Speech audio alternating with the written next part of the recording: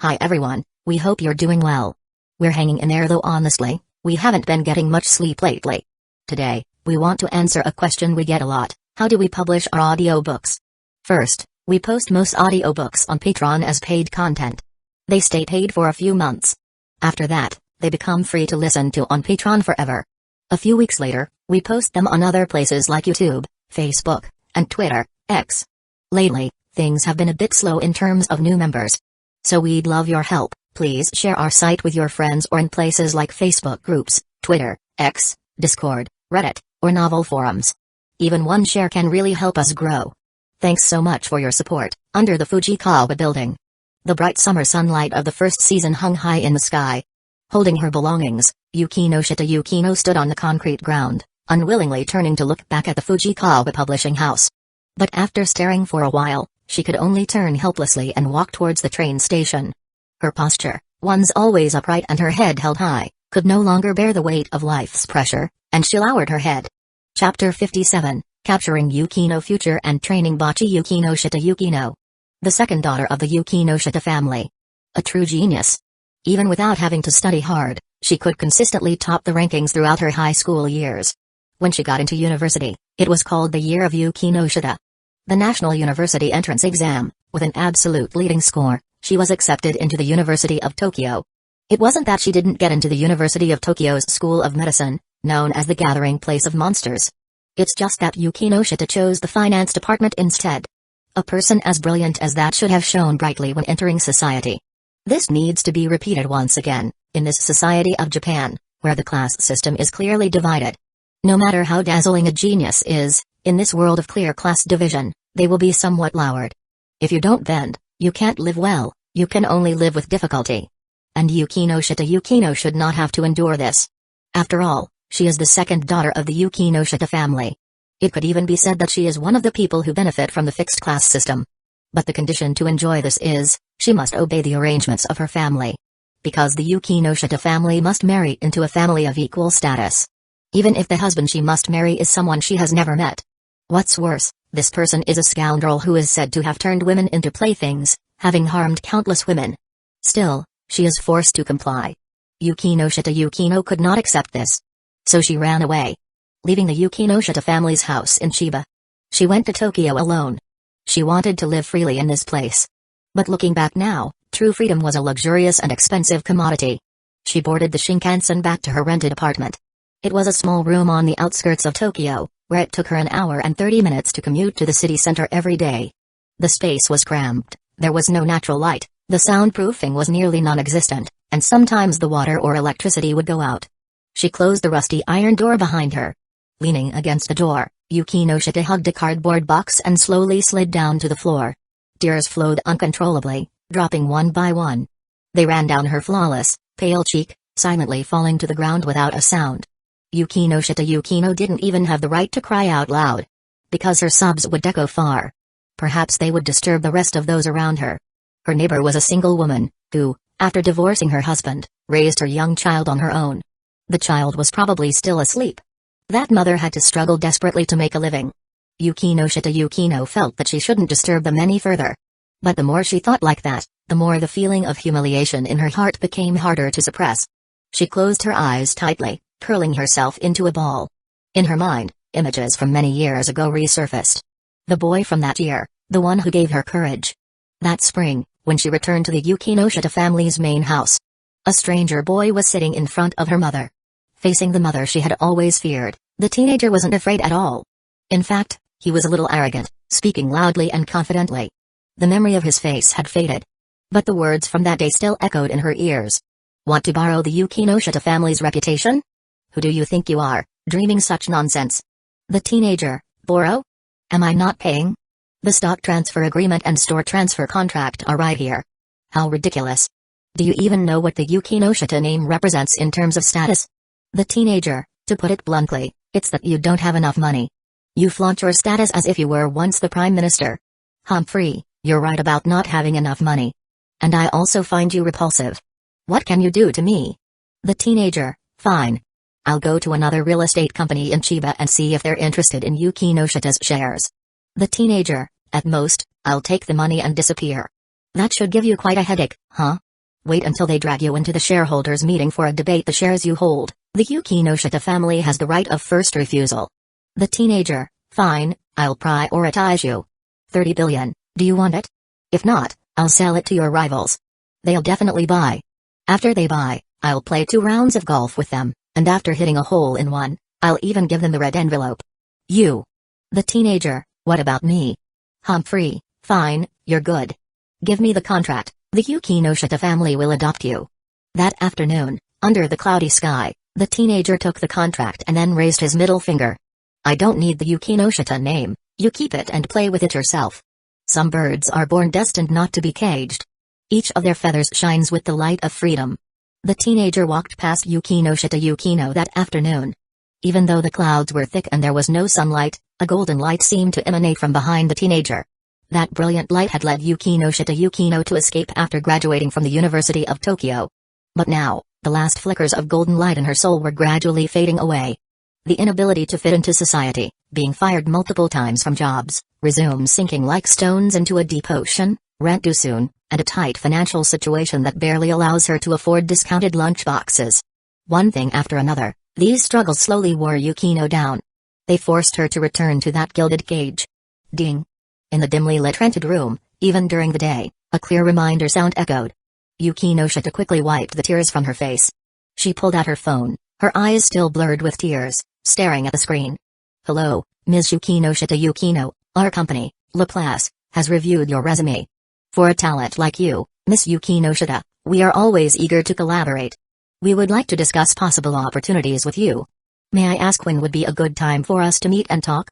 Seeing the message pop up on her screen, Yukino hurriedly unlocked her phone, checking the message urgently. Like someone drowning, clinging to a lifeline, she feared it might just be an advertisement from some unknown app. After carefully checking and confirming that it was from a job application platform where she had submitted her resume, and that Laplace was indeed a legitimate company recognized online, Yukino gripped her phone tightly in her hands, nearly bursting out in a joyous exclamation. This message was like a ray of light breaking through the darkness of her world. It made her reach out, desperate to seize the future that could be hers. Midday, the sun shining brightly. Finally, I've arrived. What the hell am I doing here? Hitori crouched next to a pile of sand in the park, holding her head in her hands, lost in thought. This week had been an extremely difficult one for Hitori. At the end of spring break, she had experienced something she never dared imagine. A super handsome, high-class guy had struck up a conversation with her. The two of them became friends and could even call each other by name. Hitori wanted to describe her experience like that. However, the reality was far from it. The other person was too cruel, completely exploiting her personality. Just after one meeting, their relationship had quickly escalated to the point of master and pet. Moreover, that person had asked to meet again. Botchi was filled with anxiety and unease. In a restless state, Hitori entered her first day of high school. She deliberately chose a high school far away from home. After enrolling, no one knew who she was. However, this didn't mark the beginning of a new chapter. During middle school, Hitori had been unable to make friends due to communication barriers. And this, even in high school, showed no signs of improving. As a result, as expected, a week after school started, Hitori still hadn't made a single friend. In an attempt to make friends, Hitori brought her guitar to school. She hoped someone would notice the prominent instrument and strike up a conversation with her. However, despite trying, Hitori remained all alone. Listen to my song, I quietly died in the corner of the room because no one cared. Reflecting on the events of the first week after school started, Botchi took out her guitar from behind her and began to play and sing by herself. Yes, she had brought her guitar. It could be said that she was completely immersed in her own world. With dark, somber lyrics, she sang through the entire song. Finally, she ended the performance with a strong strum of the strings. Botchi, as usual, bowed in all directions out of habit.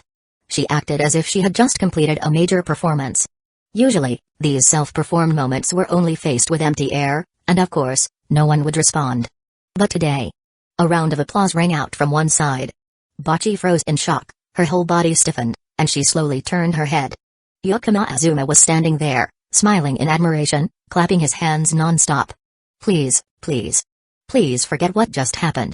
Botchi felt as if her entire life had just collapsed.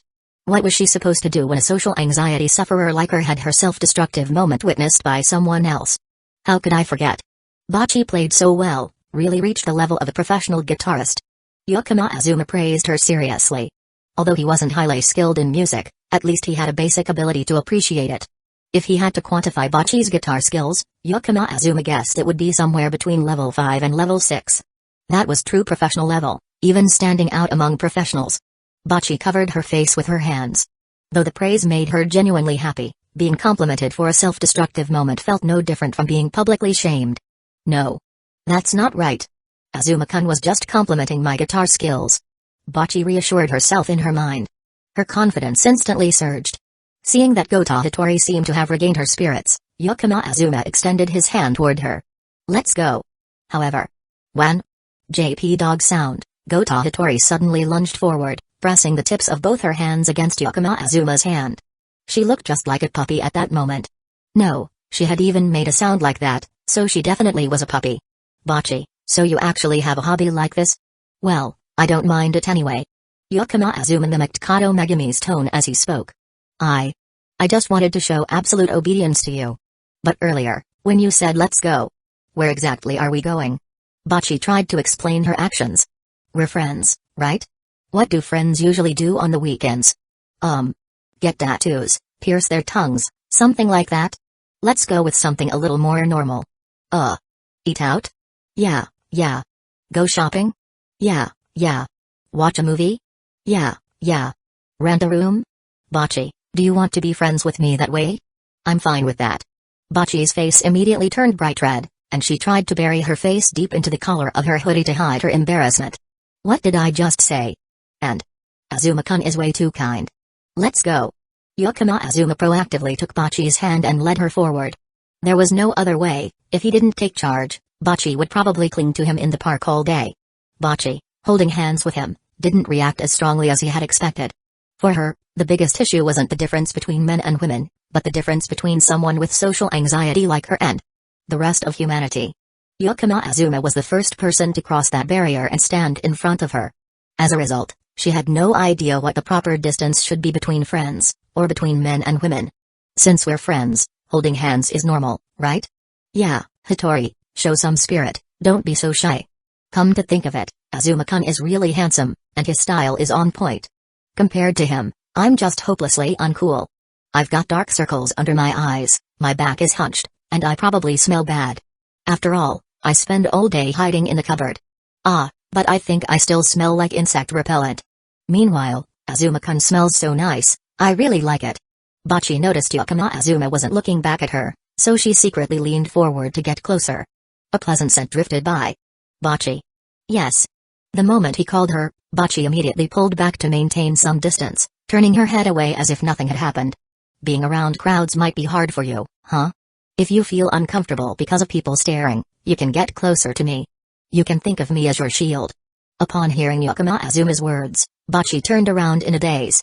Then she saw Azuma-kun smiling at her, a smile full of trust. An angel. Azuma-kun is definitely an angel. For the first time, someone cared about the issue of being watched by others, something that caused her so much pain. Gota Hitori felt like she might burst into tears at any moment. Even if Yukino Azuma asked her to kneel and swear lifelong loyalty right now, Hitori would do it without hesitation. Chapter 58, Because We Are Friends, It's Normal to Take Off Clothes. Gota Hitori, who had been completely led by Yukino Azuma in every sense, had completely forgotten her initial resistance when invited to go out. On the contrary, at this moment, she felt an unmatched sense of security when she was with Azuma. The reason for this sense of security was perhaps something Botchi didn't consciously realize, but Azuma understood it very well. Due to her social anxiety, Botchi was extremely afraid of bothering others and receiving disgusted looks. She was always careful and cautious when doing anything, which made her feel pressured and distressed all the time. But when she was in front of Yukino Azuma, how should she put it? Gota Hitori had almost exposed her lowest limits. Azuma ignored the awkward behaviors caused by her social anxiety and continued to treat her normally.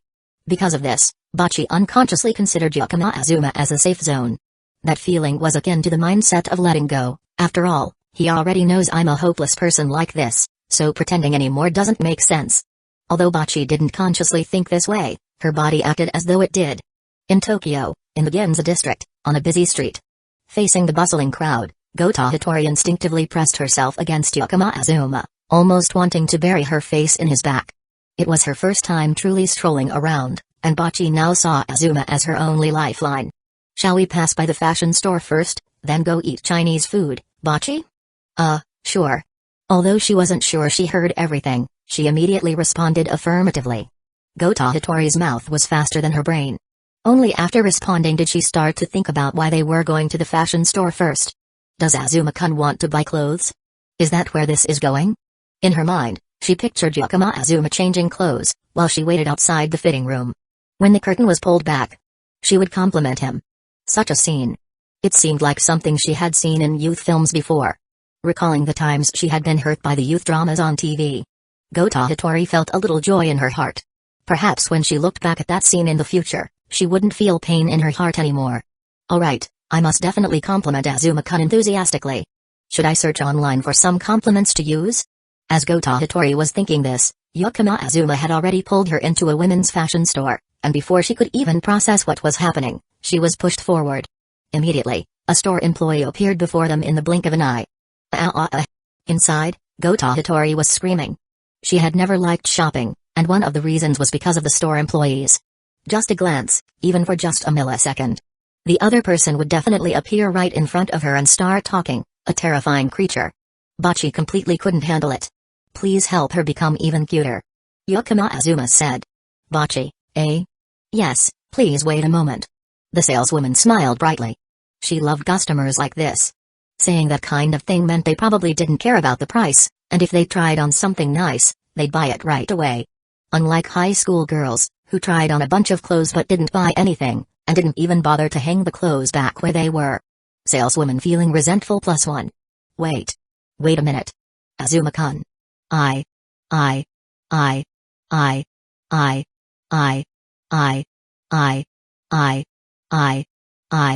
Oyster. Crab. Fish. Botchi clung to Yakama Azuma's arm, softly calling out with a pleading voice, gradually turning into strange words.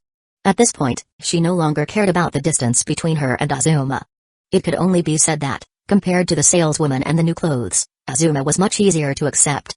Her head was almost shaking non-stop like a wind chime. However, her objections were very faint. Even if Yakama Azuma heard her, he pretended like he didn't hear anything. Paying attention to Botchi's thoughts here would definitely be a negative point. That was the path to a bad ending. These are the outfits. I'm not sure what style you prefer, but I've prepared 2 popular sets, you can try them on. The saleswoman handed clothes to Botchi. She wanted to lead Botchi to the fitting room. Yakama Azuma took the clothes from her. I'll handle it, she's a little shy. Hearing that, the saleswoman nodded. Watching the 2 of them walk toward the fitting room, she couldn't help but smile gently. So sweet, so sweet. If only I also had a considerate, handsome, and wealthy boyfriend like that. Even if he wasn't that considerate, it would still be great. After smiling for a moment, the saleswoman's smile faded. Saleswoman sighing +1. She was pushed into the fitting room. Botchi gently held the clothes, continuing to shake her head incessantly. Yakama Azuma didn't hesitate, reaching out to press her head down. Go change. Hey, Botchi, you know, this is a favor from a friend. Botchi's eyes widened. Master Order version 2.0. However, even though she realized that Yakama Azuma was giving her a forceful order, she didn't want her friend to feel disappointed, so Botchi slowly pulled the fitting room curtain closed. She reached up to unzip her hoodie. There's only a thin curtain, so Azuma-kun can definitely hear me changing. Just as this thought crossed Botchi's mind, she suddenly heard, from outside the curtain, the sound of a famous band playing guitar. It was surely a song from a chart-topping playlist. Botchi had just listened to that song not long ago. As she began to relax a little, the initial thoughts she had returned to her mind unexpectedly. Wait, can Azuma-kun really read my thoughts? The music masked the faint sounds from inside the fitting room. Yakama Azuma had waited a long time. Long enough that the saleswoman had continuously glanced over here, as if wondering if something unusual was happening. Finally, after a long wait, the fitting room curtain slowly opened. Botchi appeared before Yakama Azuma, no longer in her simple pink tracksuit. Instead, she wore a black and white look-like maid-style dress with puffy sleeves, looking incredibly cute. She even had a small white round hat on her head. That really suits you. So cute. The saleswoman standing beside her complimented, then quickly left. She was quite perceptive, clearly noticing that the customer didn't want to interact with others. But a compliment was still necessary, it was part of her professional duty. Botchi, startled, looked like a dead fish. Yakama Azuma still said nothing. Botchi felt extremely tense inside. Humiliated, she felt like she wanted to die. Indeed, cute outfits like this didn't suit me, a country bumpkin like me.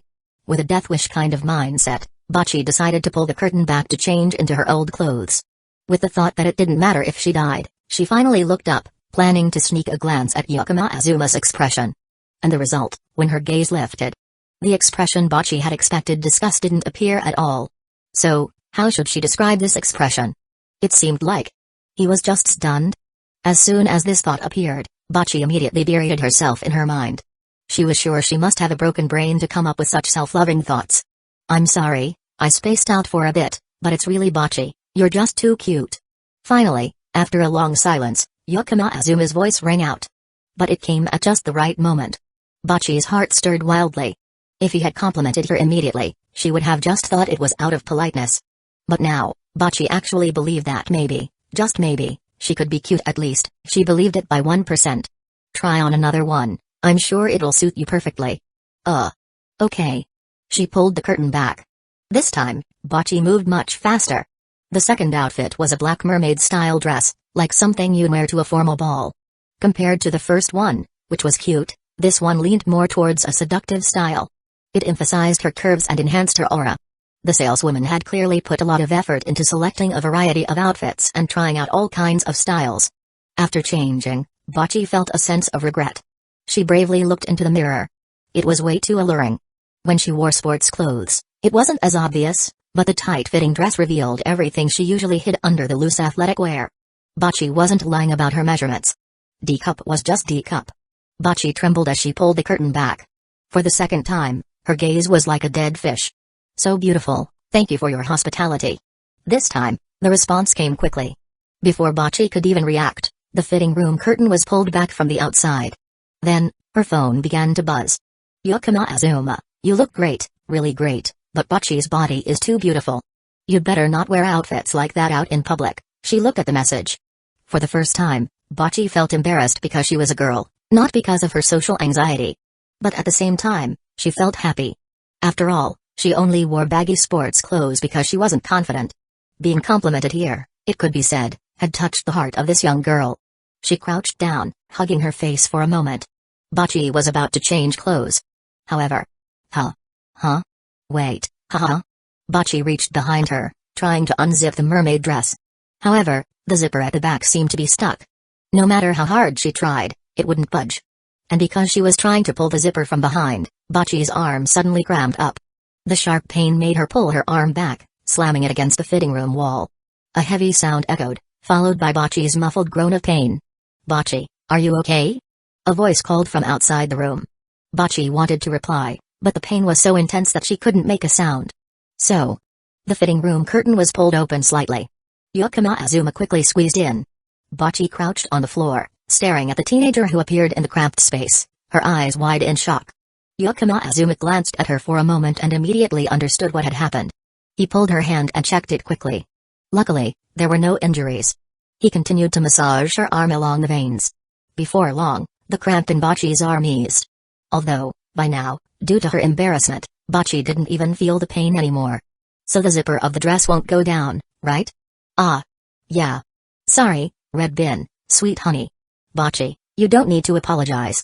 Just turn around, I'll help you. Hearing this, Botchi's eyes widened, her mouth slightly open. Is this really appropriate? Because they were friends, helping each other change clothes was perfectly normal, right? But is this really normal? Botchi's mind began to overload. Chapter 59, Since we are friends, I guess kissing is normal, right? In the cramped dressing room, Botchi felt like she was suffocating, her head spinning. Of course, that was just an illusion. A small space surrounded by curtains couldn't possibly lack oxygen. Botchi obediently stood still, trying to press her body against the wall in front of her. Suddenly, she felt a warm sensation at the back of her neck. Botchi, who had never had any physical contact except with her parents, trembled uncontrollably. The warm sensation at the back of her neck quickly disappeared. Botchi realized that her earlier movement had caused Yukino Azuma to let go of her. She intended to apologize. But at that moment, her waist was gripped by the person standing behind her. The apology she had meant to say was now only a soft moan, like a little kitten. The sound was indeed a bit ambiguous. Especially in this situation, In a dressing room like this, it could easily provoke the other person. Although Azuma couldn't see Gota Hitori's face right now, he could imagine her expression. Because the back of Gota Hitori's neck had turned a soft pink. Of course, his earlier action wasn't meant for anything inappropriate. He had only held Botchi in place so she wouldn't move around. Once again, he reached out and pulled the zipper of the mermaid dress down. This time, Azuma smoothly pulled the zipper of the dress down. Immediately, Botchi's smooth, pale back appeared in front of him. Beneath the light pink hair, the sight was mesmerizing, making one almost swallow their saliva. Azuma silently admired it for a moment. But he did nothing more. He simply gently pulled Botchi's hand, asking her to cover her back for the time being.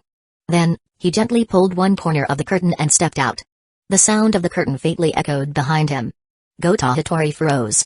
After waiting for a long while, there was still no movement from behind. Only then did she slowly turn around. She saw that no one was behind her anymore. Botchi leaned against the wall, her legs weak, slowly sliding down to sit on the floor. What had just happened was truly more than Botchi could handle, someone who had never had a single friend. This close contact with another person was a first for Botchi. No, almost everything Botchi did with Azuma today was a first for her. Botchi sat on the floor, trying to calm herself down for a long while. Finally, she slowly stood up. If I keep Azuma-kun waiting too long, he'll hate me. I need to change quickly. That just now. It was just a normal favor between friends, right? Botchi tried to convince herself in her mind. She took off the mermaid dress, then reached to grab the clothes from the basket. But... no. I can't find it. Botchi panicked as she looked into the basket. She searched everywhere, from left to right, top to bottom, flipping the dressing room upside down, but still couldn't find her pink sports outfit. Her eyes widened in shock. Botchi was in big trouble. The truth was, when Azuma stepped out earlier, he had casually taken her sports outfit with him. He had already been thinking about how to deal with the pink sports outfit that lowered her charm and appearance. And at that moment, Botchi's zipper got stuck, causing her pain in her hand. The opportunity for Azuma to act had presented itself. Of course, he wasn't going to miss it. In the dressing room, Botchi was frantic, like a fish on a hot pan. She wanted to call Azuma. But after what had just happened, her face was still bright red. No matter what, she couldn't bring herself to call out to him. After a while of hesitation, she reluctantly reached for the black and white dress. Once changed, Botchi pulled back the curtain. Azuma-kun. She was about to ask him about her sports outfit, but before she could speak, her hand was grabbed by Azuma. A saleswoman walked over. Botchi immediately switched to silent mode. Please wrap this one up for me, and she can just keep the other one on. And this one, please put it in a bag along with the mermaid dress from the dressing room. Thank you. Azuma pointed to the mermaid dress in the dressing room, then handed Botchi's pink sports outfit to the sales assistant. Botchi. Nauru. Botchi, watermelon. Strawberry. Mango. Oishi. After the saleswoman left, Botchi hurriedly tugged at the corner of Azuma's shirt, pointing to the pink sports outfit that had just been taken away, wanting to say something. However, before she could speak, Azuma reached out and gently pushed aside the long hair that covered her forehead. This time, Azuma took the initiative. Botchi was completely unaccustomed to having her whole face exposed like this. Her gaze immediately became vacant. Botchi is really cute.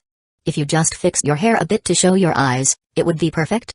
Botchi, But today, Botchi has already changed a lot. If you change too quickly, you might not get used to it. So, let's put off the haircut for later. This time, we'll just change the clothes first. Azuma spoke in a soft tone. Botchi swallowed nervously. Angel. He's an angel. Azuma-kun is truly my angel. She completely forgot her initial purpose. Indeed, human psychology tends to accept something in between two extremes. For example, if you say the room is too dark and needs a window to be opened, most people would probably disagree. But if you suggest removing the entire roof, they'd immediately agree to open the window. Compared to cutting her hair, wearing this dress felt much easier for Botchi to accept. Everything is packed, sir. Please come over here to pay. The sales assistant brought over the POS machine. Gota Hitori was stunned to realize, this was Ginza. Buying clothes here. Looking at the dress she was wearing, the soft material, the beautiful design, Gota Hitori had no concrete idea about the price, only vaguely knowing that it was definitely not cheap. Would the money she had be enough? Even though she had brought along her savings, the money her mother called her wedding fund. Just as Botchi gathered her courage, ready to peek at the price on the POS machine, Azuma gently placed his hand over her eyes. For a moment, confused in the darkness, Gota Hitori only heard the sound of a card being swiped. Thank you for your purchase. If you have any questions, feel free to come by the store again. When the light returned, Gota Hitori saw Yakama Azuma casually crumpling the receipt into a ball. Azuma-kun. Gota Hitori anxiously wanted to say something. But Yakama Azuma simply picked up the 2 bags and then took her hand, leading her out of the store. Let's go, according to the plan, we'll have Chinese food. Yes. Yes. Botchi nodded. After all, she was definitely going to pay him back when they ate. She thought to herself. However, when they received the menu, Botchi was stunned to find, why was there no price listed on the menu at this restaurant? How about you choose, Azuma-kun? Botchi nervously handed the menu back to Yakama Azuma. Okay. Is there anything you can't eat, Botchi? Yakama Azuma took the menu back, asking further, really, nothing at all? Botchi instinctively shook her head. She didn't want to cause any trouble for others. That had always been her ingrained mentality. And because of this, Botchi had endured quite a lot of hardship. It was always the kind of thing where she had to bite the bullet. Silently shedding tears later and thinking, if only I had been brave enough to speak up back then. Really nothing at all? Yakama Azuma leaned in closer. Botchi instinctively leaned back, nearly falling off her chair. Just as she was about to shake her head again, if you don't tell me, later you'll have to tell the waiter yourself. Yakama Azuma said calmly. Botchi immediately stiffened and quickly gave in. It was clearly easier to tell Azuma than to face a stranger, the waiter. Well, I can't eat celery, and chrysanthemum leaves are a bit hard. But actually, it's fine. What about bell peppers? Yes, I can eat bell peppers. How about bean sprouts? Alright, I understand. After a brief Q&A, Yakama Azuma called the waiter over, ensuring that the dishes would be free from the ingredients Botchi couldn't eat. He even instructed the staff to avoid certain ingredients in specific dishes. When the food was served, Botchi saw only the dishes she loved. In that moment, she was so touched she almost cried. Before, at class gatherings, where everyone had to attend, Botchi had never really enjoyed the meal or felt full. But she always had to pay her share like everyone else. Each time they went out to eat, for Botchi, it was a heavy blow both physically and mentally. But this time, for the first time, Botchi felt the joy of eating out. Botchi, you can eat first. I'll be right back, I need to use the restroom. Why yes. Yakama Azuma left the table for a while, then quickly returned. After the meal, Botchi rubbed her stomach, savoring the full feeling. She was so touched that she almost burst into tears. To repay Yakama Azuma, Botchi gathered all her courage and, as they were leaving the restaurant, ran ahead of him. I want to pay. Pay. Standing at the payment counter by the exit, Botchi stuttered, unable to get the words out. The staff behind the counter listened for a while, finally understanding her intention. You want to pay, right? Yes, that's right. Botchi nodded vigorously. The staff gestured to Yakama Azuma. The customer over there already paid, ma'am. Botchi froze, her eyes wide in surprise. Yakama Azuma reached out and gently patted her head. Her soft, light pink hair brushed against his fingers. Azuma-kun. Botchi wanted to say something, but her mind was in such a mess that she couldn't express herself. Alright, I know what you're going to say. I can read your mind. Yakama Azuma smiled. Botchi really wanted to say that she didn't even know what she was trying to say herself. Let's go, the movie's about to start. Yakama Azuma held up his phone, changing the subject. Seeing the movie tickets already purchased on Yakama Azuma's phone, Botchi had no idea what to say next. At the Ginza cinema. While waiting in line to pick up the tickets, Yakama Azuma curiously asked, have you ever been to the movies before, Botchi? I have, but only watched DVDs on the TV at home. What about the cinema? Never. How could she possibly come to a place filled with youthful energy and a popular hangout spot for couples on dates? Botchi silently thought to herself. After getting the tickets, Yakama Azuma also bought 2 bags of popcorn and cola. The two of them entered the cinema. The movie Yakama Azuma chose was about a band's journey in pursuing their dreams. Not because he thought Botchi would prefer this theme, but because the other films showing at the same time weren't suitable. 2 were about youthful romance. One was about office romance. The last one was a thriller mystery, where the victim was a girl who lived alone, an otaku. He felt that if they watched that one, Botchi might just dead inside in the theater. Compared to the other movies, the band movie was much friendlier. In the last row, in the corner of the theater, the two of them settled into their seats. Since it was a movie about a band, and not during peak hours, the cinema was somewhat empty. Sitting in the corner, Botchi felt incredibly at ease. But at the same time, A sense of guilt crept in.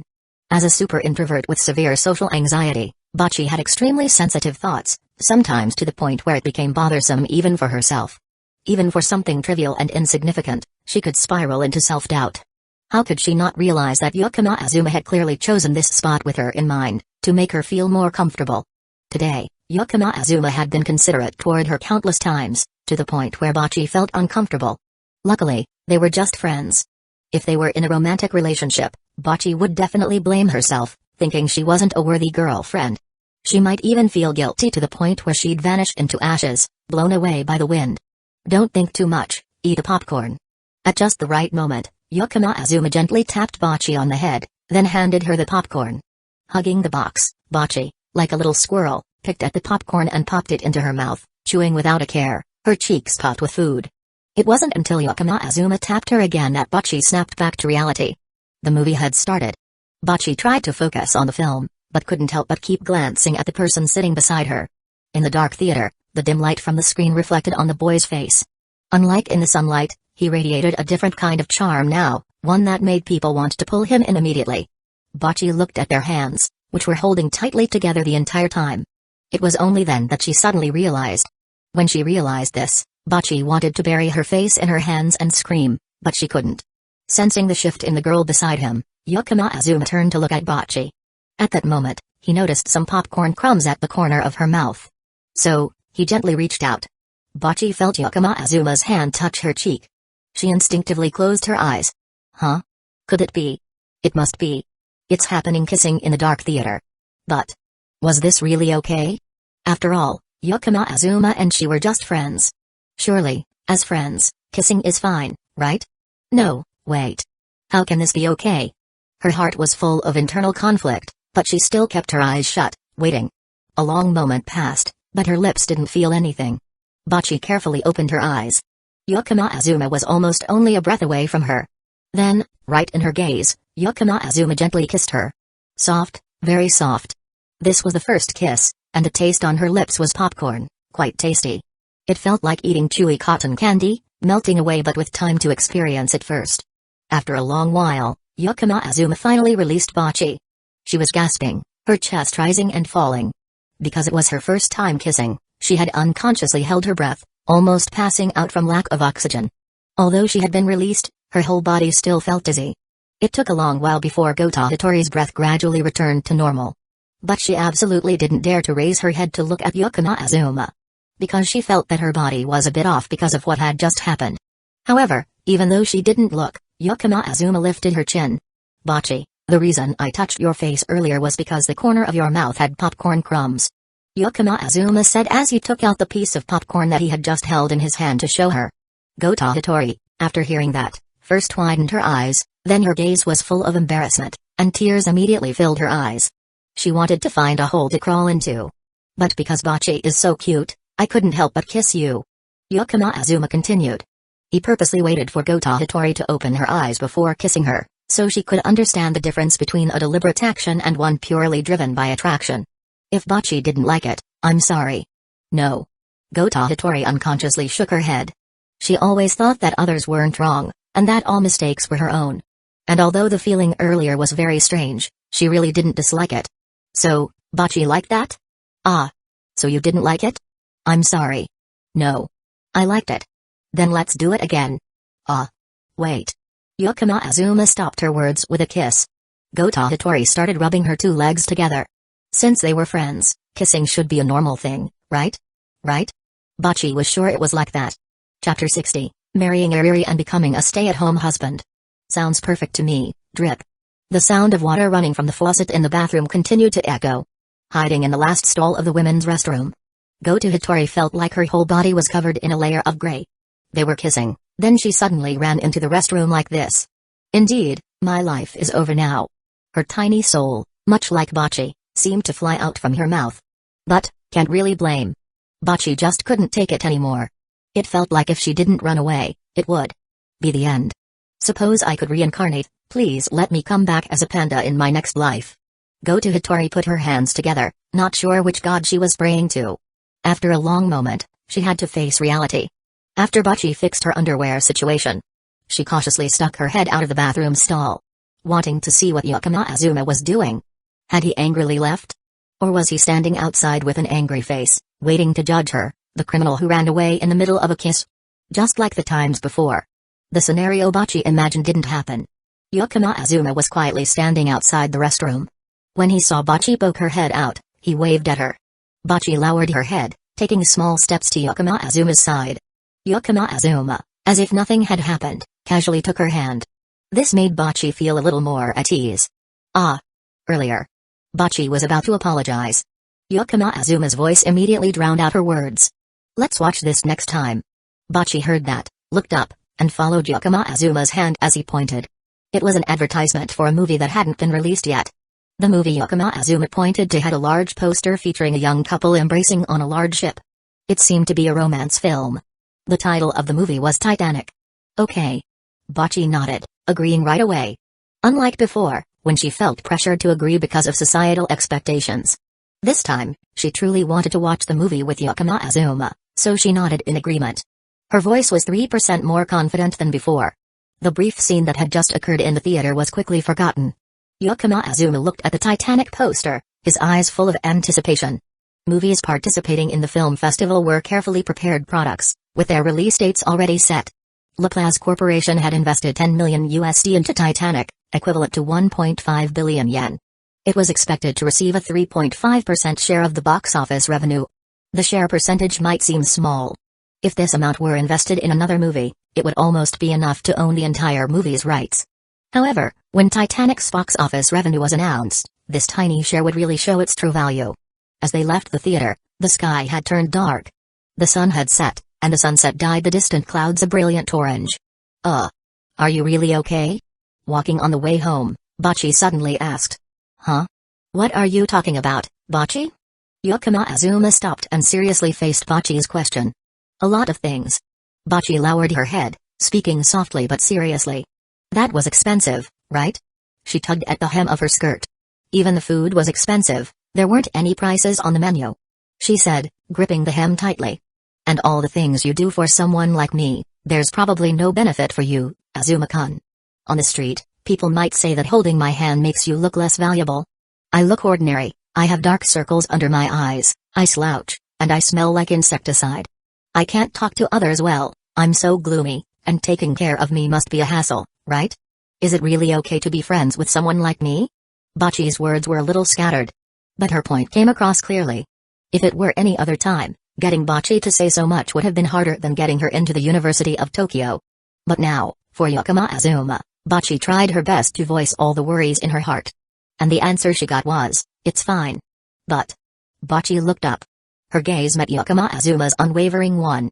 No one is born knowing how to socialize or how to dress, you can learn it gradually. Botchi's past life, not being able to make friends, not having the chance to accumulate experience, that was just by chance. Botchi is very cute. If you have dark circles, don't stay up late, if you slouch, pay attention to fixing it. Standing next to you will never lower my value. I don't care about what others think. As for money and attention, don't you care about me? If I ran into trouble, would you help me? Hearing Yukino Azuma's question, Botchi tried to shake her head. If Yukino Azuma were to face difficulties, no matter how hard it was, she would surely try her best to help him. That's right, it's all about give and take.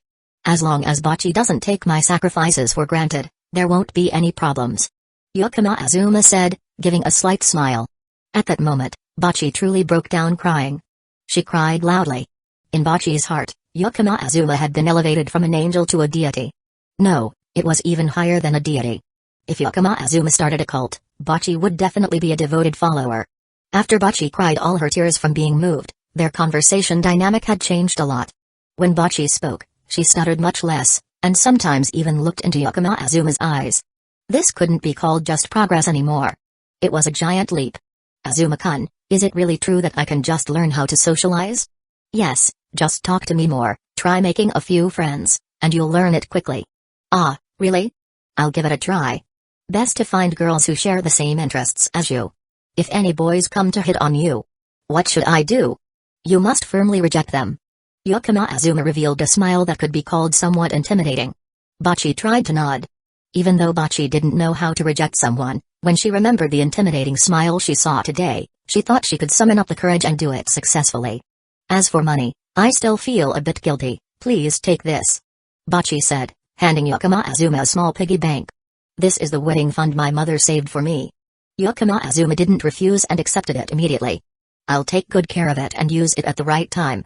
In fact, compared to the money, Yakama Azuma was more curious about where Botchi had pulled out such a large piggy bank from. As they approached the Gota family home, Botchi reluctantly let go of his hand. Azuma-kun, see you next time. Yeah, if you need anything, just contact me through line. We're friends, so if there's trouble, you can talk to me. As they were waving goodbye to each other, Yakama Azuma suddenly felt a weight on his leg. He looked down. There, he saw a short-haired, pink-haired Lilai. This girl resembled Botchi by about 70 to 80%. With the same hair color, it was almost instantly obvious that they were related. Hey, big brother. Hi, I'm Gota Futari, you're my sister's friend, right? Gota Futari hugged Yakama Azuma's leg, smiling energetically as she asked. That's right, I'm a friend of Hitori, and Futari is Hitori's little sister, right? Yakama Azuma picked up Gota Futari and responded. As he held the little girl, Yakama Azuma noticed she was accompanied by a Shiba Inu dog. This is Jimmy-hen. I see. Seeing the two of them chatting happily, Gota Hitori felt her heart get struck by an arrow. Is this the social ability of an elementary school student at a dog?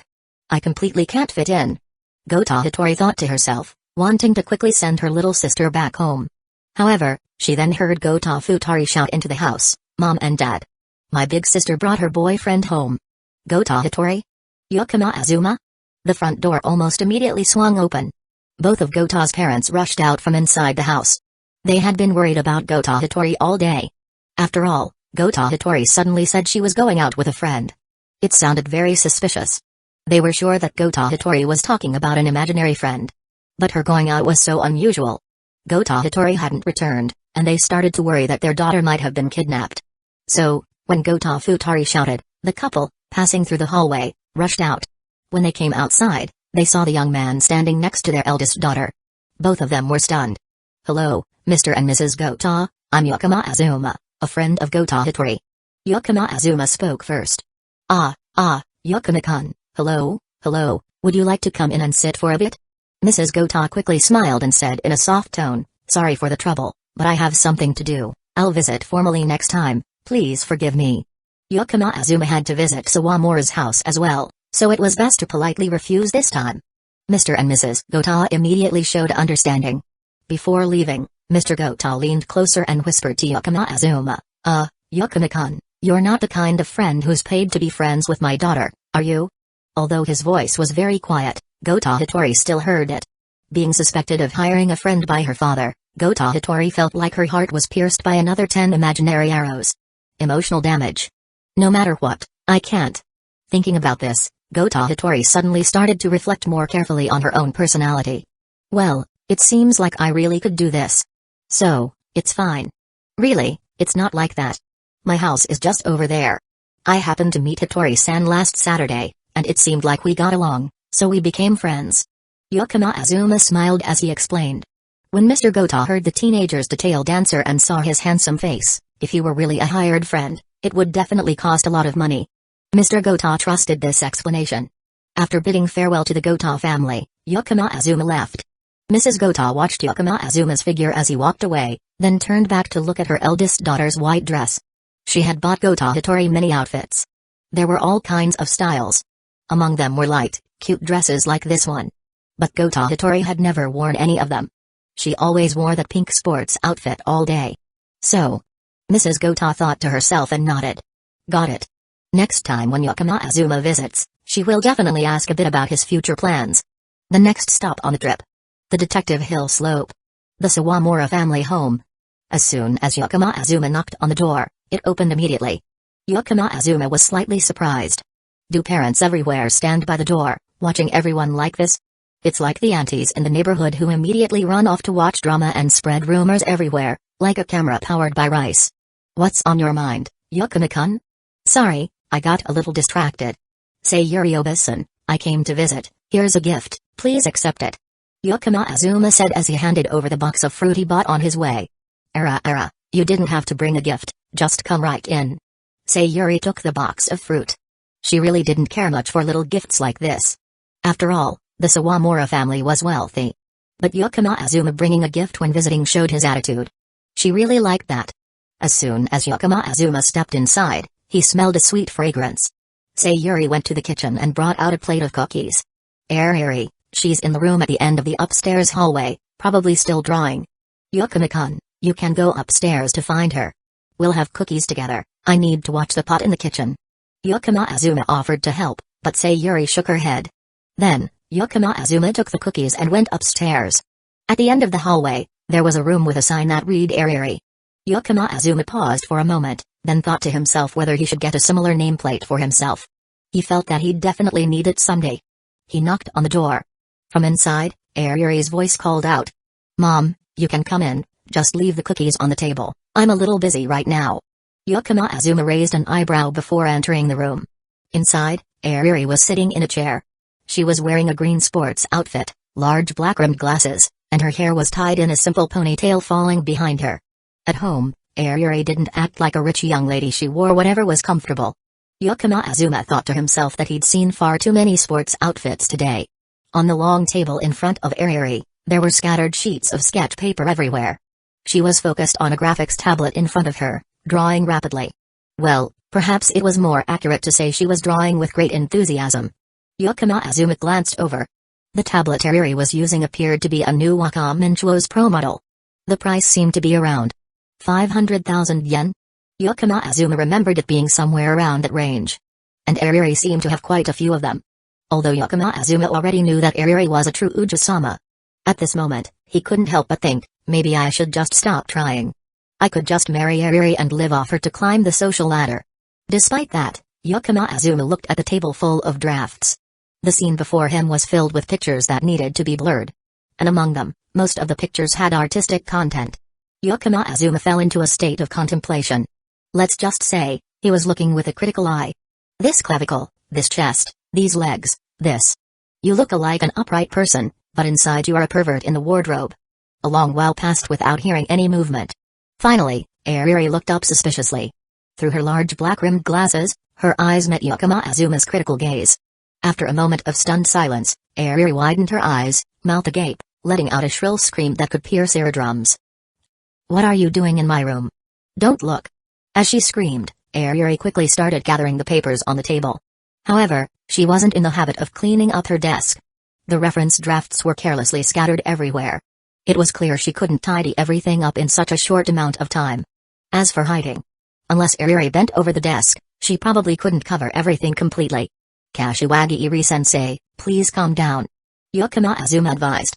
Hearing that, Ariri seemed to have steam rising from her head, dropped the paper she was holding on the table, and decided to give up. Yukino Azuma had known for a long time that Ariri was drawing Jinshai. Not only was it in his past life, but even during their time as a couple, they had entered each other's rooms before. Although Ariri had been very careful to tidy up her room back then, Yukino Azuma, confident in his observational skills, had naturally picked up on her weaknesses.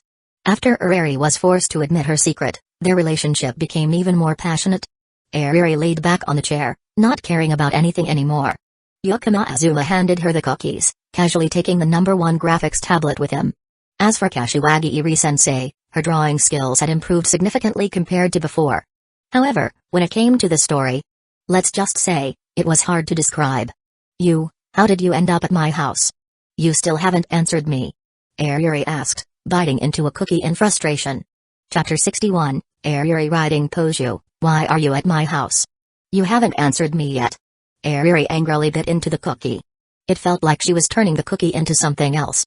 I'm just visiting. Yukino Azuma replied matter-of-factly, then tapped on the digital drawing tablet. The storyline is terrible. Then why did you come? Ariri looked at the digital drawing tablet with regret. A storyline doesn't matter, as long as the art is good. Sayuri Obasan invited me, don't you know?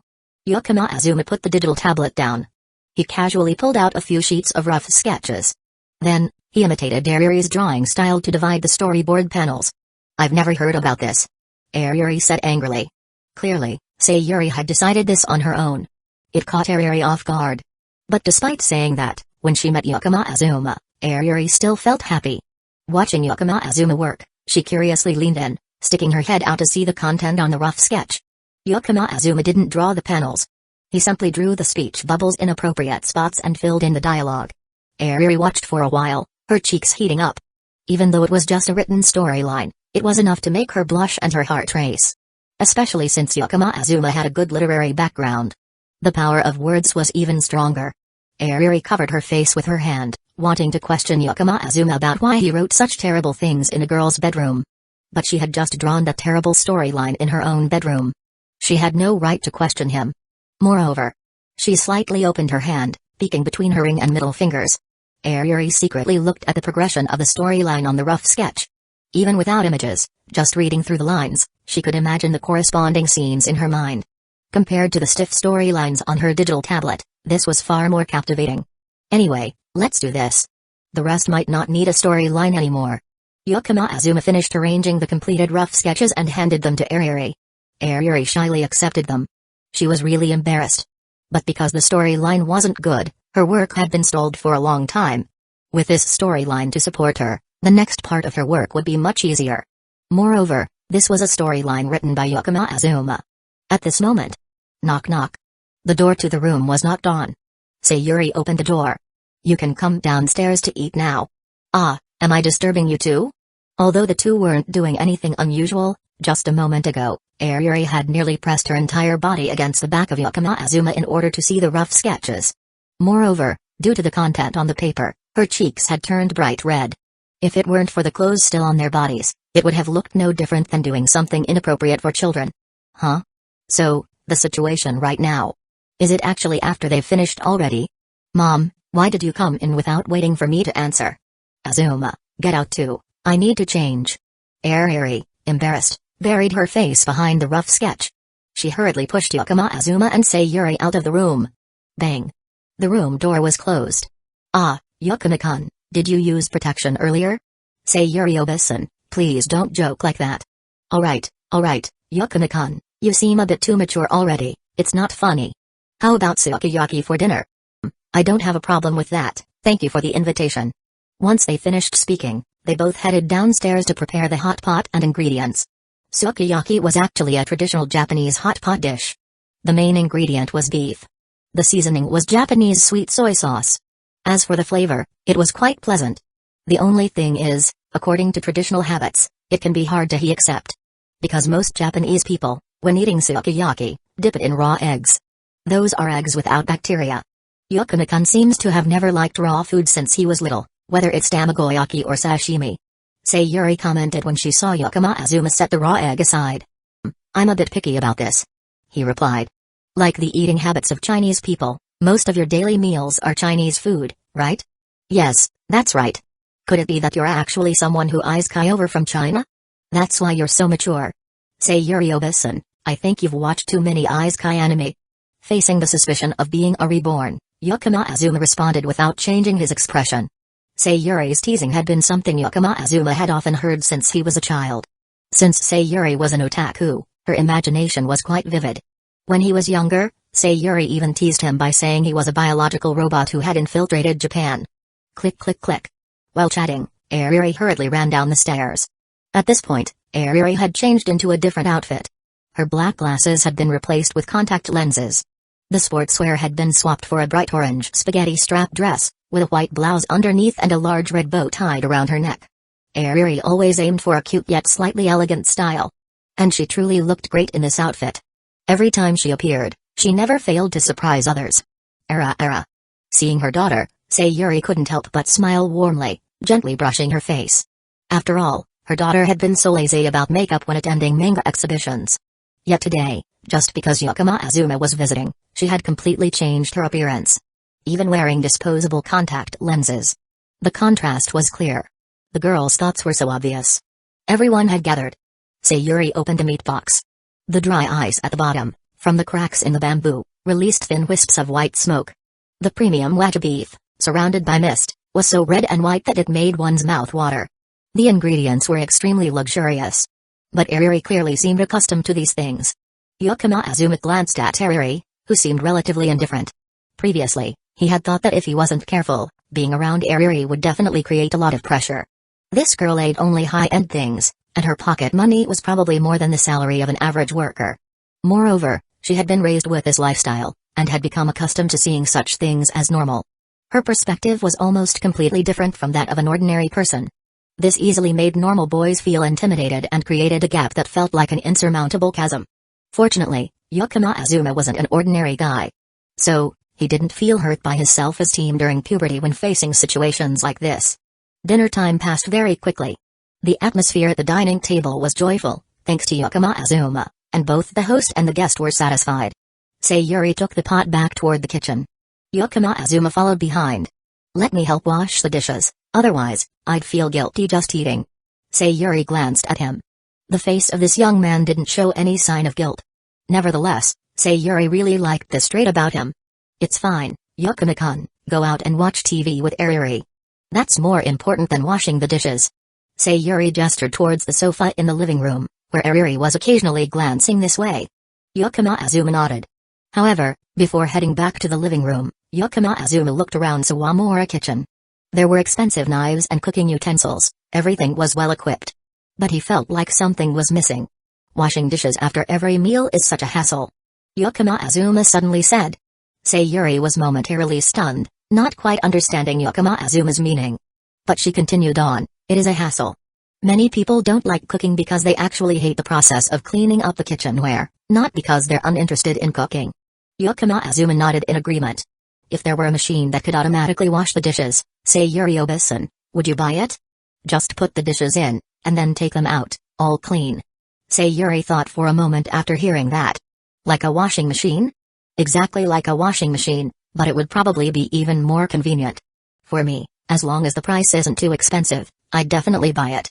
"Really? Thank you, Sayuri Obasan." Yukino Azuma thanked her and left the kitchen. Sayuri glanced at the kitchen utensils in the sink, then looked over towards Yukino Azuma in the living room. This young man seemed to have quite a good idea. Was he in Wall Street because of this? Sayuri, of course, knew about Yukino Azuma going abroad. Though curious, Sayuri clearly didn't want to invade his privacy, so she naturally didn't ask. Otherwise, it might make her seem like she was investigating Yukino Azuma. That could make him feel uncomfortable. Although, she had been doing exactly that. But now, looking back, the reason for him going abroad seemed clearer. On the sofa, Ariri was secretly glancing into the kitchen. She wanted to know what Yukino Azuma had been talking to her mother about. When she saw Yukino Azuma walking out of the kitchen, she immediately sat up straight. Her expression showed she wasn't looking at anything else. Yukino Azuma sat down beside her. "What are you watching?" "Ah, just a TV show." Ariri wasn't actually watching TV, so she could only give a vague answer. Yukino Azuma looked up at the TV screen. The program currently playing was a horror show. The name was Super Horror. Also called True Horror. The full name seemed to be If They Really Exist, You're Doomed. A super scary story. The main theme of the show featured two hosts, an old man and a young girl, who told terrifying stories and showed eerie pictures. The old man was responsible for creating the atmosphere. The girl was responsible for acting scared and being cute. The stories were mostly of the quality you'd expect from third-rate horror novels. The pictures looked like they had been photoshopped. However, occasionally, the show would feature a horror story that became a hit. So, the show was quite popular. It was even broadcast during prime time in the evening. "So, Ariri likes this kind of show, huh?" Yukino Azuma said with a slight smile. Hearing this, Ariri finally looked at the TV. At that moment, the show was about to show a picture. A blurry photo of a camping trip was zoomed in on. Through the gap in the tent, a faint ghostly face appeared. "Ah!" Ariri, completely unprepared, screamed in fright. Her body curled up on the sofa, her small face looking a little pale. Yukino Azuma, standing beside her, watched and smiled silently. Ariri wasn't good at handling this kind of horror. She had been like that since she was little. The TV show had paused on the horror segment, and it was clear Ariri had completely stopped paying attention. But despite that, seeing Ariri frightened like this was quite cute. She was already small, and when she curled up, it made people want to protect her. But before anyone could protect her. "Hey? Ariri, are you okay? Don't tell me you scary." "Then why were you still watching it?" Yukino Azuma asked, his tone full of suspicion. Ariri, hearing this, quickly put her hands down. She straightened up on the sofa. I, of course, like this show. It's very interesting, not scary at all. It's just that you were talking to me earlier, and I wasn't paying attention, so I got scared, that's all." Ariri was really good at talking big. If she didn't, she wouldn't be able to explain herself. She definitely couldn't admit that she was actually peeking into the kitchen just now. Although she might have adjusted her words a bit, Ariri's proud nature remained unchanged. Her body was soft, but her words were as tough as ever. Is that so? Well then, let's continue watching. Yukino Azuma smiled with an ambiguous expression. Go ahead and watch. Just don't get so scared that you're too afraid to go home later. Ariri replied in a playful tone. And so, the program continued. After a series of horrifying images and a commercial break, the show Super Horror reached its most important segment. This was the storytelling part. Today's story was about a young woman working in an office, living alone.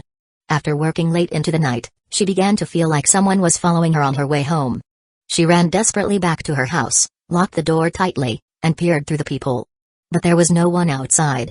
Relieved, she went to turn on the lights inside.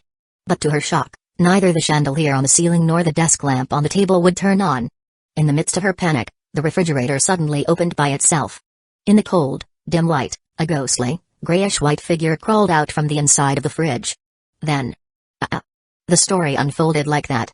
Yukino Azuma, having watched all kinds of horror movies from his past life and even enjoying horror games, found this simple and somewhat cliched horror story to be nothing special. Naturally, he didn't react. But Ariri, the girl who had never really been exposed to horror stories since childhood. Just a little darkness, and she wouldn't dare walk through narrow alleys alone. When the story reached its middle part, she curled up next to Yukino Azuma. Hey Azuma, if you're scared, you can hug me.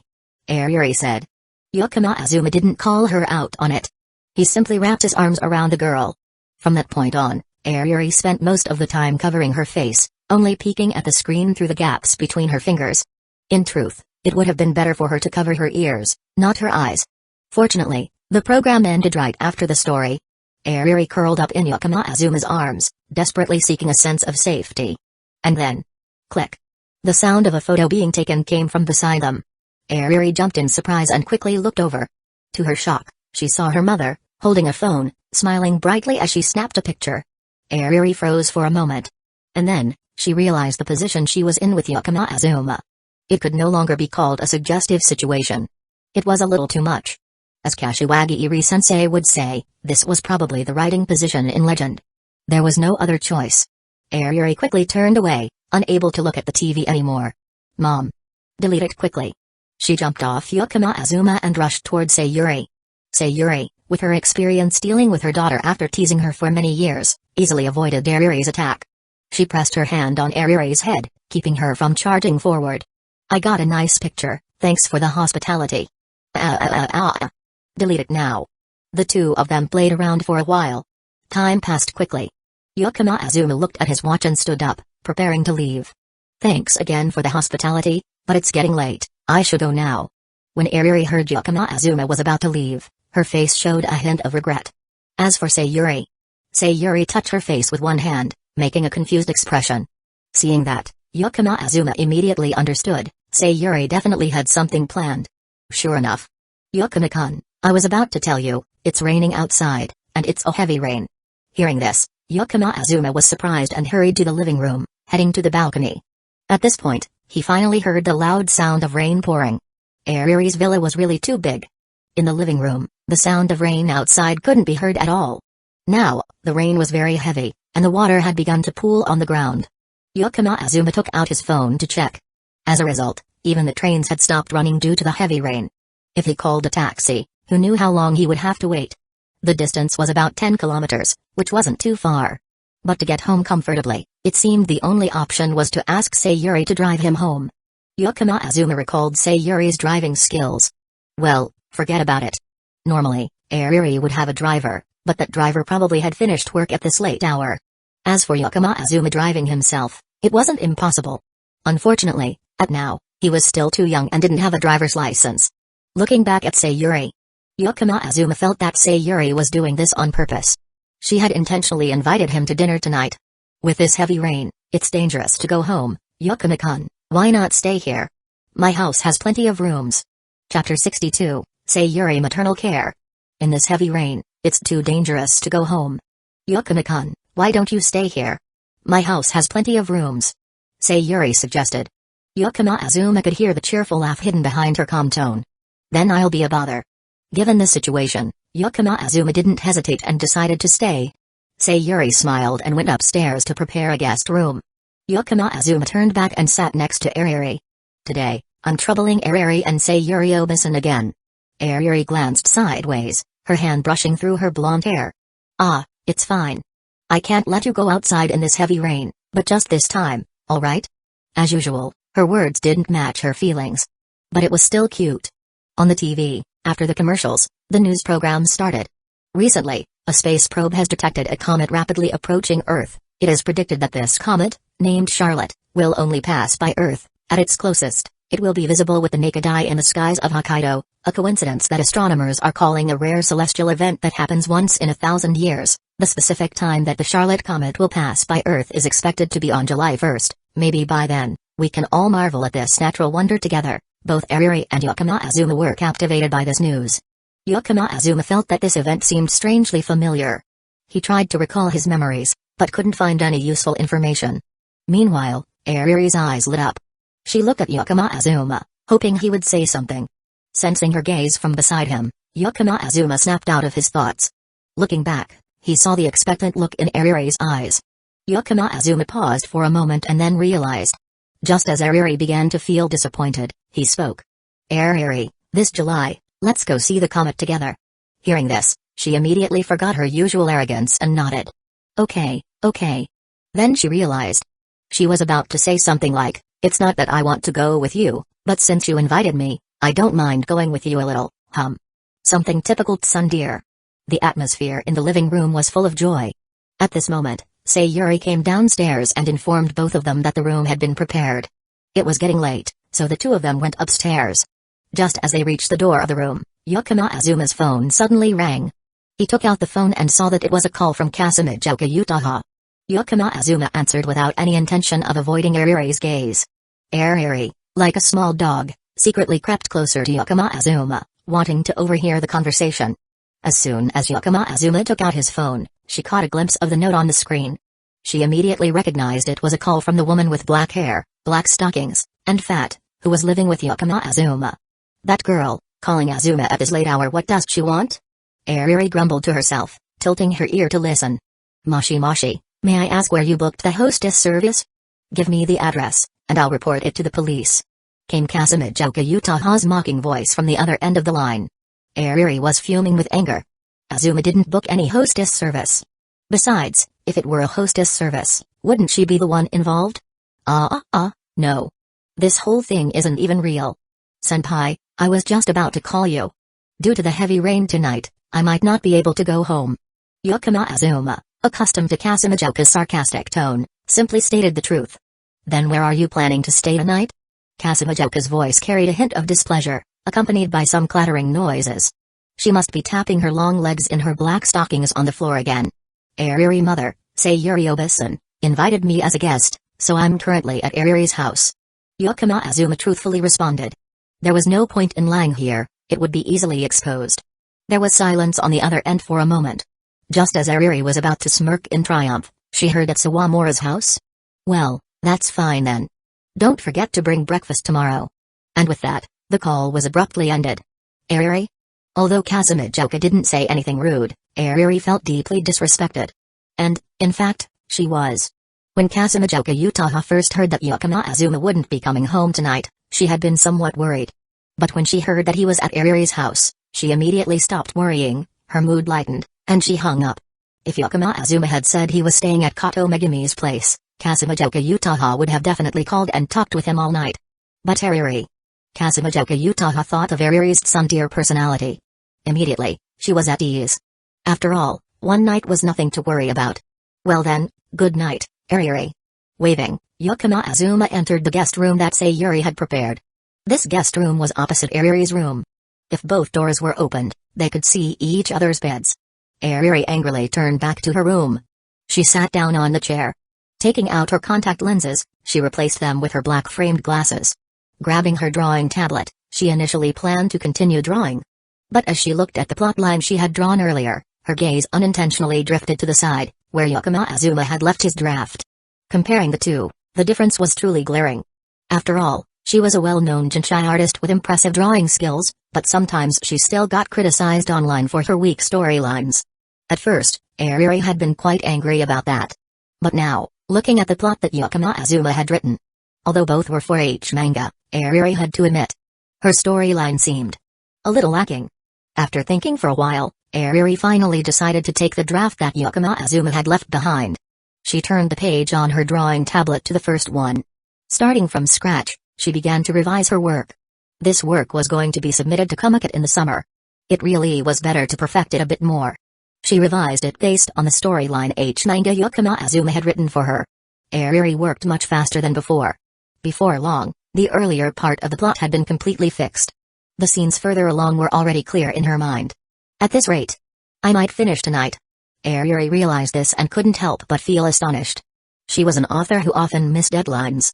Every time she had to submit something, she almost always worked late into the night just to meet the deadline. But this time, she still had half the time left. And she was about to finish it. Moreover, the quality of this work could be said to be the best of her career. After the surprise, Ariri decided to finish it right away, aiming to set a new record for herself. However, just as she was about to start drawing, Ariri suddenly felt something was off. Why did the chair feel so damp today? After thinking for a moment, Ariri felt as though an exclamation mark appeared above her head. Then, she silently screamed like a little squirrel. Ariri couldn't believe it. While drawing Jinchai, her body had reacted like this. In the past, whenever she drew manga, she had never encountered this situation. Not even when she used her own body as a reference had she experienced anything like this. Why is this happening? Ariri jumped to the side, carefully searching for the cause. The chair was still her chair. The desk was still her desk. The manga was still her manga. So, what's different? Ariri's gaze stopped on the draft beside her. Does that mean her body reacted because of the storyline Yukino Azuma wrote? When she thought about this possibility, Ariri felt embarrassed and twisted on the floor. Screaming, squirming, crawling in the darkness. She rolled around for a while. With a flushed face, Ariri went to the wardrobe. She grabbed a bath towel and, feeling embarrassed, went into the bathroom. Ariri's villa had a shared bathroom for the whole family and private bathrooms in each room. She was rich, no need to elaborate. She folded her clothes. Ariri looked at her soaked underwear. Her mood became a bit chaotic. She turned on the shower. Just rinsed off quickly. Then, she slipped into the bathtub. Soaking in the warm water, the girl seemed to have found a bit of peace. After some time, she finished her bath. Wrapping herself in the towel, Ariri opened the bathroom door, about to change her clothes. But just then, a lightning bolt tore through the night sky outside the window. In that moment, the powerful light made the outside world seem as bright as day. Ariri was startled and instinctively looked out the window. Immediately boom. Boom. Boom. A loud thunderclap roared. At the same time, the lights in the room suddenly went out. The whole room was plunged into thick darkness, and she couldn't see anything. Ariri screamed in fear, her legs going weak, and she collapsed to the floor. She wasn't a brave person. She had always been afraid of the dark, and at night, she always had to leave a small night light on by her bed. On top of that, she had just watched a horror program earlier tonight.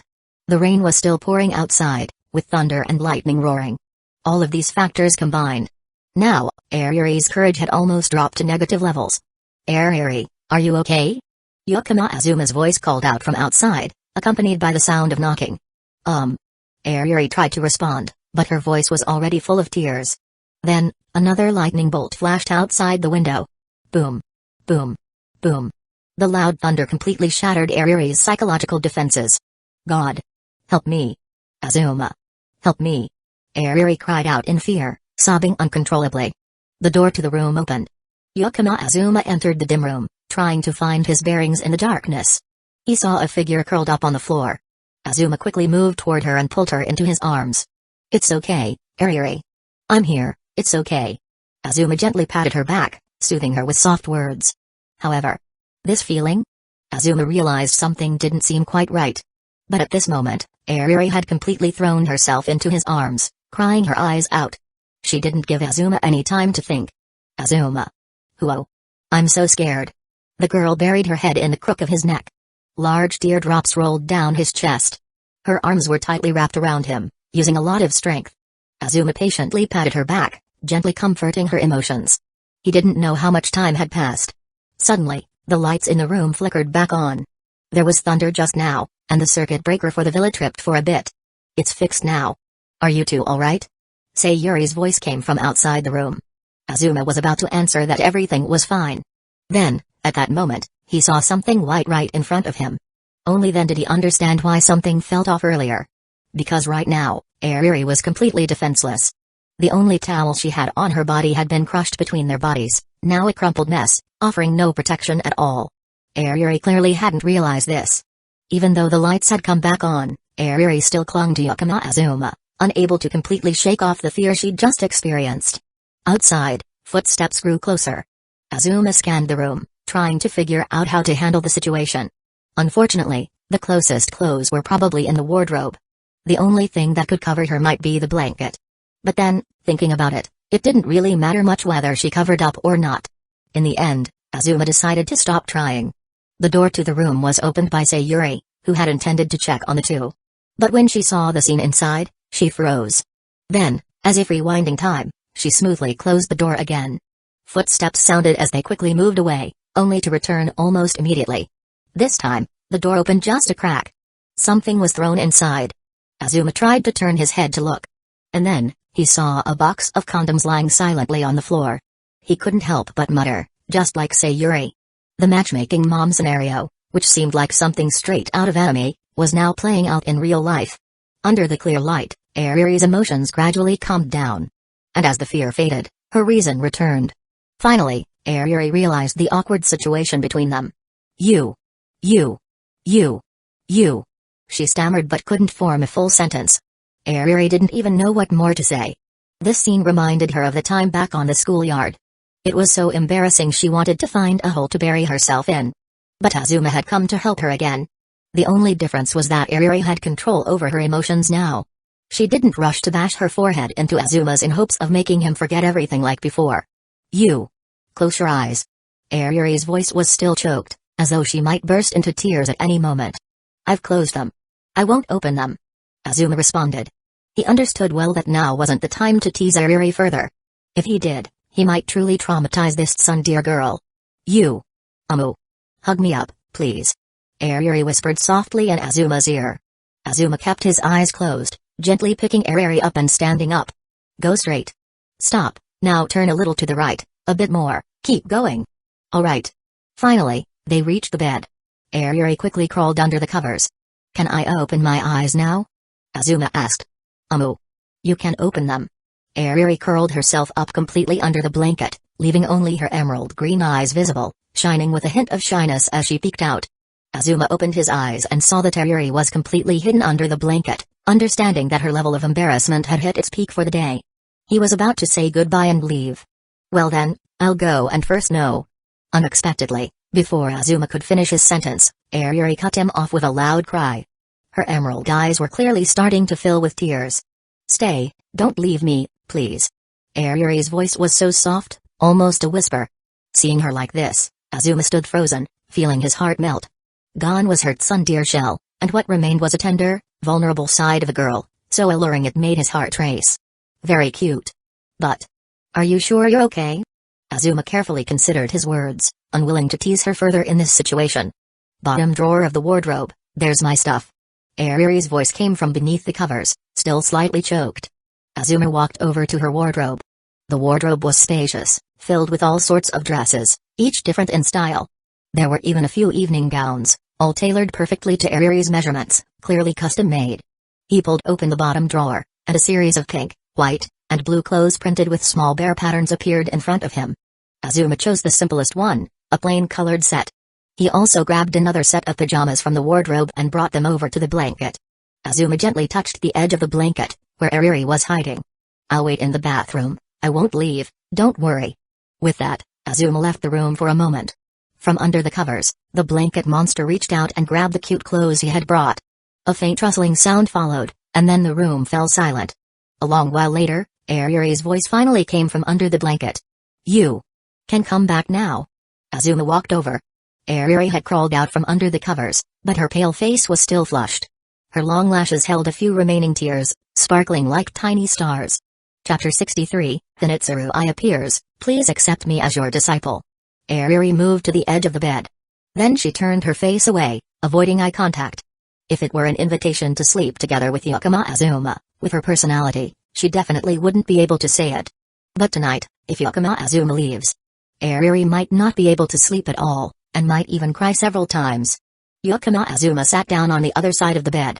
Ariri's bed had a feminine style with soft pink hues. The bedsheet was adorned with cute cherry blossom patterns. As soon as he sat down, the first sensation was softness. So soft that it felt as if it could swallow he whole. But it still provided a supportive feeling. Yakama Azuma lay down next to Ariri, leaving a moderate gap between them. Ariri also lay down. She tried to close her eyes to hide her embarrassment. But as soon as she closed her eyes, terrifying grayish-white images appeared in the darkness before her. For Ariri, someone who never watches horror shows or movies, the terror of this night was truly unbearable, and the after effects were still overwhelming. She could only open her eyes, a sense of unease rising in her heart. Yakama Azuma vaguely sensed the fragrance from the person beside him. The fragrance from Ariri, always gentle and sweet. It was like the smell of ripe pears, sweet and inviting, making one want to take a bite. At this moment, the fragrance seemed to waver. Thinking back, he had asked before, others seemed unable to sense this scent. Yakama Azuma thought about it. The same had happened when he was with Kato Megumi. The faint fragrance of tuberoses flowers, which no one but him could smell. But it really existed. Otherwise, Yakama Azuma wouldn't have been able to quickly find a girl with such a subtle presence, like a ninja. While he was thinking, Yakama Azuma reached out his hand. Quickly, he touched the soft hand of the girl, then held it tightly. Ariri only slightly shuddered, then made no further reaction. Normally, she would resist a little. But at this moment, Ariri's ability to defend herself was truly too low.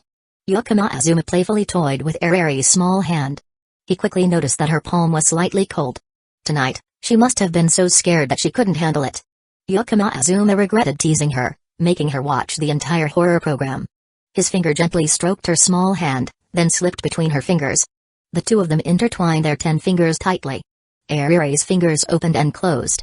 Repeating this a few times, she finally made up her mind and tightly grasped Yakama Azuma's hand. Feeling the warmth of his hand transmit to hers, Ariri slowly closed her eyes. The frightening things no longer appeared. Her emotions fluctuated many times. At this moment, Ariri was extremely tired. When she felt reassured, she immediately let go of all her defenses. Her breathing gradually became steady and calm. In less than 5 minutes, the girl had fallen into a deep sleep. Tonight, the heavy rain slammed against the window. Tonight, the thunder roared, rumbling without stopping. But none of it could intrude into the girl's dream. In her dream, there was only the soft bed and the handsome boy. The next day, the morning light shone through the window, illuminating the room. Perhaps due to the heavy rain the night before, the sky today was unusually clear, almost without a cloud in sight. This made the morning sunlight appear even more radiant than usual. Sensing the change in light, Ariri's cute eyebrows slightly twitched. Then, she slowly opened her eyes. Just like last time, the boy was still right in front of her. Ariri shifted her hand slightly. It's numb. She shifted her foot. It's wrapped too tightly. She was once again curled around him like the time she slept at Yakama Azuma's house, her whole body like an octopus, tightly holding onto him. Ariri looked at the boy's profile and fell into deep thought. Was her sleeping position really that bad? No, anyway, it's his fault. Hugging him really felt comfortable. More comfortable than any pillow in the world. So she couldn't really blame herself, right? Perhaps these thoughts in her mind were being sensed. Ariri saw Yakama Azuma slowly open his eyes. Their gazes met. Good morning, Ariri. Good. Good morning, Azuma. There's a saying, the first time is awkward, but the second time feels familiar. This time sleeping with Yakama Azuma, Ariri seemed to feel a bit calmer. Though she still couldn't escape the embarrassment. But this time, she didn't get angry the moment she woke up. Letting go of Yakama Azuma, Ariri kicked him off the edge of the bed. Yakama Azuma got up, stretched, and then looked at Ariri with a reproachful gaze. Are you just going to use me and then throw me away? Humphrey, so what if it's true? You did your job as my pillow, now get out. Ariri arrogantly said, even throwing a haughty look at him. Her small fang looked rather fierce. Yakama Azuma shot her a glance before heading toward the door. Just as Ariri breathed a sigh of relief, Yakama Azuma picked up an object near the door, casually tossing it straight at her head. Then he opened the door and ran away. Ariri, who was hurt, held her head, looking at the object Azuma had thrown to examine it. When she clearly saw what it was, Ariri's whole body immediately became unsettled. The morning's prelude was marked by Ariri's embarrassed scream. "Didn't you have breakfast before you left?" Sayuri, Ariri's mother, heard her daughter's scream and smiled, asking Azuma. No, my family has a cat, it's waiting for me to come home and feed it." Azuma replied. "A cat, huh?" Sayuri's gaze was full of meaning. Azuma nodded firmly, then said his goodbyes and ran off. Again. Not taking a taxi, as soon as Azuma stepped out of Ariri's house, he started jogging. Consider it a morning workout. When passing by a convenience store, Azuma stopped to buy a pack of dumpling wrappers. Although Kasumijoku had told him to bring breakfast, if he only bought prepared food, that senpai with long legs and black stockings would definitely not be pleased. To make up for it, Azuma decided to show off his skills by making wontons for breakfast. Although homemade wontons wrappers would taste better, making them in the morning might not be in time. When he reached the entrance of the apartment complex, a notification appeared in his view: stamina increased slightly. Azuma was used to this, so he slowly stopped. However, this time, something seemed different. After the stamina increased slightly message, another notification appeared: through a complex training process, your stamina has improved. Stamina increased by 1 point. Seeing this message appear in his view, Azuma was surprised and pleased. He opened the attribute panel to check. Owner, Azuma, stamina, 6-7 intelligence, 8 charm, 8 skills, fluent in languages, level 6, literature, level 6, cooking, level 6, programming, level 4, shogi, level 8, notes, skills below level 4, beginner level, have been hidden and do not appear on the panel. Looking at the stamina value increasing from 6 to 7, Azuma nodded in satisfaction. He gently clenched his fist. But he didn't feel like he could punch through the planet. When he grabbed the doorknob, he didn't accidentally pull it off the door. But Azuma did feel that his breathing after the long run had become lighter. His stamina was gradually recovering. Whether it was his cardiovascular ability, core strength, or endurance, all had noticeably improved. After sensing the change in his stamina, Azuma's gaze shifted to the line Shogi level 8. Since his match with Yamato Kujin last time, when this skill leveled up, Azuma always felt an invisible aura rising from his body whenever he played. If he didn't consciously suppress it, this aura was strong enough to directly affect his opponent's physical state. This had gone beyond just using an aura to mentally suppress others. Azuma felt that this skill might not be as simple as he once thought. Or maybe any skill that reaches the level of mastery would begin to show special transformations? Currently, Azuma only had the Shogi skill at this level, so he couldn't make a firm conclusion. However, the progress bars for the skills cooking and literature had surpassed 2/3. Grasping the doorknob of the apartment, Azuma put thoughts of skills aside for the moment. When he opened the door, he called out loudly into the house, "I'm home." Immediately, a response came from the living room. But it wasn't the usual greeting. Instead, it was, "Does the two-side braided blonde hair feel good? Does ex-boyfriend Kun still remember the way home? I thought my ex-boyfriend Kun would never want to come back." Facing Kasumijoku's sharp and mocking words, Azuma could only smile awkwardly in response. A girl's jealousy was unavoidable. And one couldn't be too harsh. Otherwise, it would only hurt the girl's heart. If she was jealous, all that was needed was to comfort her. How could that be? "I came back quickly because I didn't want Kasumijoku-senpai to be hungry." Azuma displayed a responsible and determined demeanor. Kasumijoku Utaha snorted lightly, clearly appeased by his words. "Where's my breakfast? I was afraid store-bought food might not be good for your health, so let me make it myself for you, senpai." "Sounds good, but will it taste good?" "Haha, I'll make wontons, my specialty." "Have you ever had them, senpai? Wontons? If they taste bad, you'll be washing the dishes." "I promise they'll taste great." See? It's not that hard to comfort her. Azuma grabbed the packet of dumpling wrappers and headed to the kitchen. He took out pork, fresh shrimp, and lotus root from the fridge. With practiced movements, he began preparing the filling.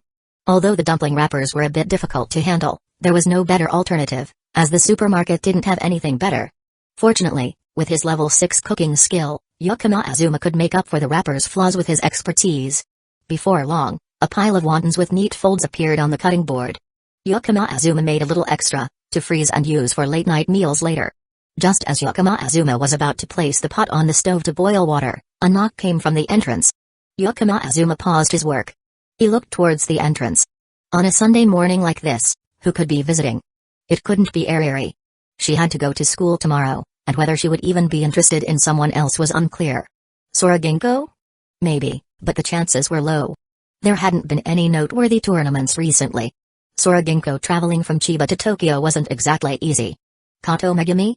Yukino Azuma didn't smell the familiar scent of tuberoses flowers.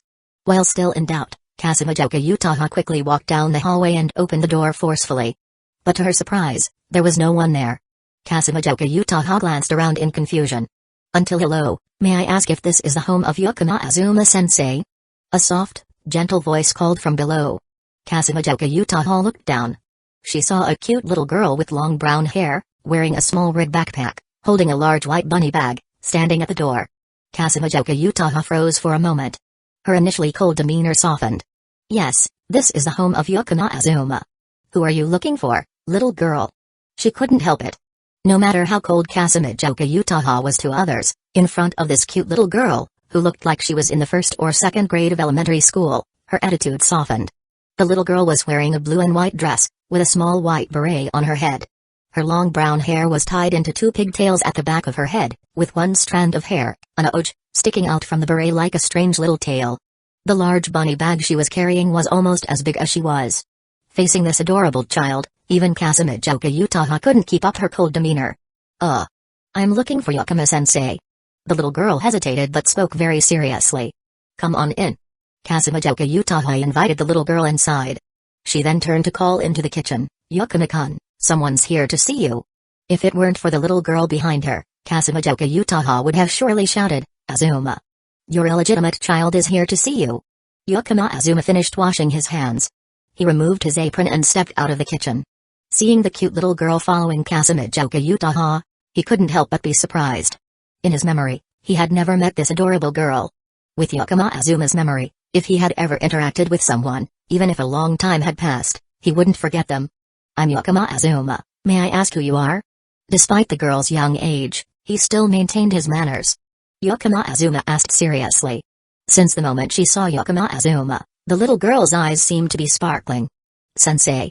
Please accept me as your disciple. With a burst of energy, she shouted enthusiastically. As soon as she finished speaking, the little girl immediately kneeled on the floor in a seiza position. Kasumijoka Utaha, witnessing this scene, raised an eyebrow and glanced at Yukino Azuma. Yukino Azuma found this situation very familiar. Accept a disciple? Even though you say that, I still don't understand what's going on. Anyway, please stand up first. Let's talk and discuss the matter of accepting a disciple later. Yukino Azuma extended his hand toward the kneeling girl. When the girl saw his hand reaching out, the light in her eyes flickered several times, shining even brighter. Her tiny hands rested on Yukino Azuma's hand. Yukino Azuma pulled her up. First of all, what's your name? You know me, but I don't know you. Please introduce yourself. Oh, I'm sorry for being rude. My name is Hitsuru I. I'm the daughter of the Hitsuru family. Hitsuru I introduced herself. Yukino Azuma thought for a moment. It didn't take long for him to remember. The motel where he had fought with Yamato-kujin was owned by the Hitsuru family. The reason he remembered so quickly was because the decor of the Hitsuru motel matched Yukino Azuma's tastes perfectly. The calligraphy painting with the 4 kanji characters. Once he realized her identity, Yukino Azuma understood what Hitsuru I meant when she spoke about wanting to be accepted as a disciple. He recalled the memories of this cute little girl. Hitsuru I. A very talented little girl in the game of Shogi. She is the only daughter of the Hitsuru family, one of the largest hot spring hotel chains in Japan. Moreover, she is the only child in the Hitsuru family. A girl with a future that will undoubtedly inherit the enormous wealth of the family. At the hotel, I watched your Shogi match, Sensei. You were amazing. The way you battled, every step and every decisive move, it really made my heart flutter. That's why, no matter what, I want to learn Shogi, I want to be your disciple. Sensei, please accept me. Hitsuru I became more and more excited as she spoke. In the end, she grabbed Yukino Azuma's hand, her eyes filled with hope.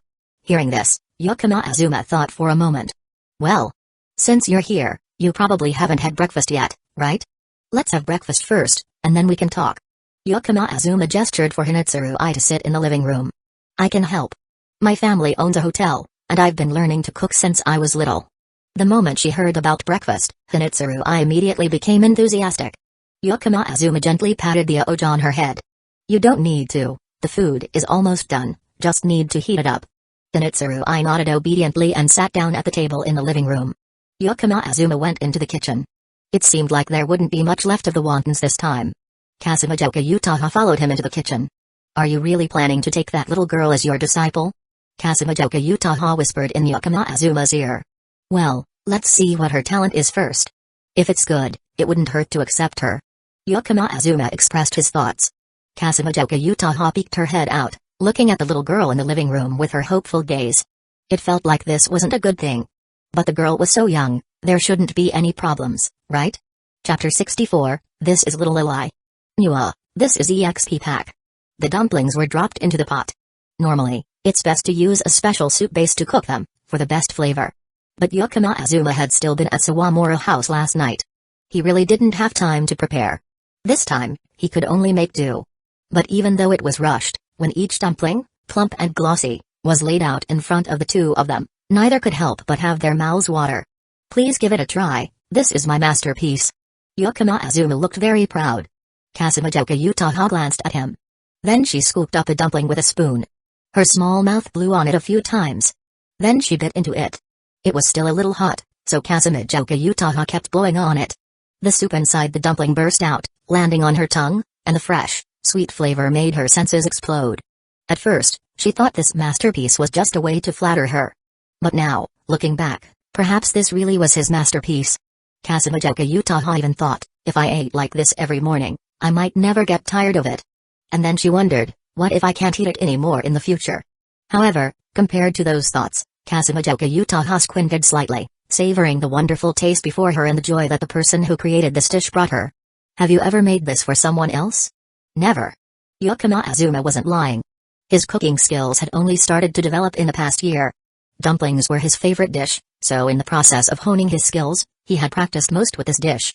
It was just a shame that, during this time, no girl had come to his house in the mornings. So, this was really the first time Yukino Azuma had cooked dumplings for someone else. Upon hearing Yukino Azuma's clear and decisive answer, Kasumijoka Utaha squinted again, then took another bite of the dumpling. It tasted even better. However, most things aren't as perfect as we hope. This is amazing. So delicious.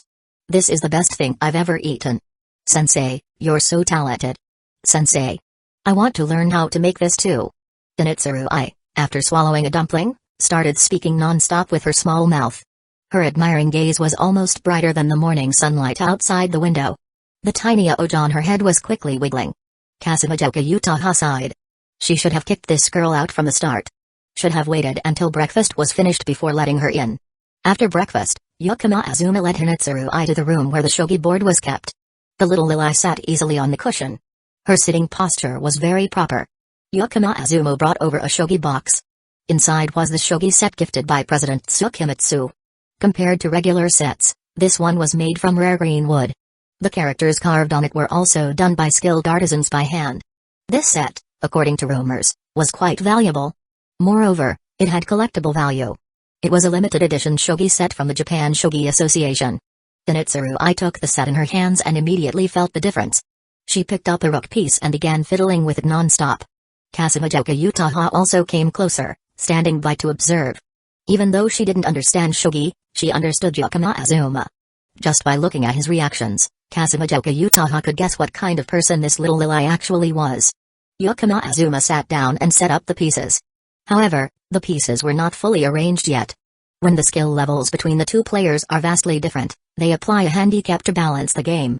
The simplest method is to give a handicap at the start. Then, give up the left rook. Next, give up the bishop.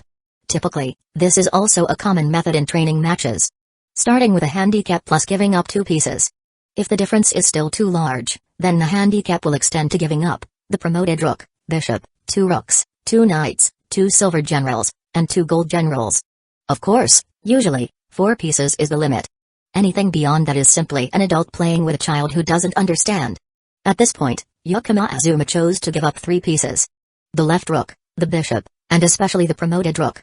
Upon seeing Yukino Azuma's arrangement, Zenitsu's gaze darkened slightly. She wanted to play a fair game of shogi with Yukino Azuma. But giving up 3 pieces really made her feel disrespected. When playing shogi, You must focus, not be distracted. You must completely ignore everything outside the board. Yukino Azuma's stern voice made Hinetsuru I shudder. She immediately started to calm herself down. No longer thinking about anything else. She focused entirely on the board. With the movement of the bishop, the game began. Hinetsuru I used the bishop's vertical opening. Well, to be more precise, that was the only opening she knew. She hadn't had formal lessons. She had only taught herself by reading books. She admired Yukino Azuma's style of play, which is why she wanted to learn shogi. So, what she knew was simply the vertical bishop opening that Yukino Azuma used in his game against Yamato Kajin. Yukino Azuma also moved his bishop. In this game, he would not hold back at all. The three-piece handicap was truly to test Hinetsuru I's skills. Yukino Azuma's shogi skill level 8 swept across the board like a gust of wind. By the 30th move, Yukino Azuma had nearly equalized the position despite the handicap. By the 40th move, Hinetsuru I found herself at a disadvantage. By the 60th move, the game quickly entered its final phase. Hinetsuru I's eyes were filled with tears. She stared intently at the board, trying to find a glimmer of hope to turn the tide. She didn't know when it happened, but the light in her ocean blue eyes had turned a faint shade of purple. This is it. Hinetsuru I moved a silver piece into a key position. This move could almost reverse the entire game. Without this move, the game would end in the next 10 moves. And after this move, I lost. Hinetsuru I cried as she conceded the game. Finally, the game had stretched to the 111th move. If it had been someone just starting out or at level 1 or 2, they probably wouldn't have been able to last this long. Yukino Azuma looked toward Kasumijoka Utaha. Kasumijoka Utaha, of course, understood his meaning. At this point, she couldn't deny Hinetsuru I's talent. She could tell that Yukino Azuma hadn't held back at all. A grade school child. To resist this much against Yukino Azuma, there could be no other reason besides talent. However, there are plenty of talented kids out there. Do you plan on taking them all as disciples? Kasumijoka Utaha snorted, speaking. Upon hearing this, Yukino Azuma only sighed. How about we play another game? Is that okay? I'm fine. Hinetsuru I wiped the tears from her eyes and said seriously. This time, it might hurt a bit, can you handle it? It's fine, sensei, you don't need to worry about me. Yukino Azuma reached out and patted the little Lelas's head. Let's fight. The board was reset. Hinetsuru I once again held the bishop piece in her hand. However, before she could make a move, she shuddered. From the other side of the board, an overwhelming pressure surged toward her. The pressure felt as if it could materialize, stabbing into her fragile heart. Her breath became rapid. Hinetsuru I couldn't even bring herself to lift her head to look at the opponent across from the board. It was terrifying. Was this the presence of sensei? It felt like she could barely breathe. Hinetsuru I clenched her fists, gritted her teeth, and then placed the piece down. The game began. Unlike before, this time, every time she placed a piece, immediately, from across the board, a clink rang out, and her opponent's piece would fall to the table. Though there was no clock set by the side, under this pressure, Hinetsuru I had no choice but to think faster. Each move, though carefully considered, was immediately countered in the blink of an eye. The sense of despair was incomparable to before. Her breath became increasingly difficult. This was a tactic rarely used in professional matches. Because if one can anticipate the opponent's moves, just making the right move at the right moment can create psychological pressure on them. This strategy can break the mentality of a player. It felt like someone was choking her. And with the added pressure Yukino Azuma was emitting, it felt like he was pushing Hinetsuru I to the brink of collapse. Tears, she didn't even know when they started, began to fall, one by one. Hinetsuru I's small body felt like it was on a tiny boat in the middle of a storm.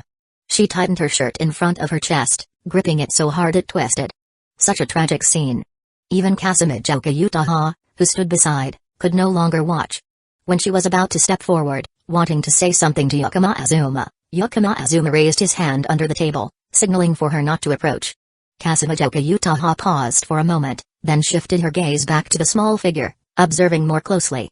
Under this pressure, even though Hinetsuru I was clearly suffering to the extreme, her ocean blue eyes, tinged with a faint shade of purple, remained fixed on the board.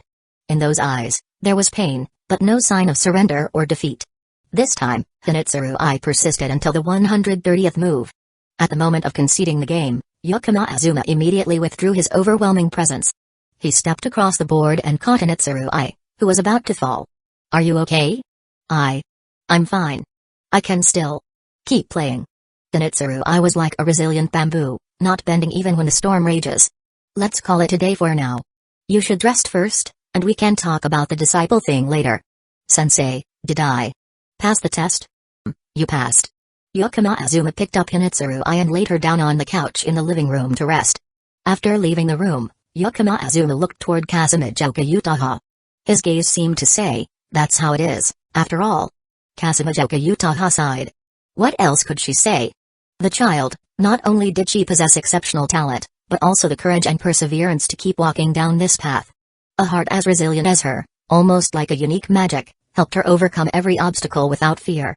Do as you wish, just teach her properly if you're going to. After saying that, Kasumijoka Utaha left. Yukino Azuma watched her figure, shaking his head and chuckling softly. So, even senpai is a little tsundere, huh? It made sense though if she weren't, she wouldn't have become friends with Ariri.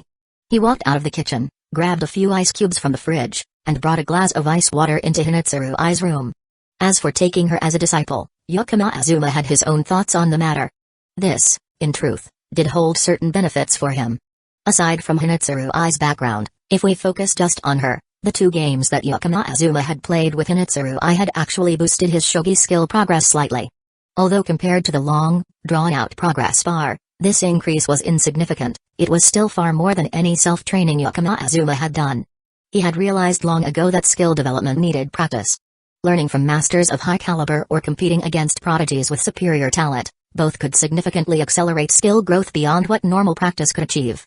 And as for shogi, in terms of learning, it was clear that there wasn't much left for him to learn. Even Jin himself no longer had the qualifications to teach Yukino Azuma. As for prodigies, those who stand out in the shogi world are naturally prodigies themselves. But when it came to innate talent, Hinitsuru Ai, just in terms of raw ability, was already more outstanding than even many professional players.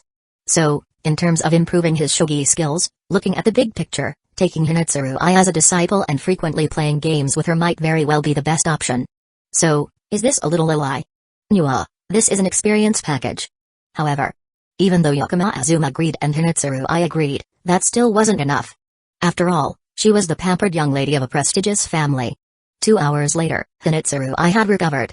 Although during the game, Yukino Azuma had only used a small fraction of his aura, perhaps just a tiny fraction compared to what he had used to scare the Gyara girls before, it was still somewhat harsh for an elementary school child. Anyway, it was good that she had recovered. Once she had regained her composure, the first thing Hinitsuru Ai did was sit up straight in front of Yukino Azuma, her face waiting for judgment. Yukino Azuma reached out to pat her head, gently brushing her cuta. You don't need to be so tense. Did I scare you earlier? Sorry about that. Enjoying the feeling of being patted on the head, Hinitsuru Ai quickly shook her head after hearing Yukino Azuma words. It's fine, sensei. You don't need to apologize. I'm completely okay. Since Hinitsuru Ai said so, Yukino Azuma didn't continue discussing it. Well then, let's get down to business. Yukino Azuma sat down across from Hinitsuru Ai. Hinitsuru Ai sat up straight, looking serious. Gakugakure, JP Glup, you have a lot of potential, and you have a resilient heart. Your talent is more than enough. When she heard Yukino Azuma's evaluation, Hinitsuru Ai immediately became so happy she almost jumped up. But Yukino Azuma suddenly shifted his tone, pulling her back from her excitement. When you came to me today, did you discuss it with your parents first? Hearing Yukino Azuma's question, Hinitsuru Ai glanced to the side, a little embarrassed. Because Mom didn't agree. So you sneaked out, right? Yukino Azuma continued, causing Hinitsuru Ai's oj to droop. She nodded as if admitting her fault. Well, even though your ability is sufficient, I can't accept you as a disciple right away. Hearing Yukino Azuma say this, Hinitsuru Ai immediately lifted her head, ready to defend herself. However, Yukino Azuma raised his hand to signal her to calm down. Regardless, your family's opinion is important. Family ties must be respected.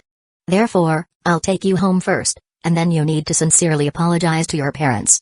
As for becoming my disciple, if you can get permission from them, I'll definitely accept you. Yukino Azuma promised. Hinitsuru Ai's oj, which had been drooping, immediately perked up when she heard Yukino Azuma's promise. Now it started spinning like a hopter from Doraemon. I'll talk to your parents, but if we go now, they will probably refuse. Therefore, let's leave it for after I win the Ryu title. I will definitely achieve that title. After I get the Ryu title, I'll have your parents reconsider, and then I'll definitely be able to convince them. At that point, I'll officially accept you as my disciple. Is that okay? Yukino Azuma asked with a smile. Zenitsu I, at that moment, continuously nodded rapidly, so much so that her Doberman-hofters seemed to be pulling her up into the air. Then it settled. Okay. Sensei, we have to pinky swear. Sure, pinky swear. So, Sensei, what will we do next? Of course, we're going to take you home. What do you think? So, Yukino Azuma, holding Zenitsu I's large bunny bag with one hand and her hand with the other, was ready to head to Ishikawa Prefecture. However, before that, Yukino Azuma took Zenitsu I to a shogi club in Chiba, where his master lived. It was an opportunity for her to get familiar with the place. While she wasn't officially his disciple yet, she could come to the shogi club to learn in the meantime. As for Yukino Azuma, aside from using this place to gain experience, to guide Zenitsu I, he could also learn from his own master. Although Yukino Azuma was very strong, he still had certain shortcomings when it came to teaching disciples. Nonetheless, Yukino Azuma's success in shogi was largely due to his innate talent and the help of the system. Zenitsu I visiting the dojo in Chiba, where Yukino Azuma master, Kitaki Kazuki, lived, would also help her in her training. This would be very beneficial to her development. Chapter 65, The Girl Who Can See Them Monday. Another school day. Yukino Azuma had just entered the classroom. The classmates were about to gather around to ask Yukino Azuma what he had been up to during the days he had taken off. But Garasamitha rushed over. You, come here right now. Standing right at the classroom door, Garasamitha's expression looked extremely scary. Sensei, it's not even time for morning class yet. If you're angry, at least wait until it's over. Yukino Azuma put on a sorrowful face. The whole class, which was already frightened, couldn't help but laugh when they heard Yukino Azuma's words. Even Ariri, who always sat next to Yukino Azuma and usually appeared indifferent, turned her head to stifle a laugh. Stop talking back. Is it because I've been too lenient with you, or are you just at that rebellious age? Come with me to the office right now. Garasamitha was really angry. She had given him a leave of absence in good faith. But this guy. It had only been 1 week since the semester started. And he had only come to class for 2 days. If she didn't discipline him properly, next time she saw him, it might not be until next month. Yukino Azuma could only sulk and leave the classroom, following Garasamitha to the office. Well, here we go again, early in the morning. The teacher who had seen Yukino Azuma being led to the office last week smiled and said, Garasa-sensei is really understanding, sacrificing her break time just for a problem student like you. Yukino Azuma covered his face, pretending to be extremely guilty. If you had known, you would have studied properly. Garasamitha didn't say much, grabbing his ear and pulling him back to his seat. The atmosphere in the office was cheerful. Sitting down at her desk, Garasamitha opened a drawer, pulled out a stack of assignments, and tossed them on the table. Clearly, she had prepared them in advance. Now do all of these assignments for me. What about morning class? You still remember there's a morning class? You, Garasa-sensei. I've asked another teacher to cover the class. Upon hearing that, Yukino Azuma immediately understood that he wouldn't be getting out of doing these assignments today. He casually grabbed an empty chair from the nearby desk. He received a sharp glare from Garasamitha. Yukino Azuma quietly sat down and began working on the assignments on the desk. These assignments were from various subjects. Language, math, English, every subject was included. The range of the questions was fairly narrow, seemingly focusing on the content from the past few lessons. Yukino Azuma immediately realized these were all topics that had been covered in the past week. This set of assignments was probably put together by Garasamitha herself. She was probably worried that he wouldn't be able to keep up with the pace after missing school. Thinking of that, Yukino Azuma increased his writing speed. It didn't take long. Garasa-sensei, I'm done. Garasamitha was drinking water. Hearing Yukino Azuma's voice, she almost spat her tea in his face. She coughed a few times, then took out her phone to check the time. Less than 5 minutes had passed. Her anger, already high, was growing even more. This guy, not only did he skip school, but even the pile of assignments she had worked hard to prepare was done carelessly. She snatched the assignments from him, looking dissatisfied. Garasamitha leaned down to check them. At first, she thought Yukino Azuma had just filled in a few answers randomly. After all, how else could he have completed the pile she expected to take half an hour in less than 5 minutes? However, after just 2 glances, Garasamitha realized something. It seemed that all of Yukino Azuma's answers were correct. She pulled out the answer key to compare. Result: every single subject in the pile, Yukino Azuma had answered correctly. In an instant, Garasamitha felt a bit helpless. She couldn't deny it, he truly was a genius, the top scorer in the entrance exam. Even skipping school, it seemed that exams were still a breeze for him. Maybe she should just let him be. After all, He was a genius. This thought crossed her mind for just a moment. Garasimifo immediately shook her head, pushing the thought out of her mind. How could she think like that? She was a teacher. Still, she couldn't let him get too smug about it. Garasimifo took out the previous year's final exams for all the subjects from her drawer. These were the tests she had carefully prepared, and the questions earlier had been taken from here. Finish this lot too. Garasimifo was determined to take the wind out of his sails. And so, by the time the morning class ended, Garasa-sensei, if there's nothing else, may I leave now? Yukino Azuma asked, his expression drained of energy, reluctantly speaking. It was quite amusing. Not to mention the final exams for the 10th grade. Even if Garasimifo brought out the graduation exam papers, Yukino Azuma could still solve them with ease. Being a reincarnated person with an intelligence index of 8, it would be a joke to be stumped by high school exams. Garasimifo turned away from the stack of tests. Her voice was weak. Wait, don't go yet. I have a few questions for you. What did you do last Thursday and Friday? I checked your official match schedule, and you didn't have any games on those days. Yukino Azuma scratched his head. He hadn't expected Garasimifo to even check his match schedule. A regular teacher wouldn't be this meticulous. I went abroad. To discuss work for the company. Yukino Azuma finally said hesitantly.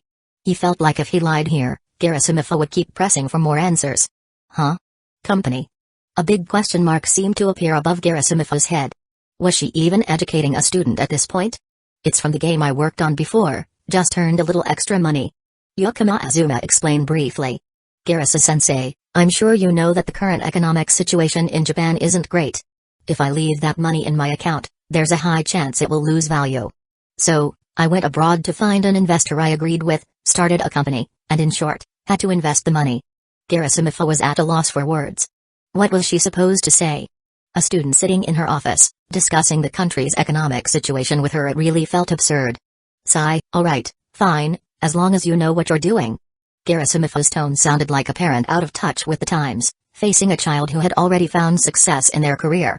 Yes, if Garasa-sensei encounters any trouble, just let me know, I'll help. Yukino Azuma turned the situation around, speaking as though he were the superior. After all, Garasimifo had already shown this much concern for him. Despite her stubbornness and clumsy approach as a teacher, Yukino Azuma was still willing to help her out with any troubles in her life, given the care she had shown him. Alright. Wait. Garasimifo responded instinctively. Halfway through her sentence, she realized something was off. How could a teacher ask a student to solve her problems? It's time for class, I'll go ahead. Yukino Azuma quickly made his exit as the situation seemed to take a turn for the worse. You delinquent student. Vengeance will be mine. In the office, Garasimifo shouted in frustration. Back in the classroom. The math class had begun. The math teacher for Class 1E, seeing Yukino Azuma return after a few days of absence, didn't seem interested in making things difficult for him. He had been in the office earlier too. He saw that Yukino Azuma had finished the entire semester's exam in the blink of an eye. As long as he didn't disturb the other students during class, the teacher wouldn't bother, even if he was dozing off. Geniuses had privileges. Yukino Azuma sat down at his desk. Before he could even open his math book, a crumpled piece of paper flew onto his desk. Curious, Yukino Azuma opened the piece of paper. Just by the handwriting, he knew it was from Kato Megumi. Did Azuma-san get scolded? Garasa-sensei looks really angry, Megumi. Just reading those words, Yukino Azuma could almost hear Kato Megumi's gentle voice in his head. Got scolded, but managed to cover it up somehow, Azuma. Yukino Azuma wrote back, then tossed the paper back. And so, the two began passing notes to each other. Well, there's no other way around it, it's Azuma-san's fault for not studying properly, Megumi. Wait, is Megumi mad too? Azuma, in cooking class on Friday, I had to do everything by myself, Megumi. I'm really sorry, Azuma. Just kidding, I'm not mad. You probably had something important to do when you took those days off, I understand, Megumi. Wow, Megumi-sama, you're truly an angel, Azuma. Compliments won't do you any good, Megumi. As long as Megumi-sama is happy, that's the greatest benefit for me, Azuma. Feels like Azuma-san is the male lead in one of those trashy light novels about predator-like boys, Megumi. Emotional damage, Azuma. Just kidding, Megumi. Suddenly, a piece of paper rolled over from Ariri's seat. You two, focus on your studies. Stop passing notes and teasing each other, Ariri. How about we go shopping after school? Azuma, sure, but didn't Azuma-san have a club activity? Megumi, grrrrrr. You two. There's a limit, Ariri. The club activities are fine, so I can take a break. Also, Ariri, aren't you going out after school? Azuma, they got suspended. So that's why, Megumi, that's how you invite someone? I'll deduct points. But since you begged like that, I can't really say no, dear Ariri. A piece of paper rolled to the math teacher's feet as he was walking down the aisle to check on students. Ariri's eyes went wide. Her whole body seemed to turn into black and white sketches. The math teacher picked up the paper, glanced at Azuma. In the end, he didn't say anything. He just placed the paper back on Azuma's desk as he walked by. The bell for the end of the period rang. Yuawa, I thought I was going to die. Ariri sighed in relief while rubbing her smooth chest. It's all your fault, Ariri. You even messed up throwing a piece of paper. Noob, practice more. Azuma teased. Ariri immediately bared her teeth, looking like she wanted to bite him. Humphrey, I'm not talking to you anymore. I'm going to find Kita-chan to hang out. With that, Ariri ran off to find Kita Ikuyo. However, today, Kita Ikuyo seemed a bit distracted. After school, Ariri seemed uneasy. Sawamura-san, what's going on? Kato Megumi asked softly. I don't know, but I feel like Kita-chan has something on her mind lately. When we talk, she seems absent. Ariri sighed, expressing her concern. After saying this, she realized she probably shouldn't have confided in Kato Megumi about this. Though they were friends, they weren't yet close enough to talk about things like this. If that's the case, why don't we follow her and see what happens? Azuma pointed to Kita Ikuyo, who was heading out of the school gate. Won't that be a bit rude? Ariri hesitated. Which is more important, friends or manners? Azuma's question made Ariri drop her hesitation. So, the three of them quietly followed Kita Ikuyo. After school, Kita Ikuyo didn't head home. Instead, she went toward Shimokitazawa. Shimokitazawa was a bustling commercial street. It was filled with many 100-yen stores and bars. Since Kita Ikuyo was a standout student, it wasn't unusual for her to be walking down this street. But walking alone did seem a little odd. Normally, one would go shopping with friends, right? The three of them silently trailed behind. They weren't hiding their presence, yet it seemed that Kita Ikuyo didn't notice them at all. Azuma wondered if it was because of Kato Megumi's presence or not. They watched as Kita Ikuyo entered a music store, spoke briefly with the owner. Then, she came out with a large instrument bag on her back. It looked like either a guitar or a bass. It didn't seem like a new purchase, she probably had left it at the store before and came to pick it up after school. So Kita-san knows how to play an instrument. Kato Megumi glanced at Ariri. Ariri looked a bit puzzled. Is that so? Why didn't I know about this? Azuma remained silent, having almost figured everything out already. While the three of them quietly whispered and speculated, Kita Ikuyo, with the instrument bag on her back, turned a corner and disappeared from their sight. When the three of them chased after her, they couldn't find her anymore. She must have gone into one of the shops on the street. Eventually, they had to give up. They'd talk to Kita Ikuyo directly tomorrow. So, what do we do now? Ariri asked helplessly. Azuma pointed to a nearby crepe shop. Since we're here, let's eat something, drink something, and walk around a bit. By the way, weren't we planning to go shopping earlier? With that, the three of them entered the crepe shop. The time spent strolling around was really enjoyable. Kato Megumi clearly loved shopping. She had once introduced herself as someone who liked shopping. It's just too bad that, aside from Azuma, no one remembered that. Ariri wasn't very interested in shopping. But whenever Azuma teased her a little bit, her tsundere attitude made the atmosphere much more lively. However, after the lesson from that trainee night, Azuma started to hold back, not teasing Ariri too much. This is a fortune-telling shop. Let's check it out. Ariri pointed at the fortune-telling shop by the street and called out to the other two. Azuma looked over. It was a shop decorated in an astrological style. With purple decor, the inside of the store was quite dim. The sign outside read, Fortune Teller, Banishing Evil Spirits. Free consultations, no taboos. Fortune in wealth, love, career all included. The sign pretty much said it all. It was clear from the start that this was a shop run by third-rate scammers who played psychological tricks. However, it seemed like teen girls really believed in this kind of thing. Azuma looked over at Kato Megumi. He noticed that Kato Megumi seemed interested. Even though she didn't believe in it, Azuma wasn't the type to ruin the mood. The three of them walked toward the fortune-telling shop. The shopkeeper was an old woman in a robe. In front of her, there was a crystal ball. By the door stood two high school girls. Azuma recognized their uniforms. What a coincidence. They were wearing the uniform of Shuka High School, Botchi School. Excuse me, do you have any strong bracelets for banishing evil spirits? A kind that won't break easily. As they neared the shop, the voices of the two girls could be heard. Oh, what a cute customer. I just got a strong bracelet that's been enchanted here. The old woman said, then reached under the counter to pull out a bracelet that looked fairly decent. As for the claim that it had been enchanted, Yukino Azuma had heard that line too many times already. But this time, there seemed to be something different. As the three of them got closer to the store, the black-haired girl just happened to put on the bracelet. In just 1 second, there was a sudden bang. The bracelet immediately shattered, with pieces flying everywhere. The scene unfolded so quickly. Yukino Azuma reacted instantly, standing in front of Ariri and Kato Megumi. He raised his hand and caught the pieces of the bracelet that were flying toward him. Looking at the pieces in his hand, Yukino Azuma's expression darkened. He couldn't imagine what kind of force or impact this bracelet had endured to break apart like that. Had the fortune teller mixed in some kind of explosive with a rubber band? Are you okay? Yukino Azuma turned and asked. I'm fine. What just happened? Ariri shook her head.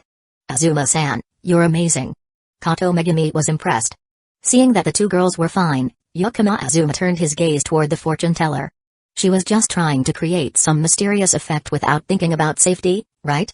However, it seemed the fortune teller wasn't paying attention to them. It looks like the rubber band had aged. I'm sorry, I'll get another bracelet. The fortune teller said to the black-haired girl, then turned to go into the back of the shop. Yukino Azuma gave a side eye and turned away. There was no way the rubber band could have broken apart like bullets. But as he was complaining internally, Yukino Azuma suddenly caught a whiff of a foul odor. The smell wasn't strong, but it was extremely unpleasant. Yukino Azuma tried to locate the source of the smell. It came from behind the two girls from Shuka High, where there seemed to be nothing at all. Yukino Azuma furrowed his brows. Chapter 66, Throughout Heaven and Earth, he alone the honored one. The smell of decay spread little by little. Looking at the empty space behind the two high school girls' Shuka, Yukino Azuma frowned. It seemed the girl with black hair sensed Yukino Azuma's gaze. The girl turned around and looked in this direction. At that moment, Yukino Azuma clearly saw the girl's face. A dignified pretty face, with long straight black hair, and a gentle expression that spoke without words. What was most striking was her eyes. They were gold amber-colored eyes. As beautiful as precious gems. Whether it was an illusion or not, Yukino Azuma felt that within those amber eyes, there seemed to be a light that moved slowly. After a moment of staring at each other, the girl silently turned back. At this point, the fortune teller also came out from the room behind the shop. Girl, have you noticed anything strange lately?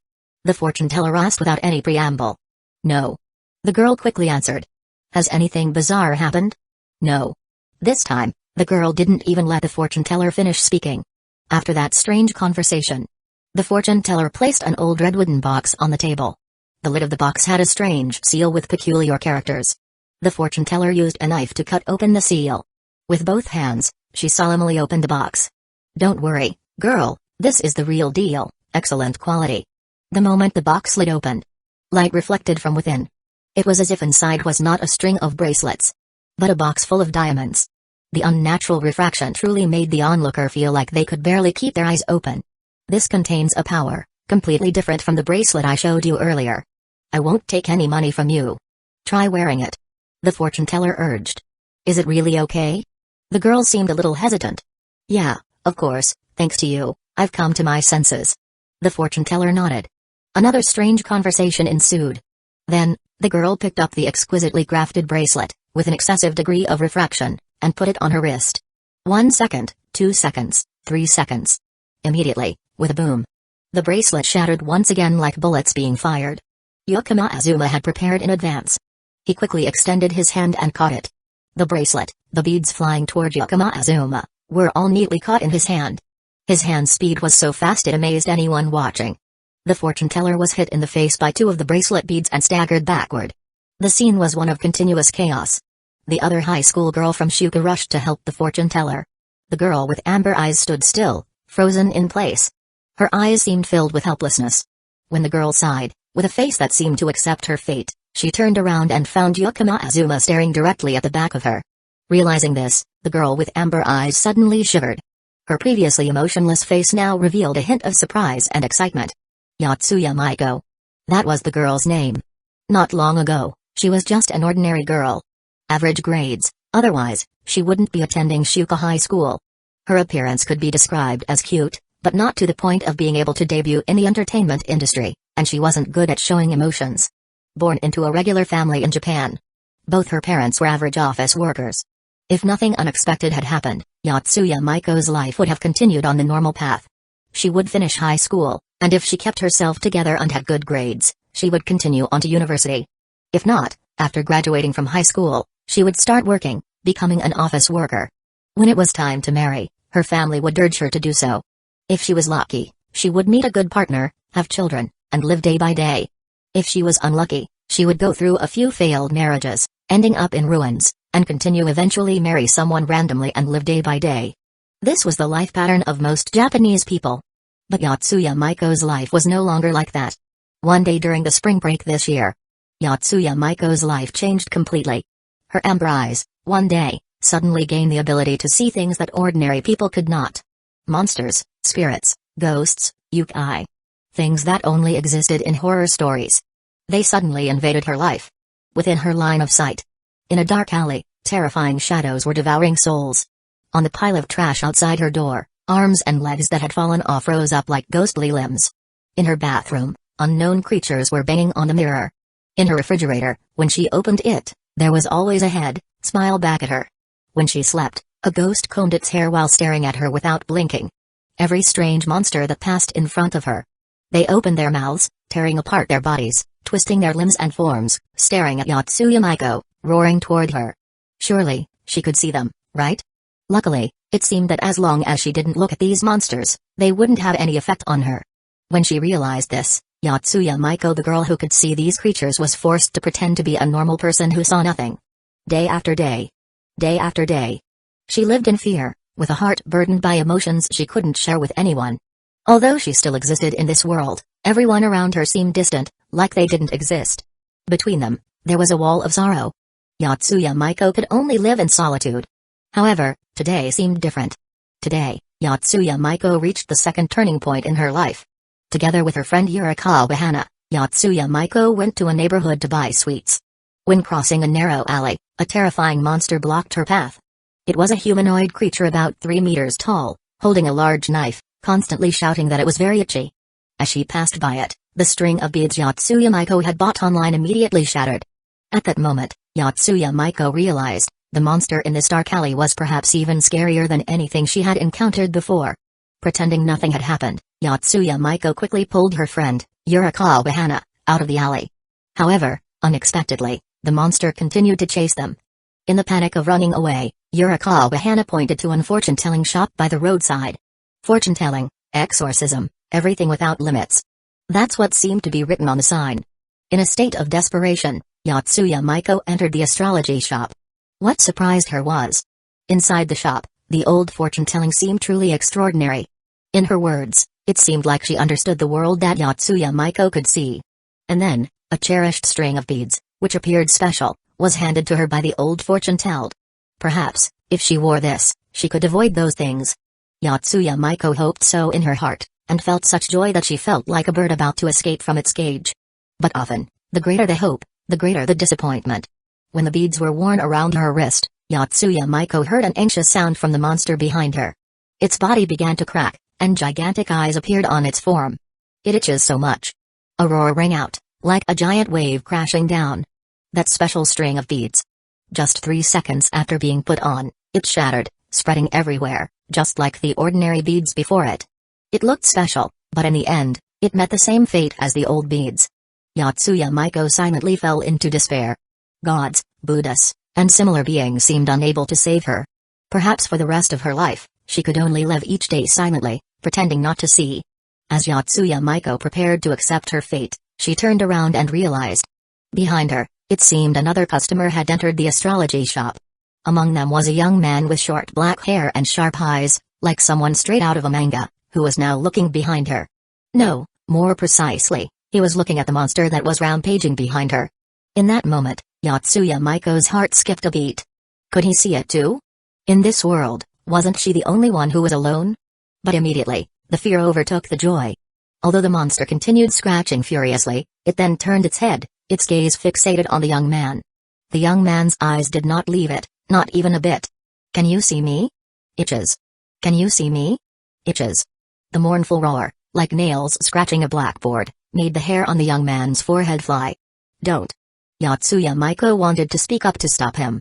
But she didn't know what to do. If this continues, they would die. How could she make him understand? He needed to be like her, not looking, but not letting the monster notice something was wrong. Yotsuya Miko struggled to think. However, the situation didn't give her the chance to think further. The monster, its gigantic eyes on its body began to swell, spinning wildly. The huge knife, as heavy as its body, was lifted. And a direct slash aimed at the young man. Yotsuya Miko felt utter despair. And so, time returned to the present. Yukino Azuma looked behind the girl with amber eyes. The smell of decay grew stronger, assaulting his senses. In contrast to the distinctive fragrance of the two girls beside him, Yukino Azuma felt a slight sense of nausea. So, even though he couldn't quite grasp what was happening, he whispered calmly, "Get lost." The aura of Shogi level 8 manifested fully on Yukino Azuma for the first time. The air pressure around him clearly dropped. The sunlight in the sky seemed to be obscured by dark clouds for a moment. The genius who had once been undefeated, standing atop the corpses of countless players. The one who had fallen into hell but crawled out of it with one hand. Throughout heaven and earth, he alone the honored one. Even those two whispered words seemed to carry the power to cover the sky. A wind. A strong gust of wind rose from beneath Yukino Azuma. The smell of decay instantly disappeared. He took a deep breath. The gentle fragrance of tuberoses and the sweet scent of pears filled his nose. The discomfort immediately vanished. Yukino Azuma's mood lifted once more. Yotsuya Miko stood there, dazed. Her amber eyes were wide open, but her pupils were slowly shrinking. What did she see? Just now, in her vision, the terrifying monster was rampaging. The very monster that even the extraordinary beasts were easily crushed by. The giant knife was swung toward the young man. But it was held in place by the soft whisper of "Get lost." Yotsuya Miko could only see that after the young man whispered, it seemed as though an invisible hand pressed the monster into the ground. The massive knife cracked under pressure, eventually breaking into 3 pieces. The terrifying monster lay face down, struggling to scream, but only causing its body to contort further. Finally, with a series of horrifying sounds of bones cracking, its body shattered into black smoke, swept away by the strong wind, leaving no trace behind. This was the first time Yotsuya Miko understood. It turned out that even such bizarre creatures could die. And die in a way that was utterly astonishing. Yurikawa Hana quickly ran in front of her friend, shielding Yotsuya Miko behind her. "What are you talking about?" Kato Megumi grabbed Yukino Azuma's sleeve. "Yukino-san, what's going on?" Ariri hid behind Yukino Azuma, sticking her head out. She clearly still didn't understand what was happening but sneered at Yurikawa Hana. "It's fine, don't worry," Yukino Azuma said, gently patting Kato Megumi and Ariri's little head, signaling for them to stay calm. "Hana, I'm fine. Don't worry so much." Yotsuya Miko urgently pulled her friend closer. "Huh? But just now, you..."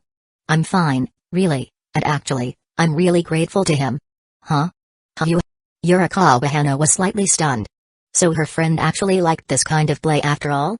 Could it be that she was an M? Yurikawa Hana shook her head, trying to clear the weird thoughts from her mind. No, it must be a misunderstanding. Maybe her friend was just worried that there would be some conflict between her and the guy. While thinking this, Yurikawa Hana saw her friend, Yotsuya Miko, take out her phone and approach the young man. "Excuse me, could I exchange contact information? Please." The girl clasped her hands together. There was clearly no sadness at all. Her face was expressionless, but somehow, a charming smile appeared. She looked like a girl in love. Yurikawa Hana felt like she had been struck by lightning. Oh no, her friend really seemed to be the type of person. The kind who would feel excited by humiliation and torment. Yurikawa Hana had misunderstood. On the other side, Ariri, who had no idea when, had already run out from behind Yukino Azuma. Like a protective mother hen, she cautiously eyed Yotsuya Miko. Why does you want to exchange contact information with Azuma? This person, still happy after being scolded? There was no doubt about it. She was definitely an M. Ariri had reached enlightenment, weird knowledge added. How could someone like this be allowed to get close to Yukino Azuma? Alright. Yukino Azuma thought for a moment, then took out his phone. His arm reached over Ariri's head, scanning Yotsuya Miko's QR code. "Ariri?" Stabbed in the back, Ariri turned around in embarrassment to look at Yukino Azuma. She was about to open her mouth to give him a talking to. This time, she had no psychological burden whatsoever. This guy. Clearly, she was protecting him from those weird women approaching him. And yet, he couldn't resist even the slightest temptation. Who else would she bite if not he? Yukino Azuma had already been prepared for this. He raised his hand, blocking Ariri's forehead. Baka Ariri. She got the contact information. Yotsuya Miko was so overjoyed she almost wanted to jump. However, she was the type of person who rarely expressed her emotions. So outwardly, she didn't show any expression at all. Well, we'll take our leave now. We'll contact you later online. Yotsuya Miko bowed to Yukino Azuma. Clearly, Yotsuya Miko had seen Yukino Azuma as her savior. After that, Yotsuya Miko and Yurikawa left. On the way back, seeing the slight smile on her usually expressionless friend's face, Yurikawa thought for a moment before softly speaking, Miko. Huh? What's up, Hana? Even though everyone has their own preferences, I still recommend that you see a doctor. Huh? Yotsuya Miko. Shimokitazawa. Ariri turned her head away, no longer paying attention to Yukino Azuma. What's so great about people with weird tastes like that, anyway? As she was getting frustrated, she accidentally saw a red-haired figure running away. Ah! It's Kita-chan. Ariri pointed toward it and shouted. Clearly, it was Kita Ikuyo.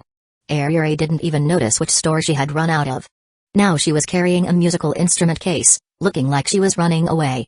There was no way they could catch up now. Unless Yukino Azuma abandoned the two girls and chased after her. So, the three of them had to just watch Kita Ikuyo leave. Tomorrow, I'm definitely going to ask Kita-chan what's going on. Ariri was determined. At that moment, Kato Megumi had approached Yukino Azuma. What happened earlier? Kato Megumi whispered. Yukino Azuma nodded. Chapter 67, Yukino Azuma wants to become a heroic spirit. Kato Megumi leaned in close to Yukino Azuma and softly asked, something happened just now, didn't it? Yukino Azuma quietly nodded. I'm not sure what exactly happened. Is that why Azuma-san added more contact information? Megumi. Has anyone ever told you that you'd make a great detective? No, but many people say I'd be better suited to being an assassin. TL note, Kato-san Megumi, have you handled them yet? Of course not, what are you talking about, Azuma-san? Kato Megumi lightly poked Yukino Azuma's side. She remembered that Yukino Azuma had once told her not to spoil him too much. If it felt like it was too much, she should just pinch his side. So, after being teased, she gave him a few light pokes in retaliation. The sky began to darken. The three of them wrapped up their shopping trip and parted ways at the train station. When they got home to the apartment, as soon as the door opened, Shirotamaru rushed out. Yukino Azuma quickly grabbed it and lifted it up. It had been a few days since he had adopted Shirotamaru. At first, it was just a small ball of white fluff, about the size of a palm. Recently, it seemed to have gotten much rounder. Perhaps the time spent wandering before had affected its growth. Now that it was being fed properly, it looked like a round ball. Mafu at this rate, Shirotamaru's size would definitely be no small matter in the future. After sitting down on the couch with the cat in his arms, Yukino Azuma barely had time to relax when his phone rang. He took out his phone and saw a message from the amber-eyed girl he had just added to his contacts. She had likely just returned home and immediately sent him a message. Miko, hello, I'm Yotsuya Miko. Sorry to disturb you suddenly, Miko, may I ask if you would accept me as your disciple? Yukino Azuma looked at the message, a little déjà vu. He felt that she might have misunderstood something. Sure enough, Yotsuya Miko had misunderstood. She had seen Yukino Azuma as some kind of reclusive, powerful exorcist. Having to see strange spirits wandering around every day, while pretending not to notice them, Yotsuya Miko truly couldn't bear it any longer. Azuma, this is Yukino Azuma. As for accepting a disciple, it's not impossible, Azuma, but this needs to be considered based on talent. Yotsuya Miko read Yukino Azuma's reply and immediately felt a deep respect. As expected from the reclusive master, accepting a disciple must involve careful selection from thousands of people. But she was one of the few who could see those things. In terms of talent, she probably met the standards. Swallowing nervously, Yotsuya Miko sent her reply. Miko, I understand. May I ask how I can test if I meet the qualifications? Azuma, for now, solve this shogi position first. Azuma, image of a shogi endgame position.jpg. Yotsuya Miko stared at the extremely difficult shogi position in front of her, falling into deep thought. Huh? Why is solving a shogi position being used to test my talent? Is this to check for enlightenment or spiritual affinity or something? Staring at the shogi position, Yotsuya Miko tried to think for a long time. But in the end, she had to give up. Miko, I can't solve this. How does this relate to my talent? Azuma, of course it's related. If you can't even solve such a basic position, then maybe you don't have the talent, Miko, huh? But this position is really difficult, Azuma, really? But my elementary school student disciple solved it in 3 seconds, Miko? Yotsuya Miko began to doubt herself. Are there really elementary school children like that in the world? Tenetsuru there are. As Yotsuya Miko was still confused, her phone rang again. Azuma, now that I think about it, why did you suddenly want to become my disciple? Miko, to be honest, because I can't bear it any longer. Azuma, how does that relate to wanting to become my disciple? Miko, I want to learn those methods from you, Azuma, but I'm a professional shogi player, Miko? Azuma?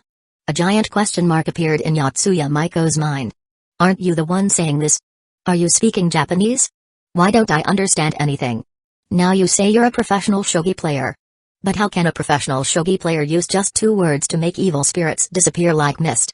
Miko, but how can you do such things? Azuma, to be honest, I still don't really understand what you mean by such things, Miko. I can't say it. Yotsuya Miko's home was not peaceful either. She worried that if she typed on her phone, the spirits hiding somewhere would see it. Then the fact that she could see them would be exposed. Azuma, alright then, let me explain my understanding. Azuma, when I met you, I smelled a rotting stench coming from behind you. Azuma, that might not be the smell from my normal senses, but rather from my 6th sense, and it might be related to what you mentioned. Azuma, as for why I can do that, maybe it's because I've trained to a point of mastery in a certain field. Azuma, isn't there a legend that says, if someone trains to an extraordinary level in a field and creates heroic miracles, they can become a heroic spirit? Azuma, I guess I've met a similar condition, and right now, I'm trying to create a miracle. Looking at the explanations Yakama Azuma sent, Yotsuya Miko felt completely stunned. It was as if her problem was the fear of being robbed while walking at night, and Yakama Azuma simply told her that all she needed to do was become a billionaire. That way, when walking at night, she could hire 180 bodyguards to protect her. Or simply drive, but it would have to be an armored vehicle, or even drive a plane or a tank. The real issue had been solved, but the solution was so difficult that it seemed almost impossible.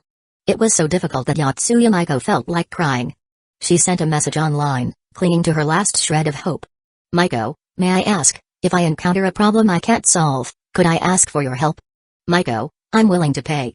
Though I don't have much money right now, I could take on a part-time job. After sending the message, Yotsuya Miko silently prayed in her heart. But in truth, she no longer had any real expectations. There was no reason for the other party to get involved in her troubles. Who would want to get involved in the troublesome things she was seeing? Even if someone could solve them, they would probably find them too bothersome and steer clear. Just as Yotsuya Miko was about to sigh in frustration, a message from Yakama Azuma appeared. Azuma, alright, sure, and you don't need to pay, Azuma. On the contrary, I'm very curious about your abilities. Perhaps I'll also need your help with some things, and I hope you won't refuse then. Yakama Azuma's straightforward reply stunned Yotsuya Miko for a moment. Soon after, she felt like she had just survived a crisis. Before, she had been like someone drowning with nothing to cling to. She could only hold her breath, watching herself slowly sink to the bottom of the water.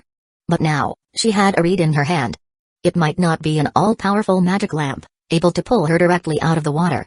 It might not even come in handy in a moment of crisis. But the mere existence of Yakama Azuma was Yotsuya Miko's only lifeline. Even if she never had to ask Yakama Azuma for anything in the future, but just knowing Yakama Azuma existed was a huge spiritual comfort for Yotsuya Miko. At least from now on, the world she saw would no longer feel so lonely. As for the condition attached to Yakama Azuma agreement, for Yotsuya Miko, it felt like there were no conditions at all. Her eyes couldn't be turned off. If Yakama Azuma needed her to do something, she would help without hesitation. On the other side, Yakama Azuma put his phone down and gently scratched under Shiritamaru's chin. Shiritamaru purred continuously, clearly very satisfied with its owner's technique. As for Yotsuya Miko, after their conversation, Yakama Azuma began to recall things related to this girl. She was someone with the ability of true clairvoyance. Or it could be called yin-yang eyes instead. Her level of clairvoyance was probably the strongest in all of humanity. She could see all kinds of strange creatures, regardless of their strength, morality, or any other nature. Of course, this also brought her a lot of trouble. In the original timeline of this world, the girl, in a moment when there was no way out, ran to an abandoned temple. There, she formed a pact with a fox spirit, similar to a mountain god. This mountain god would help her 3 times. In return, after her death, She would become a Shikigami or servant of that god. Yotsuya Miko had used up the 3 times the mountain god had promised her. As for whether she would become the servant of the mountain god afterward, Yukino Azuma was unsure. Perhaps her future life still held some chances for change, but that couldn't be confirmed. This was all Yukino Azuma knew. The appearance of Yotsuya Miko had caused a slight shift in Yukino Azuma's worldview. However, for the time being, it didn't seem like a major issue. When Yukino Azuma discovered that his shogi skills had reached a level of divine mastery, producing special transformations, he had once considered the possibility that supernatural phenomena might exist in this world. Now, it could be confirmed. They did exist. But it was likely nothing like the Holy Grail War, where anything could lead to a gas explosion in the city. Therefore, there was no need to panic. The main focus now should be on mastering his shogi skills. Yukino Azuma's statement about becoming a heroic spirit wasn't just a fabrication. After all, he was currently making steady progress toward the title of Eternal Ryu. A remarkable career by any standard. By then, his shogi skills might reach their peak level. Even a level 8 game was already terrifying. When he surpassed this level and entered an absolute peak state, what would happen then? At that point, how powerful would Yukino Azuma be in controlling the board? It could be said that he was on the verge of becoming a demi-heroic spirit. As Yukino Azuma was stroking Shirotamaru and lost in thought, the sound of a door opening from the hallway was heard. "I'm home." The voice of Calamity Utaha echoed. "Welcome home." Yukino Azuma stood up and walked into the hallway to greet her. Shirotamaru also jumped down from Yukino Azuma's lap, running over to Calamity Utaha's feet, gently rubbing against her long legs wrapped in black stockings. Calamity Utaha changed her shoes and handed Yukino Azuma a light novel wrapped very neatly. Yukino Azuma received it and took a glance. To his surprise, it was Volume 4 of The Metronome in Love, beautifully printed and bound, but still not officially on sale. "Wow, it's the new work from Senpai. I've been looking forward to this one. By the way, does it have your signature? I'd love a signed copy." Yukino Azuma hugged the book, laughing as he spoke. Calamity Utaha gave Yukino Azuma a sidelong glance. "No signature. You should be grateful for getting the book early. If you want a signature, come to the signing event tomorrow after school and line up." Yukino Azuma immediately understood the implied meaning in her words. He nodded eagerly. "I promise I'll be there." Calamity Utaha, satisfied, waved him off. The preparation for the signing event was essentially done. All that was left was to attend the event tomorrow at the right time. Now, she needed to focus on Yukino Azuma's work. She had to finish the game script quickly. She couldn't let her work speed be surpassed by some blonde girl. A quiet night passed. The next day. Toyosaki High School. "Yesterday, I saw you carrying a guitar case, running off from Shimokitazawa. Spill the beans, Kita-chan, what on earth have you been up to recently?" Ariri cornered Kita Ikuyo against the wall, her tone fierce as she questioned her. Yukino Azuma, observing Ariri's strong stance, nodded in approval. Ariri was definitely doing better than she did in middle school. When it's time to be strong, you have to be strong. Otherwise, one day, her tsundeer personality might cause a big problem. Trapped in the corner with no room left to make excuses, Kita Ikuyo sighed and began to tell the whole truth. She explained that one day, while strolling with friends in Shimokitazawa, she had heard a musical performance at an art gallery. There, she became deeply impressed by a female bassist. Coincidentally, that artist's band was looking for a guitarist and a lead vocalist. Confident in her singing ability, Kita Ikuyo had boldly signed up. After joining the band, she had lied to the 2 older members, claiming that she knew how to play the guitar. In reality, Kita Ikuyo didn't know how to play at all. Since then, she had rushed to a music store and spent 2 months' worth of her pocket money to buy a guitar. Unfortunately, no matter how much she practiced, she couldn't play a single complete guitar song. Every time she strummed the strings, the sound was always muffled and broken. During the band's rehearsals, Kita Ikuyo began making excuses to avoid playing, only participating as the lead singer. However, the more they practiced, the more helpless she felt, as the band kept pushing her to join in. Under the pressure from both sides, Kita Ikuyo had been feeling stressed and weighed down. Yesterday, when Yukino Azuma and the others saw Kita Ikuyo running away with her guitar case, it was because she couldn't bear the pressure anymore and had fled from the band. After hearing Kita Ikuyo's story, Ariri immediately tried to comfort her. As Yukino Azuma, who had been listening attentively, sat there, a strange realization suddenly hit him. "Kita-san, the brrrr sound you're talking about, isn't that the sound of a bass?" Kita Ikuyo paused for a moment, then quickly waved her hand. "Yukino-san, don't comfort me. I know the difference between a bass and a guitar." As she spoke, Kita Ikuyo pulled out a photo from her phone. See, the bass has only 4 strings, and this one has 6 strings, so it must be a guitar. Yukino Azuma glanced at the photo. Kita-san, you know, there's actually a type of bass called a 6-string bass. Kita Ikuyo froze, the smile on her face instantly fading. Yukino Azuma pointed to the photo. That's a 6-string bass, or a multi-string bass. When you bought it, didn't you ask the store staff for advice, or did you just pick it out yourself? Kita Ikuyo was stunned, nodding slightly. A small girl seemed to crumble in that moment. That was the guitar she had spent 2 months' worth of pocket money on, along with her New Year's red envelope savings. Kita-chan. Kita-chan. Hang in there, don't let your soul fade away. Ariri shook her friend, who seemed like she soul was come out her mouth. Leave the bass to me, and you can borrow some money from me. With that, you could buy a new guitar, you can pay me back little by little later. I also have a friend who plays guitar really well. I could introduce you to her for lessons. Yukino Azuma gently patted Kita Ikuyo's head. Kita Ikuyo immediately snapped out of soul flies away. Hearing Yukino Azuma's words, she was so moved that she almost burst into tears. But that wouldn't be right, Yukino-san, do you even play bass? Buying it and not being able to use it is a waste. Besides, introducing friends. That would take a lot of effort, and I feel like I would owe you too much. Kita Ikuyo wasn't the type to easily accept help from others. Even from friends, she always maintained the principle of not taking advantage of others' kindness.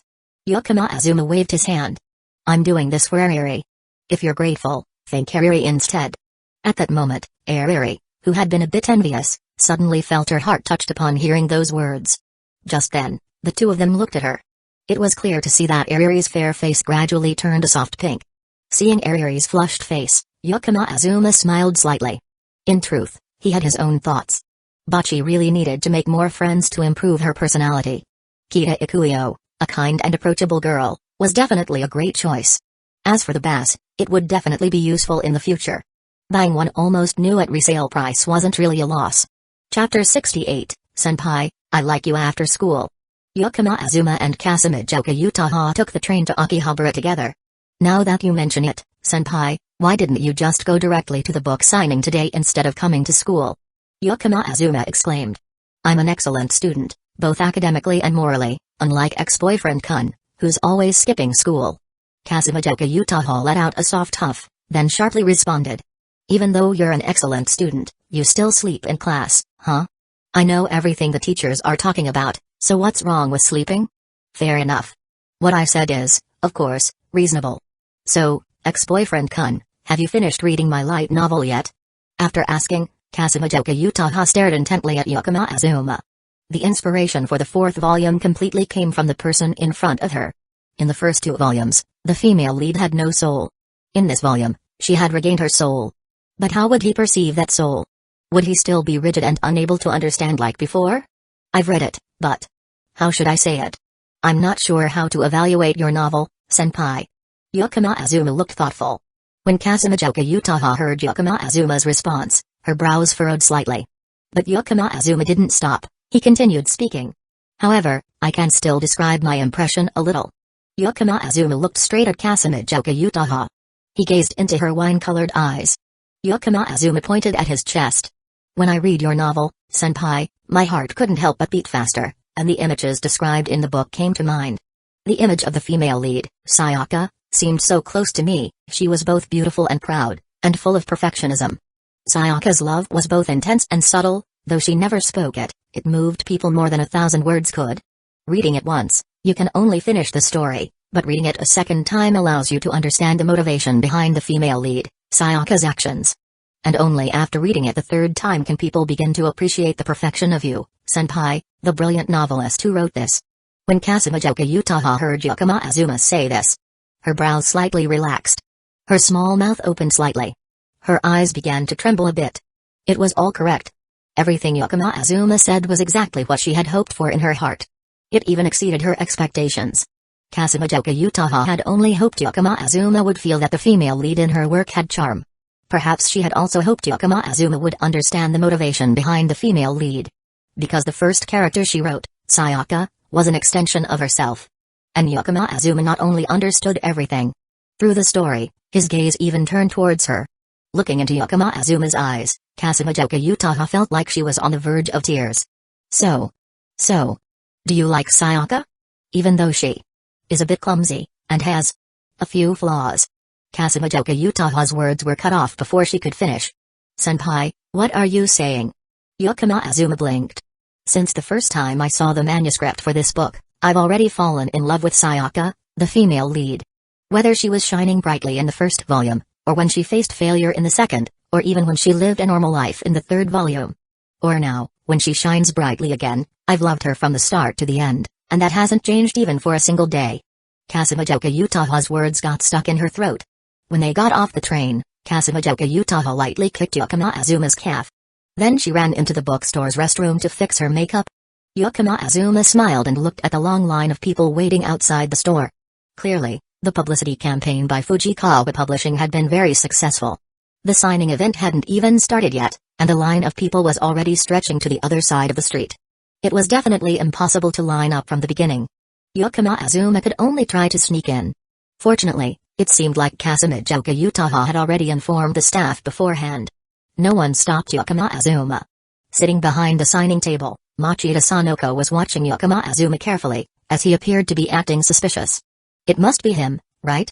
The male lead in Kasumi Utako-sensei heart. If we consider his looks, he does seem like a good match for Kasumi-sensei. Thinking this, Machida Sanoko immediately shook her head. No. What am I thinking? This guy is the one who caused Kasumi-sensei to fall into a slump in the last 2 volumes. He could be a terrible man.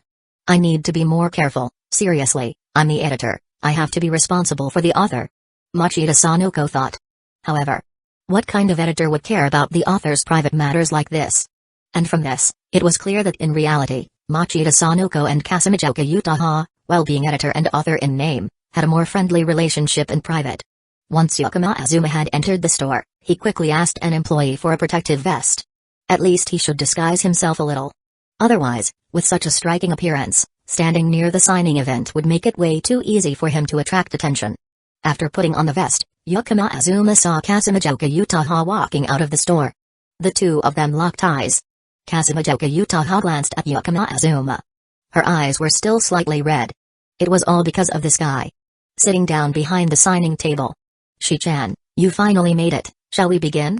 Wait, what's up with your eyes? Machida Sanoko noticed something was off. Kasumijoka Utaha waved her hand. It's fine, let's start the signing event. Machida Sanoko suddenly turned around, glaring at Yukino Azuma. Yukino Azuma?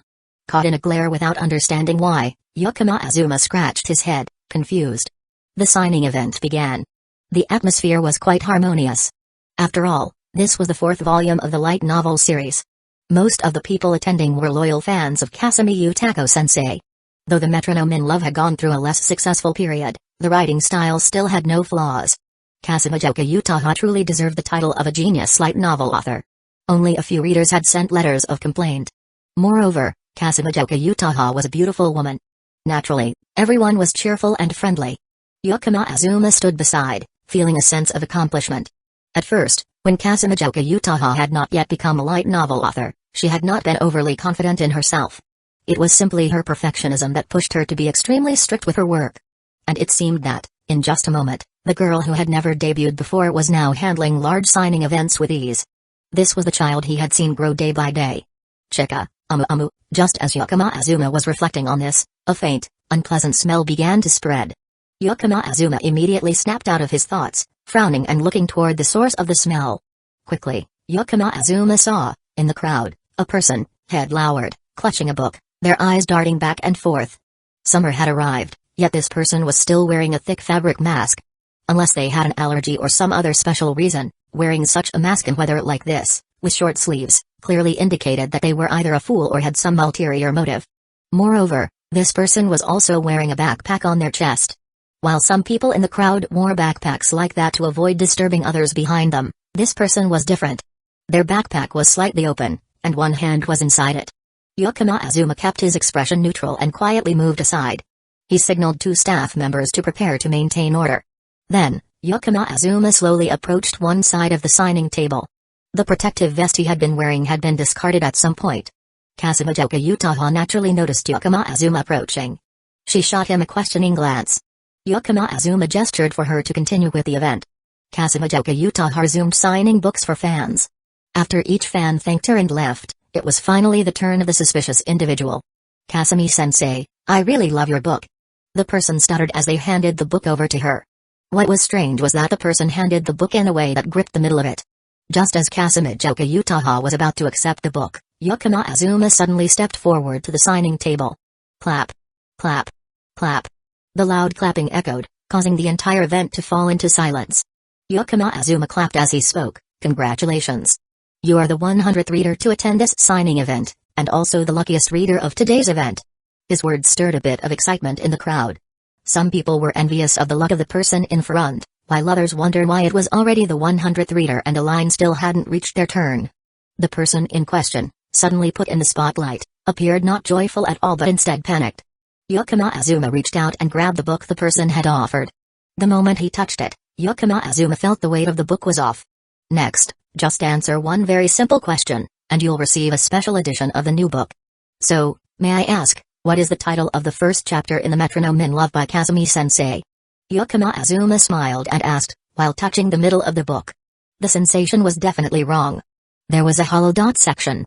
He could feel something uneven inside the book. It was clear that the book had been hollowed out in a spot, and something was placed inside it. The person's eyes were filled with an unmistakable panic, and they kept staring at the book in Yukino Azuma's hand. "I don't know. Give the book back to me, I need to leave." Though the question was simple and not answering it wouldn't have affected the signing, this person screamed like that. Yukino Azuma sneered coldly, then gripped the book tightly and threw it forcefully at the wall next to him, where no one was standing. The book hit the wall, and immediately, the sound of breaking glass was heard. When it hit the floor, the pages of the book opened, and a sticky, milky white liquid spilled out from between the pages. The crowd in line gasped in horror as the plot was revealed. The criminal turned and immediately tried to flee. Yukino Azuma quickly acted, using one hand to brace himself and swiftly jumping over the signing table. The physical strength from his intense training not only provided him with superior strength and stamina but also agility. To prevent the crowd from witnessing the horrifying scene, Yukino Azuma didn't use excessive force but simply delivered a swift kick to the criminal's thigh. The person, who had only run a few steps, immediately collapsed to the ground. Yukino Azuma stepped forward, preparing to twist the criminal's arm behind his back and pin him to the ground. Perhaps feeling there was no way out, the criminal turned his back to Yukino Azuma and suddenly threw something towards him. Yukino Azuma barely had time to tilt his head slightly. The heavy object grazed across his forehead, causing his head to uncontrollably tilt back for a moment. Without missing a beat, Yukino Azuma continued with his actions. He kicked the criminal to the ground, twisted his arm behind his back, causing him to feel sharp pain with any movement.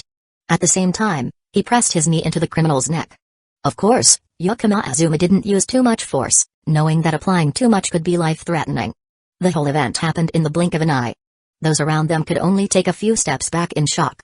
The staff, who had been warned earlier, rushed over to assist. They maintained order among the crowd while using nylon ropes to securely bind the criminal, fully subdued by Yukino Azuma. "Azuma!" Kasumi Utaha cried out, rushing over. Only then did Yukino Azuma turn and check what had hit him. As he had suspected, it was a handheld camera. His vision suddenly became blurry and tinted red.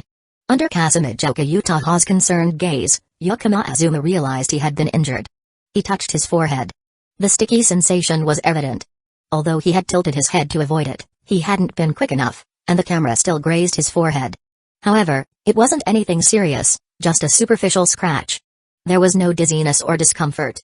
In fact, the camera hadn't hit him directly but merely scraped across his forehead.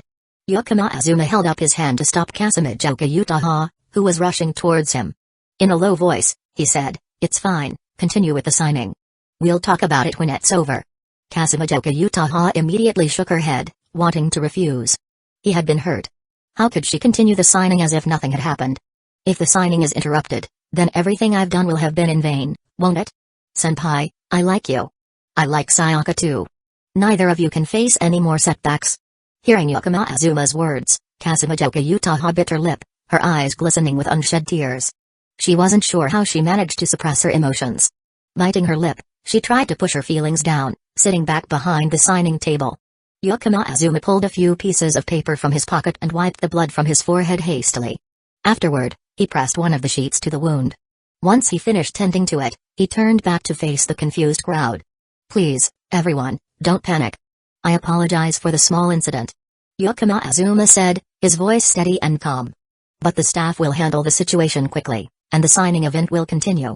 I hope this doesn't disrupt your excitement. To make the signing process smoother, please turn to the page where you'd like the signature, and place the book on the table.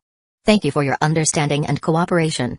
Yukino Azuma's appearance once again worked its magic.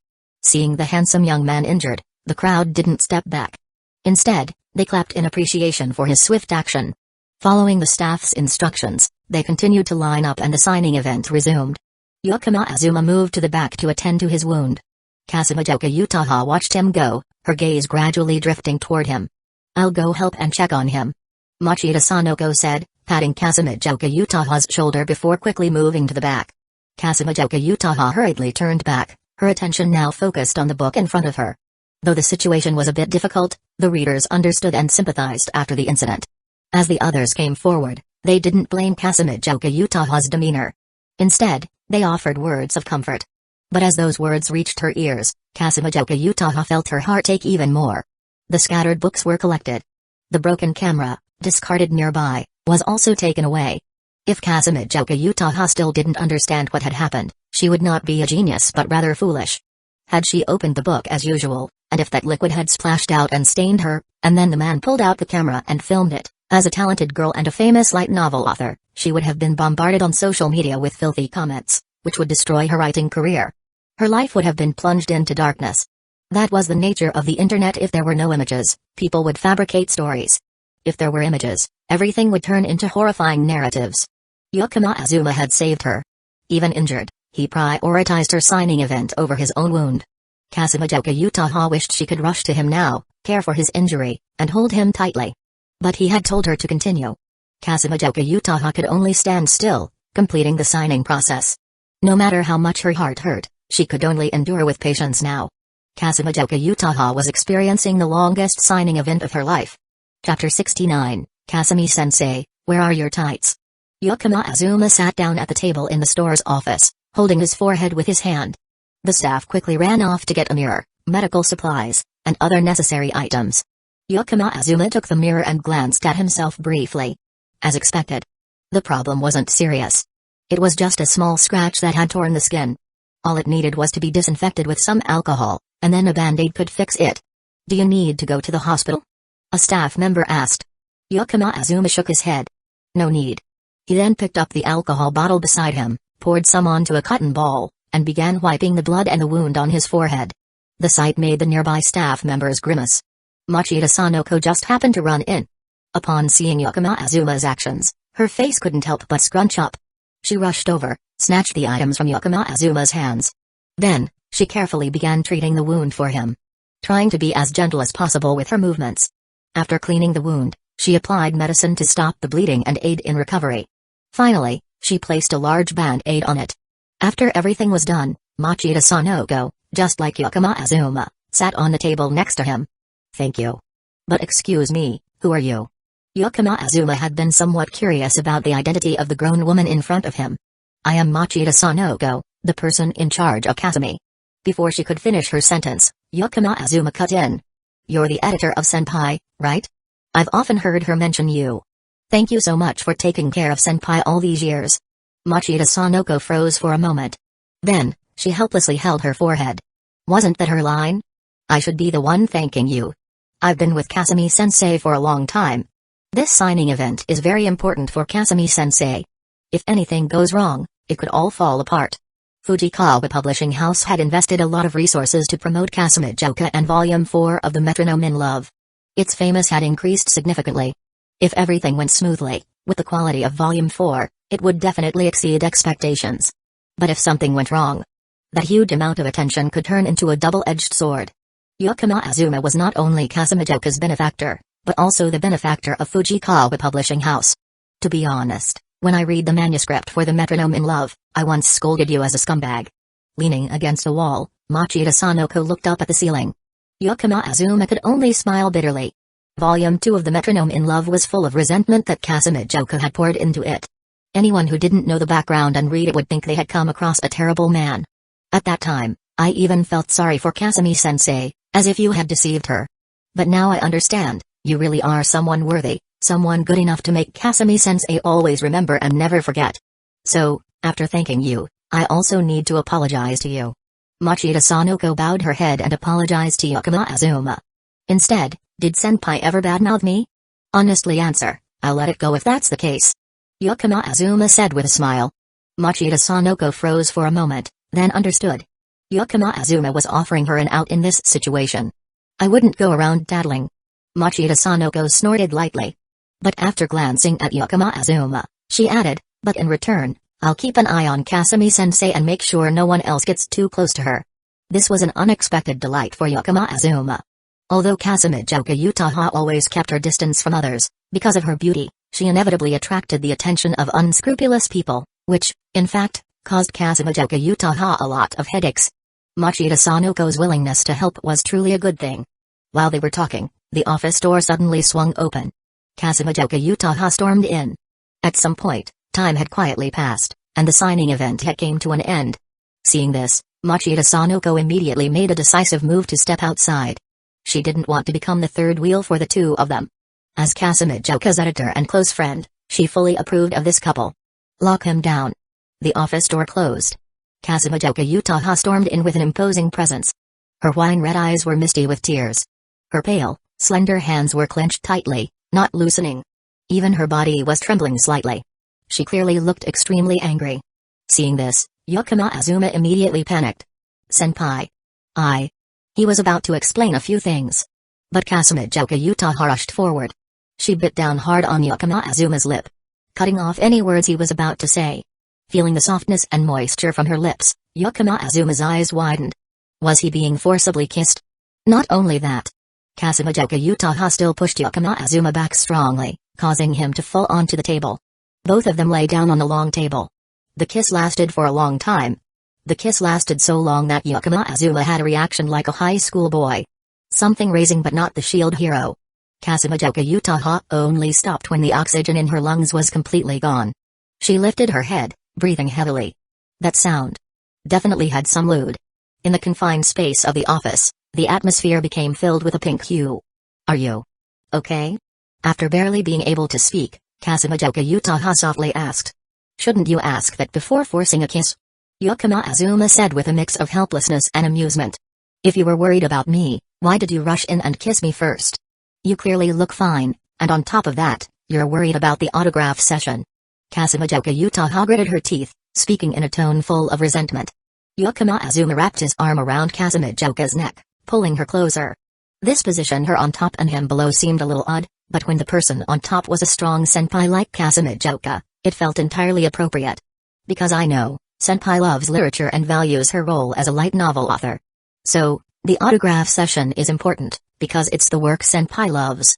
If it weren't like that, I would have been crying and causing a scene, begging senpai to stay with me and not go anywhere. Yakama Azuma pointed to the wound on his forehead. It really hurts. Upon hearing this, Kasumi Utaha paused for a moment. Since their separation, he had changed so much. He had gone from not knowing how to cook to becoming a skilled chef. His literary talent had advanced further. His ability to read the air had reached a new level. Even the skill he once lacked understanding the psychology of girls he now mastered frighteningly well. But there was one thing that hadn't changed. That was the care and respect he always gave her. Caring about everything about her. Respecting everything she loved and chose. This was why, back then, she couldn't help but fall for the young man with an appearance only somewhat acceptable. She had been enamored with him all this time. She had once written works full of resentment after he left. And she had once regained her ability to breathe life into characters upon meeting him again. Kasumi Utaha had long been in love with a man before her, a love that was beyond saving. Because she didn't know how to refute Yakama Azuma, Kasumi Utaha chose to deal with the situation in a very childish way. She pressed her soft, red lips against the wound on Yakama Azuma's forehead. She gently blew on it, just like adults do when taking care of children, saying innocently, "Blow away the pain."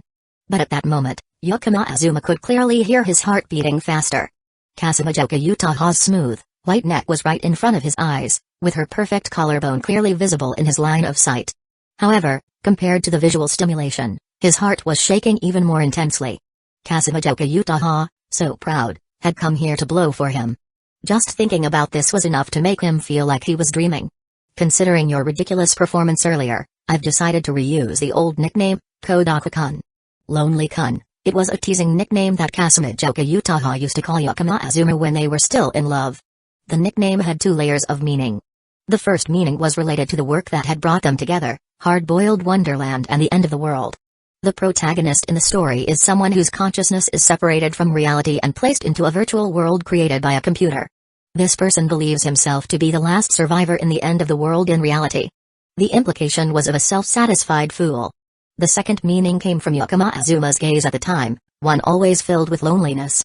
As though he were completely lost in this world, living isolated. No family bones tied him down, nor friends or any illusory figures.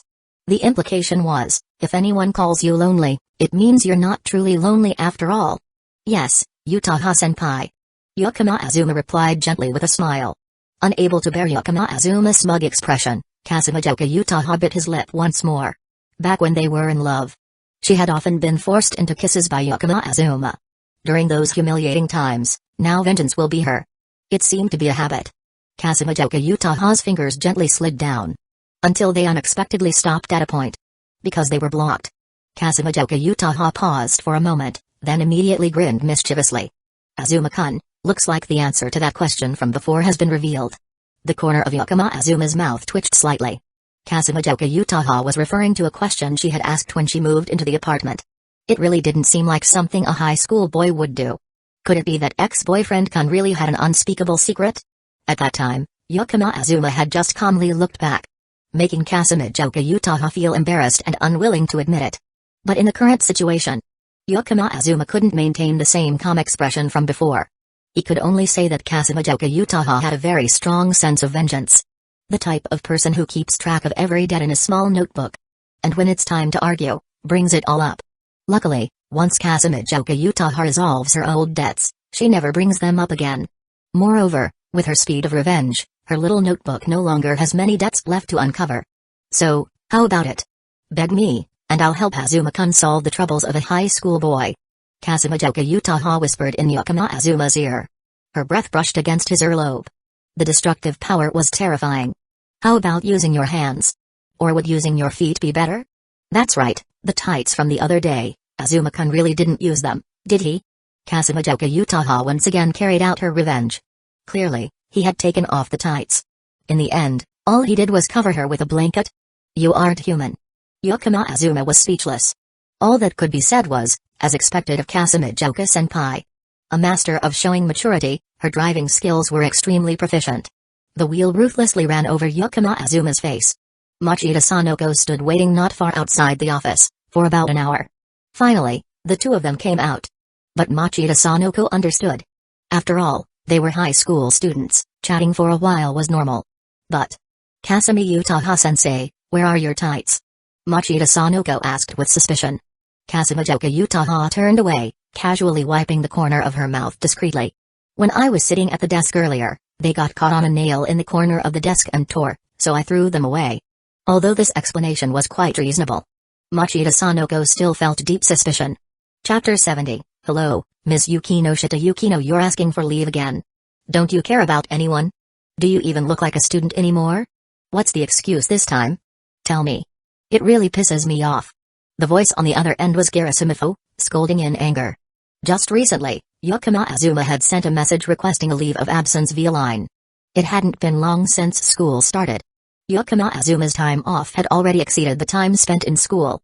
Although Azuma was a genius who didn't need to worry about anything, Gerasimufu could no longer hold back. So, that morning, Gerasimufu directly called Azuma. Gerasa-sensei, I'm taking a sick day. Azuma weakly spoke. There was silence on the other end for a moment. Then, Gerasimufu's tone clearly softened. Are you really sick? If you're lying, I'll be really mad. Honestly, I'll just scold you a little, but I'll still let you have the day off. When Azuma heard Gerasimufu's softer tone, she couldn't help but smile lightly. I'm really injured, how could I lie to Gerasa-sensei? Yesterday, I attended a senior book signing event, and there was a little accident. Although I just applied some simple bandages yesterday, it's better to go to the hospital for a checkup. The sound of phone keys clicking could be heard. It was clear that Gerasimufu was searching for information. Fujikawa Publishing had spent a lot of money building their reputation. The accident at the book signing didn't turn into a scandal. In fact, it became an opportunity for the metronome in love to become famous. So, After Yukino Azuma agreed, Fujikawa Publishing released the surveillance footage from the store. This news was still hot on search engines and was receiving a lot of attention. Garasamitha quickly found the related article and saw the accident that Yukino Azuma had mentioned. Do you need help? I can take the day off to go with you to the hospital. At first, Garasamitha clearly wanted to scold Yukino Azuma a few more words. Like, why do something so dangerous? But after a brief pause, she didn't say it. Instead, concern for Yukino Azuma surfaced. Despite the unexpected situation, Yukino Azuma's actions, though a little dangerous, were very sensible. She also knew Kasamijoka Utaha, a student at Toyosaki. Without Yukino Azuma, Kasamijoka's life would likely have faced serious problems. Therefore, despite her frustrations, she couldn't bring herself to scold. But she still couldn't help feeling uneasy about her student. Thus, she asked Yukino Azuma if she needed help. Garasa-sensei really is a good teacher. Yukino Azuma responded, not quite on point. Hearing that, Garasamitha on the other end of the phone couldn't help but subconsciously lower her head. Then she realized that she was talking on the phone. Even if her expression didn't match the image of a teacher, she didn't have to worry about being seen. What teacher would be shy about being praised by a student like that? Hey, you troublesome student. Garasamitha tried to make her voice sound colder. Garasa-sensei, I'm fine, after all, I'm a professional. Yukino Azuma hurriedly replied seriously. Hearing this, Garasamitha couldn't help but huff. Professional, huh? You're still a student. At this point, she paused slightly. Well then, after class, I'll visit you to check on you. Send me your address. This time, Yukino Azuma was a bit stunned. Garasamitha was going to visit Uchiha's. Yukino Azuma thought for a moment before replying. As a result, Garasamitha noticed Yukino Azuma's silence. What's wrong? Do you have a problem? You don't want me to visit? No, I'll send you the address. I'm really looking forward to your visit, Garasa-sensei. Yukino Azuma could only agree. After hanging up the phone, Yukino Azuma opened the hallway door. It seemed that the bandage on his forehead couldn't be removed today. In fact, the injury hadn't been serious for a long time. The real reason he asked for leave today was to go to an interview. No, to be more precise, it was a recruitment session. How could I lie to Garasa-sensei? The interview with Yukino Yukino was scheduled for today. Yukino Azuma set off and headed to the coffee shop where they had arranged to meet. Yukino Yukino had woken up very early. She washed her face, applied makeup, wore a fitted white shirt and a black skirt. She chose black stockings for her legs. She had to fully prepare for the interview today. This was her last chance to live freely. Standing in front of the mirror in her cheap rented room, Yukino Yukino looked at the dark circles under her eyes, feeling utterly helpless. She was born beautiful. Even without skincare, her skin remained soft and enviable. But no matter how good the genetics, there are limits. The tough times, the poor living environment, inadequate nutrition, and the worries in her heart eventually left small marks on her beautiful face. If this life of poverty ended here, in just 3 days, her condition would quickly recover. But if it continued like this, it might cause permanent damage that could never be restored. She patted her cheek. She pushed all the other thoughts out of her mind. Yukino Yukino grabbed her handbag and stepped out of the rented room. Under the morning sunlight, she still walked with her back straight and her head held high. At least, until today, she was still Yukino Yukino, the one who always pursued freedom for herself. At the coffee shop, Yukino Yukino had arrived early. She sat in a secluded spot. Her mind was wandering. Suddenly, doubts arose. Why did the other party choose a coffee shop like this for the interview? It wasn't a small company or a small workshop. Lelas Corporation was a company with a registered capital of over 1.5 billion yen. No matter how crowded the company was, they surely must have a dedicated room for interviews. A scam? No, the recruitment software verification process was quite strict. So, what was going on? Yukino Yukino thought of another possibility. The company's staff, due to her appearance, had developed dirty and vile thoughts. They wanted to take advantage of their position to carry out unspoken rules with her. This wasn't Yukino Yukino being arrogant or overthinking. She had really encountered such situations in her job search. The other party had once asked her to meet at a restaurant for couples, subtly implying that she would have to accept the unspoken rules if she agreed to the job. Yukino Yukino slapped the person across the face and angrily walked away. Of course, that interview had been a complete failure. Thinking about all this, Yukino Yukino's mood plummeted. She had thought this was the last hope she had grasped, but in the end, it was just a meaningless illusion. The feeling of falling down to that level made one feel like going mad. Just as Yukino Shita Yukino was sinking into her despair, "Hello, are you Yukino Shita Yukino-san?" Hearing the question, Yukino Shita Yukino looked up. She saw a handsome young man, as refreshing as a cool breeze. He had a well-balanced face, particularly his eyes and eyebrows, which were so striking that one couldn't take their eyes off him, sharp like a sword, bright like a star. Although he had a bandage on his forehead, slightly affecting his overall appearance, it gave him a different kind of charm. The simple white shirt he wore looked incredibly attractive on him, almost like a hot item. Just by looking at him, one might think he was frequently bothered by talent scouts from entertainment companies. Even though Yukino Shita Yukino herself was an extraordinary beauty. And she wasn't one to be swayed by looks.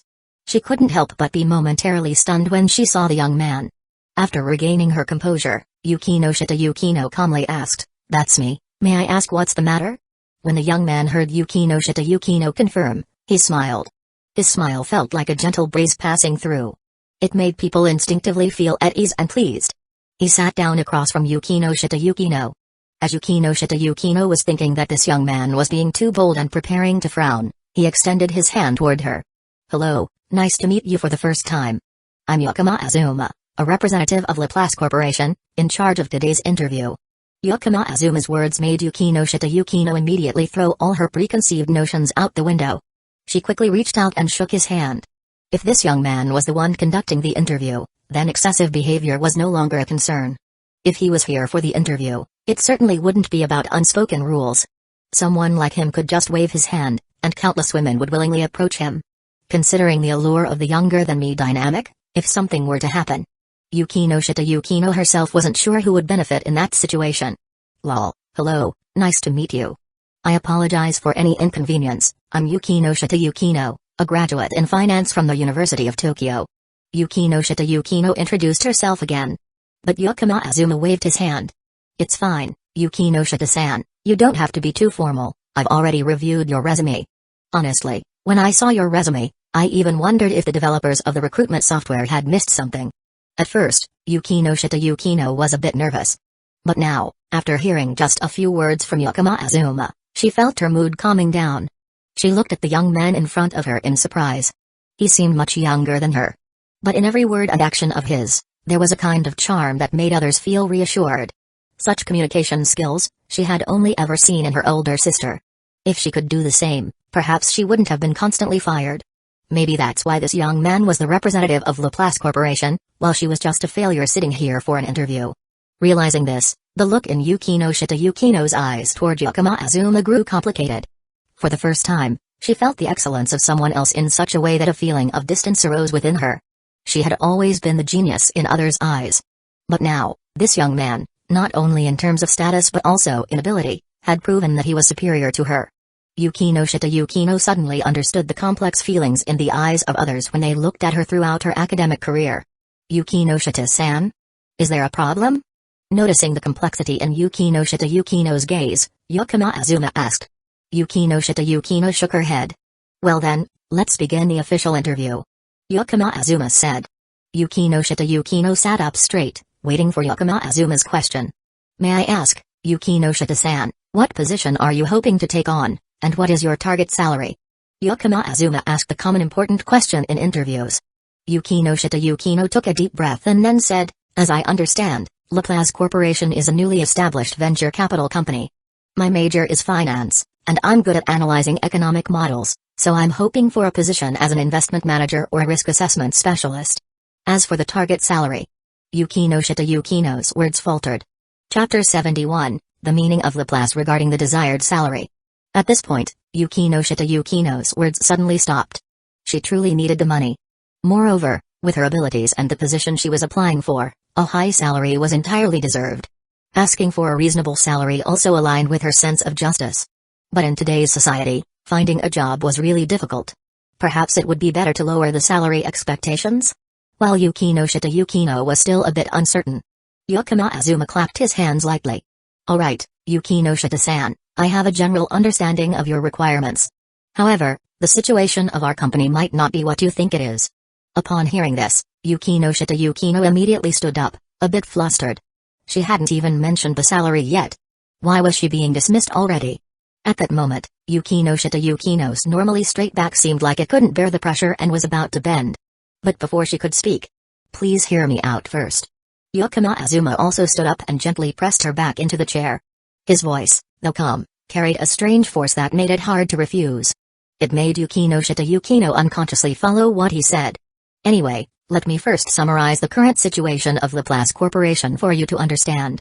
Yukino Azuma tapped lightly on the table. Yukino immediately focused her attention. But the words that followed from Yukino Azuma left Yukino dumbfounded. The registered capital of the company is, as Yukino mentioned, 1.5 billion yen, which is about $10 million. Although the amount on paper isn't small, in reality, the entire working capital of the company has already been fully invested. Yukino widened her eyes, speechless. If what Yukino Azuma said was true, then, this company, though just newly established, was actually already a hollow shell. Before the flow of funds could be restored, the company could face the risk of bankruptcy at any time. However, that was just the beginning of the information. The registered location of Lelas Corporation is on the Wall Street. In fact, there are currently no operations in Japan. So, the investment management position or risk evaluation specialist that Yukino requested can't actually be carried out. However, if you join now, you would be considered a founding partner of the company, responsible for expanding the territory in Japan. Currently, due to a lack of capital from the parent company, the branch will temporarily not carry out investment operations but will take on other tasks. For example, developing games. And the most important thing right now is to find an office that can be rented, so the branch can start operating normally. According to Yukino Azuma's explanation, Yukino's mood gradually sank. This was really unreliable. Isn't his a penny pinching company? Although the company is involved in large investment transactions abroad. But in Japan, there is no money, no people, no foundation. Other than the not-so-famous company name, there's nothing at all. The more I hear, the more it feels like it's describing me? Yukino realized that her situation wasn't much different. No work skills, no social connections, no money. Aside from the reputation of the University of Tokyo and the Yukino surname she couldn't make use of, there was nothing. Oh, well then it's fine. What right does she have to criticize a penny pinching company? Clearly, she was about to not be able to pay her own rent. I understand now, Yukino-san, please directly let me know the position and salary when I'm hired. Yukino said with a dim gaze. Let's start with the human resources management position first, as it's the most troublesome area here. As for the salary, although it's a bit disappointing for you, Yukino-san, this is still the startup phase. Upon hearing this, Yukino once again lowered her expectations for the poor salary in her mind. At the very least, it should be around 100,000 yen. Otherwise, she wouldn't be able to survive. By the way, the current hourly wage for convenience store workers in Japan is usually around 800 to 900 yen. The initial offer is 1 million yen per month, $6,366 and 34 cents. How does that sound? Of course, once the company starts operating smoothly, the salary will definitely increase. Yukino Azuma said. Yukino blinked, feeling like she had misheard. How much did the guy just say the salary was? That. Yukino intended to ask again to confirm. But Yukino Azuma continued speaking, not waiting for her to say anything. This is a test interview, please help me choose the office location for the company. This is a list of office buildings I've pre-selected that are available for rent. And this is the company's budget. Well, actually, it's the balance of my account. Please, Yukino-san, try to be a little frugal, at least leave me enough money for food. Yukino Azuma pushed the laptop he brought with him toward her. Then he took out his phone, opened his bank account balance screen, and pushed it in front of Yukino. Yukino instinctively glanced at Yukino Azuma's phone screen. The string of numbers made her feel like she had been hit hard. Not because the amount was too large. After all, coming from the Yukino family, she had seen amounts hundreds of times greater than this. But this balance, compared to her current situation. At first, she thought he was a multi-level marketing employee. It turned out that the so-called lack of money of his was just a lack of money compared to billions, right? Yukino stared at Yukino Azuma. She felt like she had been mocked. However, after that, Yukino seriously started choosing an office building. The balance in Yukino Azuma's account was about 30 million yen. Part of it came from the profits of the game. The rest was from prize money from Shogi tournaments. In official tournaments, in addition to the prize for the final champion, each victory actually comes with a cash reward. Therefore, in reality, the earning potential of professional Shogi players in Japan is quite astounding. What about this one? Yukino chose an office building available for rent.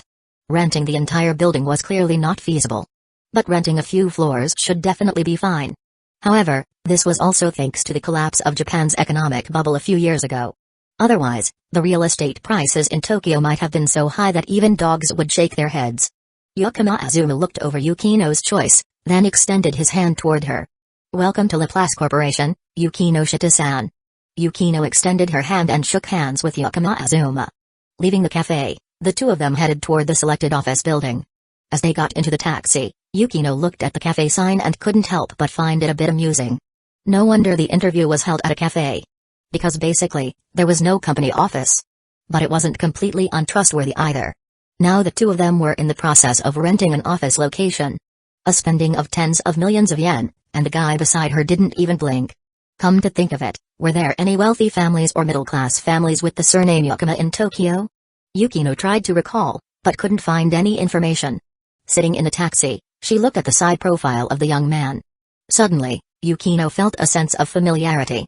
As if she had met this young man somewhere before. But right after that, she shook her head. How could that be?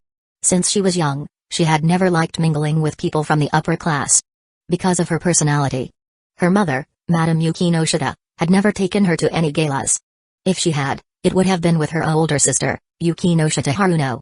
Therefore, their lives before this, even if they coincidentally overlapped, would have been nothing more than a brief encounter. And Yukino certainly didn't retain any impressions of people who only crossed her path briefly. No matter how handsome that young man was. So that feeling of familiarity was definitely just an illusion. Yukino concluded. The two of them got out of the car in front of an office building in the Shibuya area. Since they had informed in advance, the real estate agent arrived early. When he saw them get out of the car, the agent immediately greeted them with a smile and quickly walked over. There was no other choice. The real estate market was sluggish. Now, there were fewer and fewer people willing to rent office spaces. As an agent, the pressure was naturally immense.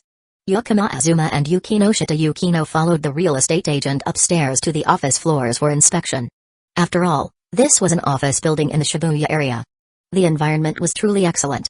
From the top floor, they could overlook the entire Shibuya shopping street. Moreover, as long as they rented for a year, the equipment on the floor would be included as a bonus. The floor that Azuma selected already had a fair number of desks available. It was said that it had previously been rented by a securities company, but the company went bankrupt 2 years ago due to pressure. After inspecting and confirming there were no issues, Azuma nodded. The real estate agent immediately called the building's owner. When the owner heard that someone was interested in renting an office, and for a full year, he quickly said he would come right away. The office building had been vacant, and the management and service fees were almost draining the owner's finances. The contract was signed smoothly. The owner, after reassuring that any issues could be directed to him, quickly left. Only Yukino and Azuma remained in the empty office building.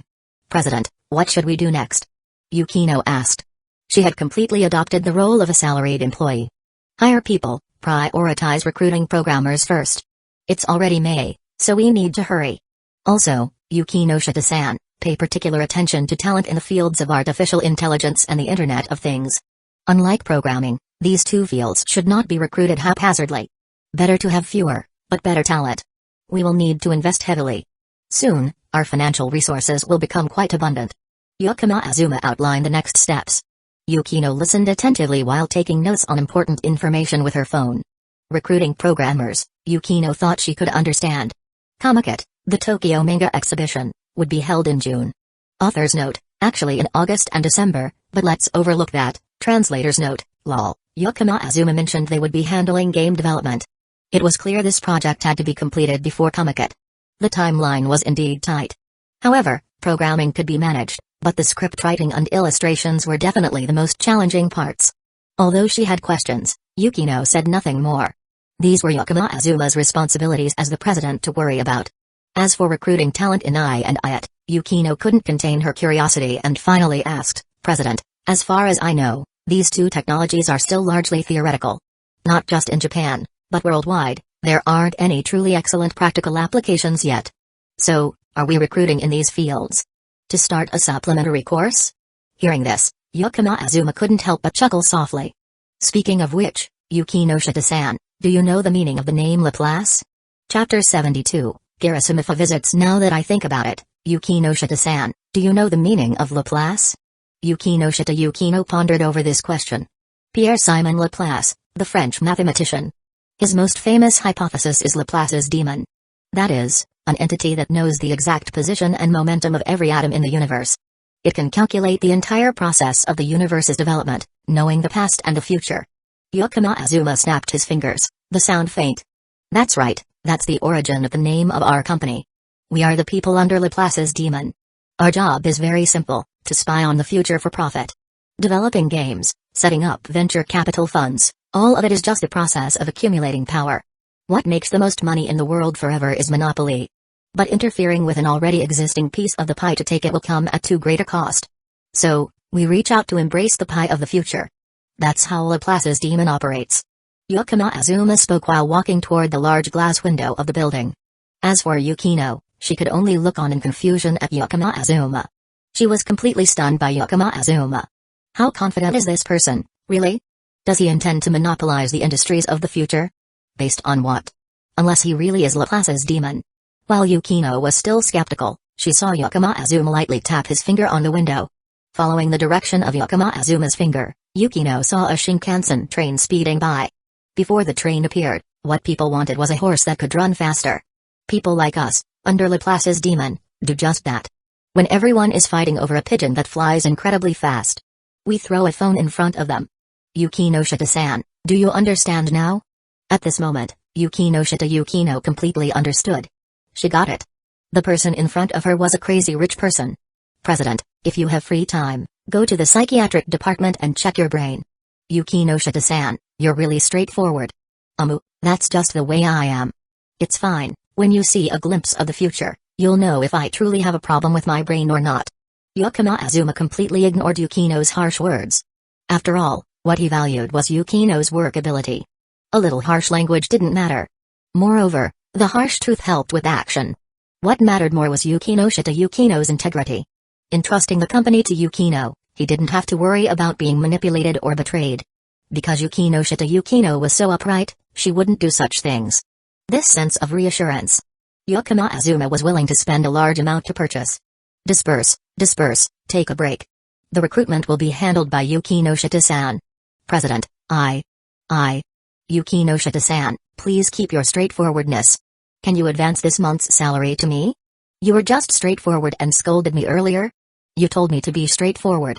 Yukino Shita slightly lowered her head. She knew it was a bit strange to say that and then ask for an advance on her salary, but she honestly couldn't wait until the next payday. While Yukino was bowing her head, about to say something more, like offering to cut her salary or write an IOU. Ding dong. The phone suddenly rang. Yukino reflexively took out her phone to check. It was a transfer of 1 million yen into her bank account. She immediately looked up in surprise and gazed at Yukino Azuma. Seeing Yukino looking at him, Yukino Azuma waved the phone in his hand. Anyway, I hope you'll help me out in the future. Yukino stared at the young man in front of her. I hope you'll help me out, President. After leaving the office building, the two went in separate directions. Yukino first went to the convenience store near her rented apartment. As usual, she reached for the discounted section, where the bento was half price. But then she thought, she didn't need to live miserably like before. Standing there for a moment, she turned to one side and chose a sushi bento that looked very fancy. After paying, Yukino realized that the bento she could barely afford yesterday was actually not that expensive at all. She took the bento back to her rental apartment. After quickly eating the entire bento, Yukino felt something strange. Everything that had happened today felt like a dream. She had accidentally gotten a job, accidentally received a large salary, and accidentally met a guy like him. Looking at the empty bento box, Yukino felt a strange urge to cry. The phone rang. It was a message reminding her of the rent payment from her landlord. Yesterday, Yukino might have felt anxious reading this message. But now, she calmly replied, informing the landlord that she wouldn't renew the lease and would move out before the contract ended. On the other side, when Yukino Azuma returned home, he stretched his back. Everything had been handed over. The Laplace Company branch was complete. And it was named Laplace Electronics Technology Co.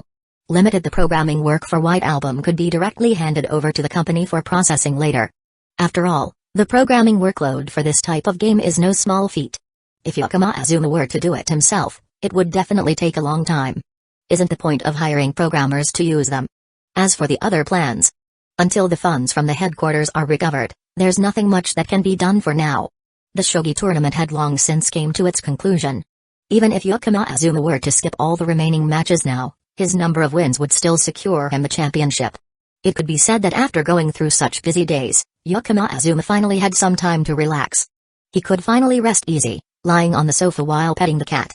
He hugged Shirotamaru. Yukino Azuma took a deep sniff of the cat. But as he was halfway through the sniff, ahem. Wait, there's something else today. Yukino Azuma suddenly remembered that someone had called him this morning. It seemed that Garasamitha was coming to visit his house after school today. Realizing this, Yukino Azuma immediately snapped out of his high cat state. In any case, first he had to clean up the pair of stockings that his senpai had thrown around yesterday. Yukino Azuma quickly ran downstairs to pick up one of them. Then he continued searching around the living room. Finally, he found the other one under the sofa. Yesterday, the two of them had essentially rekindled their old relationship. Though they hadn't officially confirmed getting back together, they still had a good time. The truth proved, she was indeed worthy of being Kazumi-Joka-senpai. Even using only her legs, she still had countless tricks. Last night, Yukino Azuma nearly experienced a new form of worship. Now is not the time to talk about that. Yukino Azuma hurriedly ran to the bathroom to wash the black mesh stockings. Then he hung them upstairs, in Kazumi-Joka Utaha's room. Oh, right, Yukino Azuma now had the key to Kazumi-Joka's room. She had given him the spare key. Shirotamaru watched its owner rush around, tilting its head in surprise. Weren't the two masters marking their territory yesterday? Why was he now taking the traces away to hide them? How strange. Never mind, as a cat, king, why bother thinking so much? Not understanding, Shirotamaru ran to its room and brought out its empty rice bowl. It dropped the bowl on the hallway floor, making a loud noise. Lol. After school. Following the address, Garasamitha arrived at the apartment. Looking at the spacious two-story independent apartment in front of her, Garasamitha fell into deep thought. Truly, as expected of someone who often engages in lively discussions about the country's economic situation in the teacher's office. His living situation was better than hers, a teacher. Yukino Azuma rang the doorbell. Garasamitha adjusted her collar slightly before entering. The door in the hallway quickly opened. Garasa-sensei, please come in. Yukino Azuma smiled as he spoke. Garasamitha's gaze landed on the bandage on Yukino Azuma's forehead. How did the checkup go? She still wanted to scold him.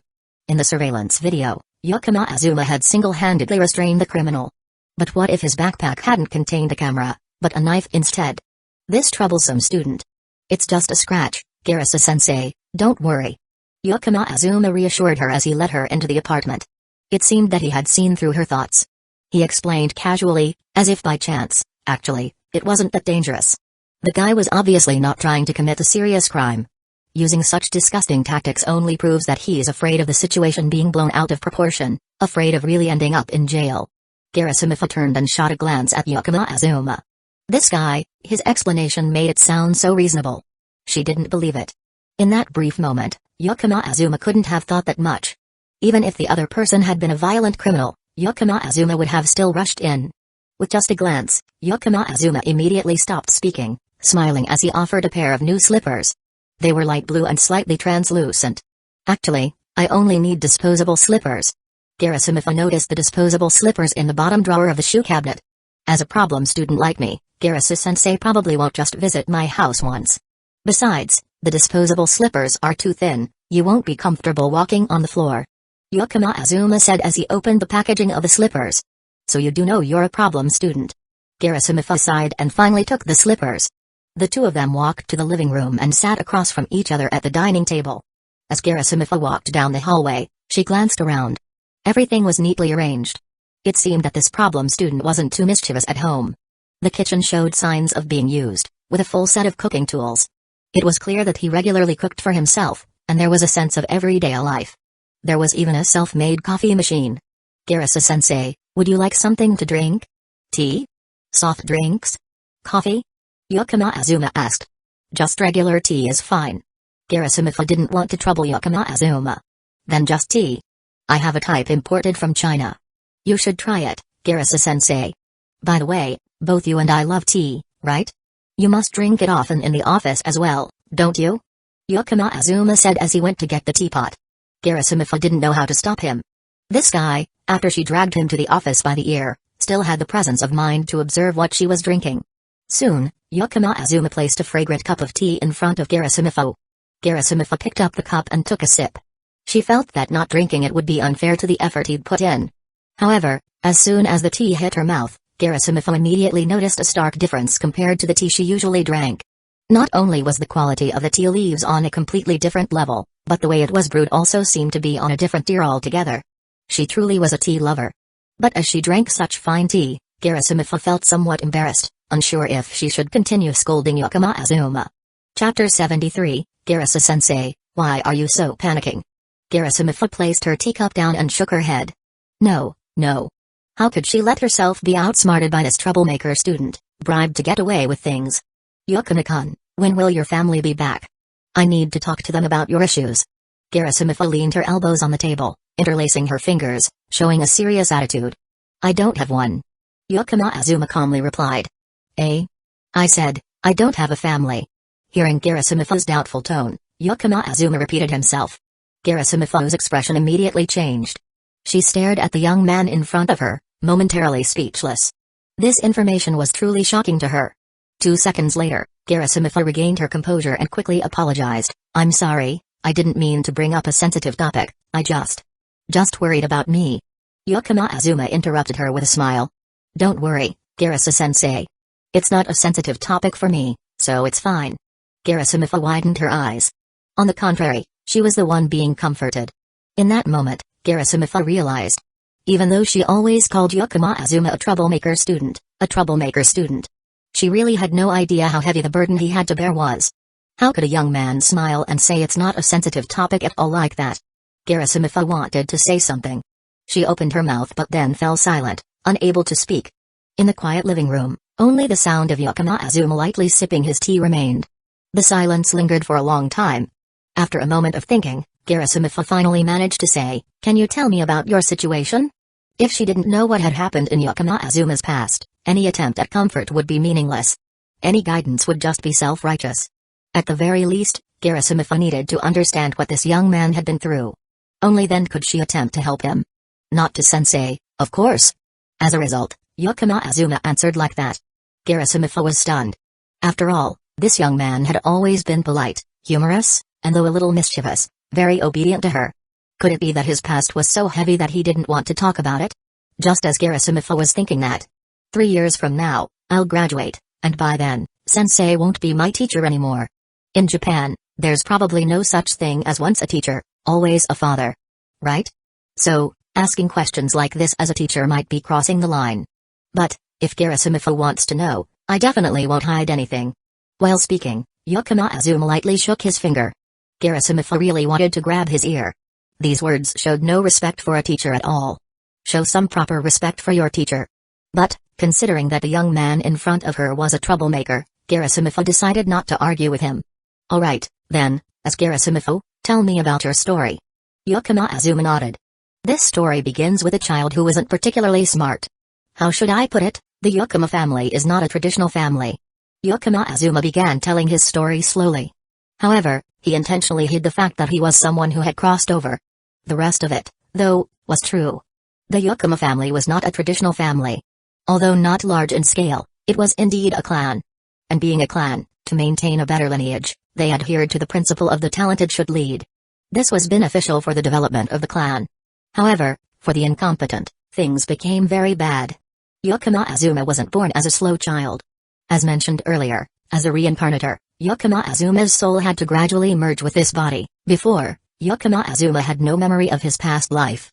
Moreover, due to the integration period, when he was born, Azuma was even slower and less quick-witted than ordinary children. This Azuma was the second child in his family. His biological parents despised him because he was so incompetent. As a result, Azuma didn't receive the care he should have. Once he gained some ability to take care of himself, he was sent to Tokyo to study. Probably with the thinking of out of sight, out of mind.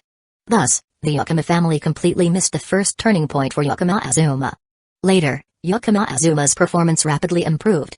He stood out in the shogi world, gaining attention in a short period. The Yukino family wanted to bring Azuma back. But he flatly refused. At that time, things were quite tense and not at all pleasant.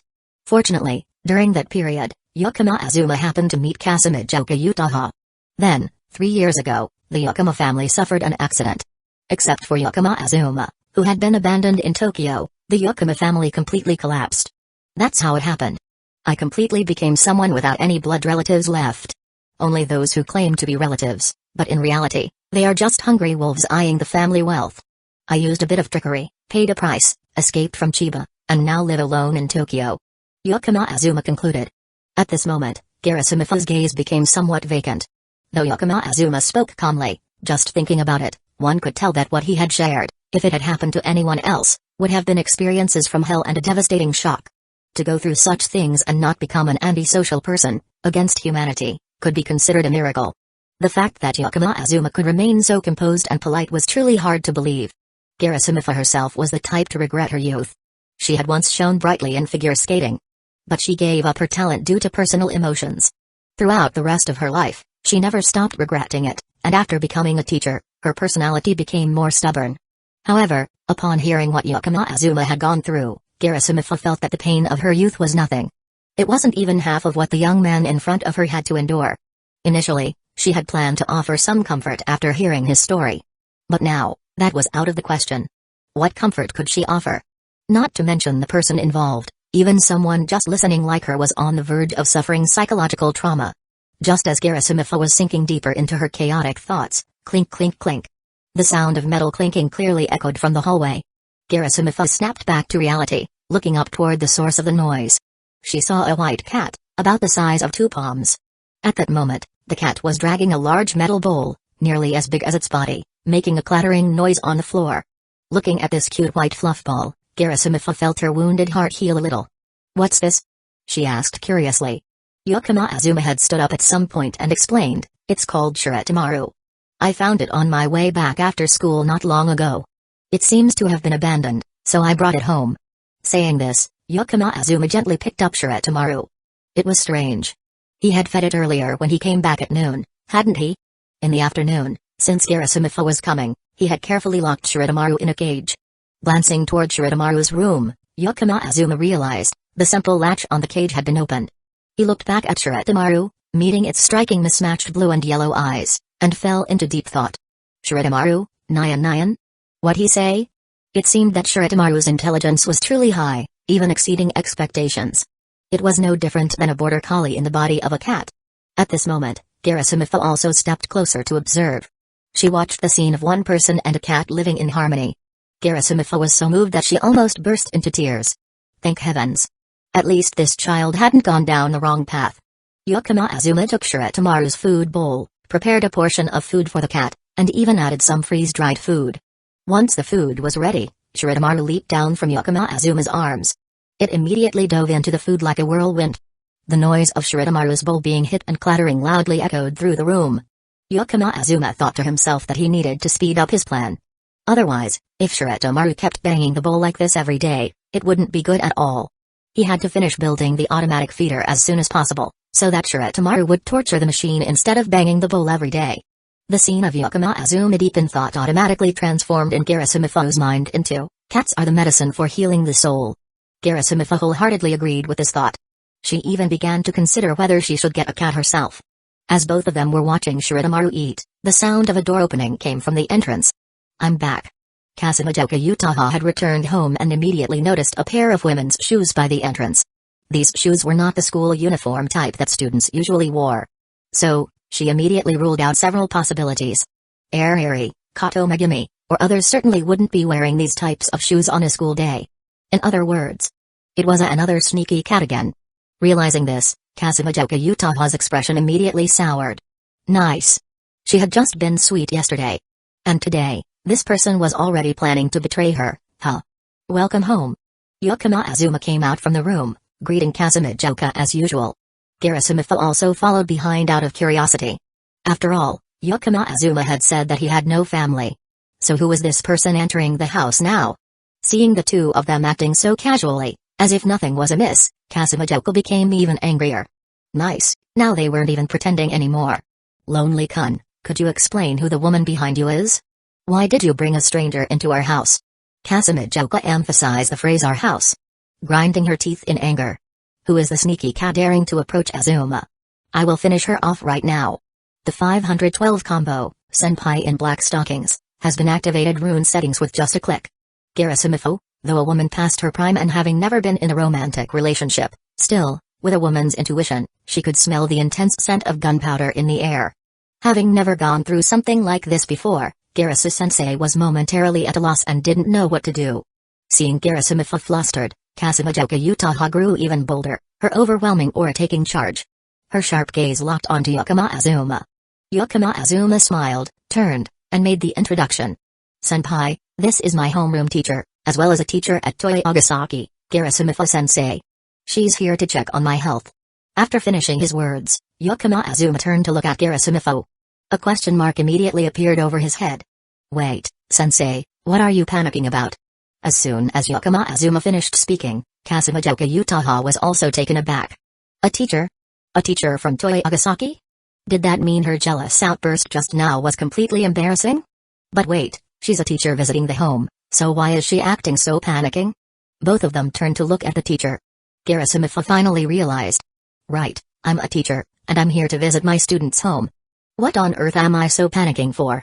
In an instant, the atmosphere became exceedingly awkward. Chapter 74, I love you, please marry me. You are a third-year student, Kasumijoka Utaha, right? I am a first-year teacher, Garasamifo. Garasamifo shyly introduced herself. Then she tried to maintain a serious expression. Yakama Azuma, along with Kasumijoka Utaha, are you both living together outside of school? Normally, when Garasamifo discovered such serious issues with a student's lifestyle, she would definitely get angry. But at the moment, in this awkward situation, genuine anger couldn't really flare up. Still, the questions that needed to be asked had to be asked. At this point, Kasumijoka Utaha had just finished changing her slippers. Then she slowly and calmly explained, for personal reasons, I moved out during the spring break to live alone. Through a real estate agent, after considering factors like convenience to school, soundproofing, and comfort, I decided to rent this place. Garasu-sensei, the truth is, the relationship between me and Yakama is just a normal landlord-tenant relationship. Kasumijoka Utaha wasn't too worried. First, both she and Yakama Azuma were excellent students at Toei Agasaki Academy. One was the top student of the third year, the other was the representative of the newly enrolled students. Toei Agasaki was always very tolerant towards both of them. Moreover, after all, the reason they were living together was because of the rental agreement. Although the intention behind it was certainly not pure, and their living situation had completely changed, on the surface, it could still be reasonably explained. Sure enough, after listening to Kasumijoka's explanation, Garasumifo's expression softened considerably. However, still, this was about two high school students living together, wasn't it? When Garasumifo was about to say something else, Yakama Azuma lightly tugged on her sleeve. She turned around. Then she heard Yakama Azuma softly say, Utaha-senpai is the first friend I met when I first came to Tokyo. These words immediately shattered Garasumifo's psychological defenses. Now, there was no way to object. Just imagine. The boy, still in elementary school, was kicked out of his home by Yakama, and made his way to Tokyo from Chiba on his own. The first friend he could call senpai that he met. This teenage boy, alone, with no relatives, his family gone, was the only connection he had in Tokyo. If anyone could still oppose this, could they even be considered human? So, Garasumifa could only silently nod. The sky gradually darkened. Yakama Azuma invited Garasumifa to stay for dinner. Afterward, Garasumifa left Yakama's home. She tiredly returned to her rented room. Garasumifa walked through the cluttered hallway and collapsed onto the bed. The information she had learned today was really too much. Until now, she still couldn't process it all. Garasumifa felt she needed to rest for a while. While lowering her head, suddenly her phone rang. Garasumifa picked it up and looked. It was a message from the landlord notifying her about the rent payment. So Garasumifa took out her phone, preparing to transfer the rent for the next term to the landlord. But she stopped at the password input page. Wait, since the apartment is being rented to a student, it's fine for me to rent there too, right? This way, I can monitor those too. After all, living together in high school is still very risky, and if they're not careful, something big could happen. Thinking this, Garasumifa nodded. She felt like she had come up with a good idea. However, Garasumifa didn't realize that, after hearing Yakama Azuma's story, she had started to develop a vague, forgiving attitude towards everything related to him. Due to Yakama Azuma's circumstances, she was afraid of hurting his feelings, fearing that he might do something extreme in response. With this attitude, Don't even talk about monitoring them. Even if Azuma and Calamity Utaha were doing something shady right in front of her, as long as Azuma looked at her with puppy dog eyes, Garasamitha probably wouldn't be able to stop them. On the other side, at Yakuma's house, Calamity Utaha looked at Azuma in confusion. What did you mean by that? She had clearly heard what Azuma said. However, she didn't understand. Why would a teacher who seemed so serious and straightforward suddenly change her attitude 180 degrees after hearing that statement? She immediately went from being uncertain to being agreeable. Azuma shrugged. It was literal. Utaha-senpai is the first friend I made in Tokyo, and also my first love. When she heard first love, the corner of Calamity Utaha's mouth slightly curled up. Still, she shot Azuma a glance. He was starting to say sweet things to her again. This guy's skills in pleasing women were really improving too quickly. In every way. But in reality, Azuma wasn't wrong. At that time, he had just regained his memories, looking around and seeing only strangers. It felt somewhat like the main character in A Silent Voice, Ko no Katachi. Passers-by couldn't recognize his face, they only saw a big X on their face. And in that situation, in a corner of a bookstore, Calamity Utaha came into Azuma's view. She was the only person Azuma knew. So, Azuma recklessly stepped forward. Really, who would say I love you, please marry me the first time they meet? Calamity Utaha also recalled the scene when they first met, remembering Azuma's words. She couldn't help but sigh, but her eyes were filled with overflowing emotions. I had no other choice. Azuma shrugged. This is the only way I could think of to attract senpai's attention. The next day. Then, sorry to trouble you, Yakuma-san. Kita Ikuyo bowed and handed her bass guitar to Azuma. Azuma took it and handed Kita Ikuyo half of the payment. After school today, he had also arranged for Botchi to meet them and get acquainted. I'm not going anywhere. I still have work to do tonight. Ariri lay on the table, tiredly speaking. Anyone could tell that she hadn't gotten enough sleep the night before. There was no choice. She had to finish the manuscript as Kashiwagi Iri-sensei, as well as the illustrations for White Album that Azuma had asked her to do. Everything had to be completed before the summer comet. Time was running out. After all, it was the illustration for a finished game, so the workload was huge. Thankfully, Azuma had helped her a little with the manuscript work beforehand. Otherwise, by now, Ariri wouldn't just be tired, she would be near exhaustion. This morning, during class, Ariri had fallen into a deep sleep. Garasamitha looked at her, her gaze almost murderous. Azuma clasped his hands together, trying to plead. After several attempts, Ariri finally slept through an entire morning class. After school, Garasamitha woke Ariri up and led both her and Azuma out of the classroom. But not because of Ariri sleeping in class. Isn't your club using the multimedia room upstairs? But recently, the student council has taken over that room for the upcoming summer festival. The club rooms have been fully allocated, so you might temporarily not have a club room to operate in. Garasamitha delivered the bad news. Ariri blinked. She was about to say that the student council shouldn't have taken their club room, but after thinking for a moment, she realized, wasn't this a great opportunity? Then, there was Azuma beside her. How about I go talk to the principal? I'll donate some gifts to the school. Azuma said seriously. Before he could finish his sentence, Garasamitha reached out, intending to pinch Azuma's ear. You student with this kind of problem, solve it like a student. Even if you have money, you can't do that. Azuma quickly dodged. Money, isn't it meant to make things easier for oneself and others? Garasamitha rolled her eyes.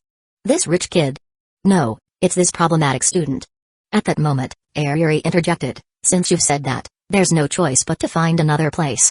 Saying that, she pulled Azuma along. When they returned to the classroom, Ariri excitedly suggested, now there's no other choice, so the next club activity will be held at Yakuma's house. Azuma nodded upon hearing this. It should be fine. After all, in the club now, there were only Ariri and Calamity Utaha. Calamity Utaha was still renting at Yakuma's house. Seeing that Azuma agreed, Ariri immediately clenched her hand. Great. By the way, based on the progress of Calamity Utaha and Ariri's work, the next club activity would take place on Friday afternoon after school. That afternoon after school, Megumi, do you have time? Yes.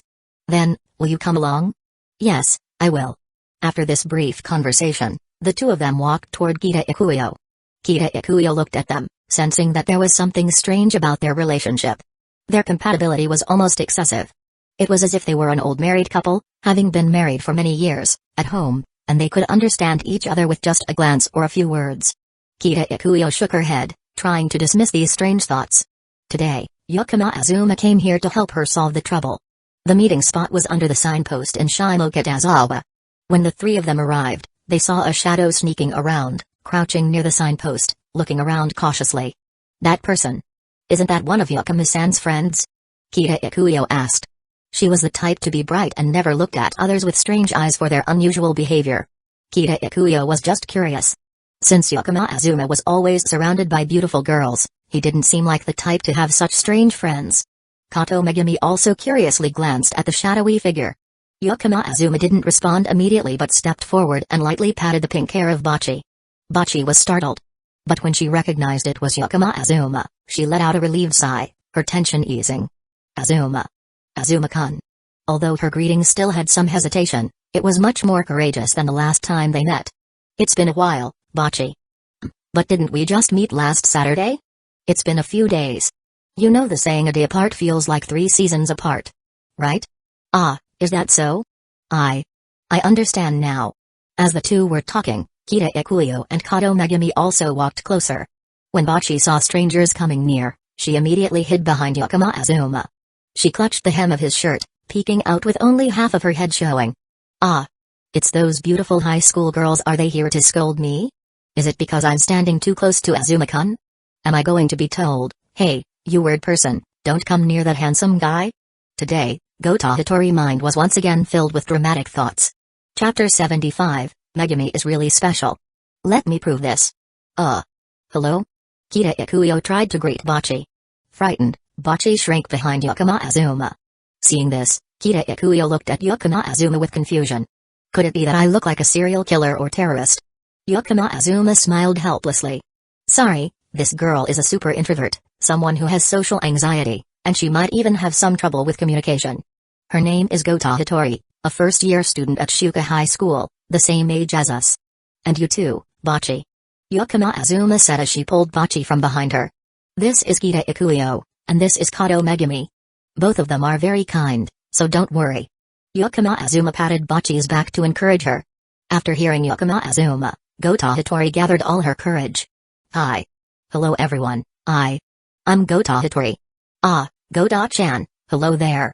Gota-san, hello to you. The three of them greeted each other. Kita Ikuyo looked at Yukino Azuma with a strange look. Her gaze seemed to say, didn't you tell Gota that you were going to introduce her to people? Yukino Azuma only smiled and said nothing. If he had told Gota Hitori in advance that he would introduce her to friends. Then as soon as Gota Hitori heard that, she would have gotten nervous and would have been self-conscious and struggled with it until the meeting. Rather than let Botchi torture herself. It's better to let her meet people directly. Botchi, Kita-san wants to learn guitar. Could you teach her? She will pay for lessons, and she only needs a little time each day. Yukino Azuma asked. The part about paying for lessons was Kita Ikuyo's idea. She didn't want Yukino Azuma to take on any unnecessary debt out of kindness for her. Normally, Botchi would definitely not want to take on requests like this. But, since it was a request from Yukino Azuma. Since it was a favor from a friend, she had to accept it, right? I practice every day, so I guess I can come along.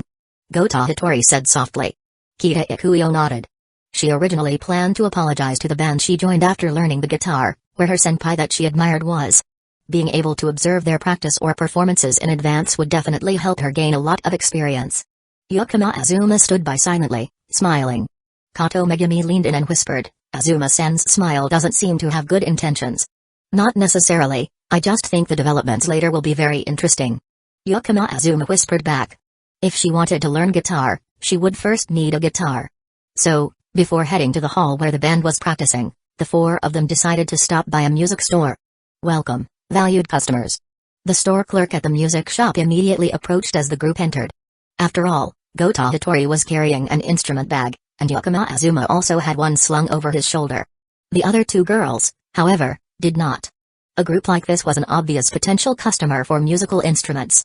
Moreover, even if they weren't buying, enjoying the sight of a handsome guy wasn't a bad deal either. We'd like to buy a guitar. Could you assist us? Yukino Azuma stated their purpose. The store clerk promptly agreed and led the group to the guitar display section. This music store had a wide selection of instruments.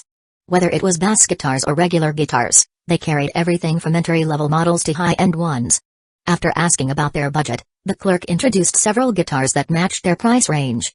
Kita Ikuyo began comparing the models, trying to decide which one she liked best. Meanwhile, Yukino Azuma was observing Goto Hitori. "Botchi, do you like any of these guitars?" Hearing this, Botchi froze for a moment. Her gaze instinctively flicked toward a corner of the display rack. But then she shook her head.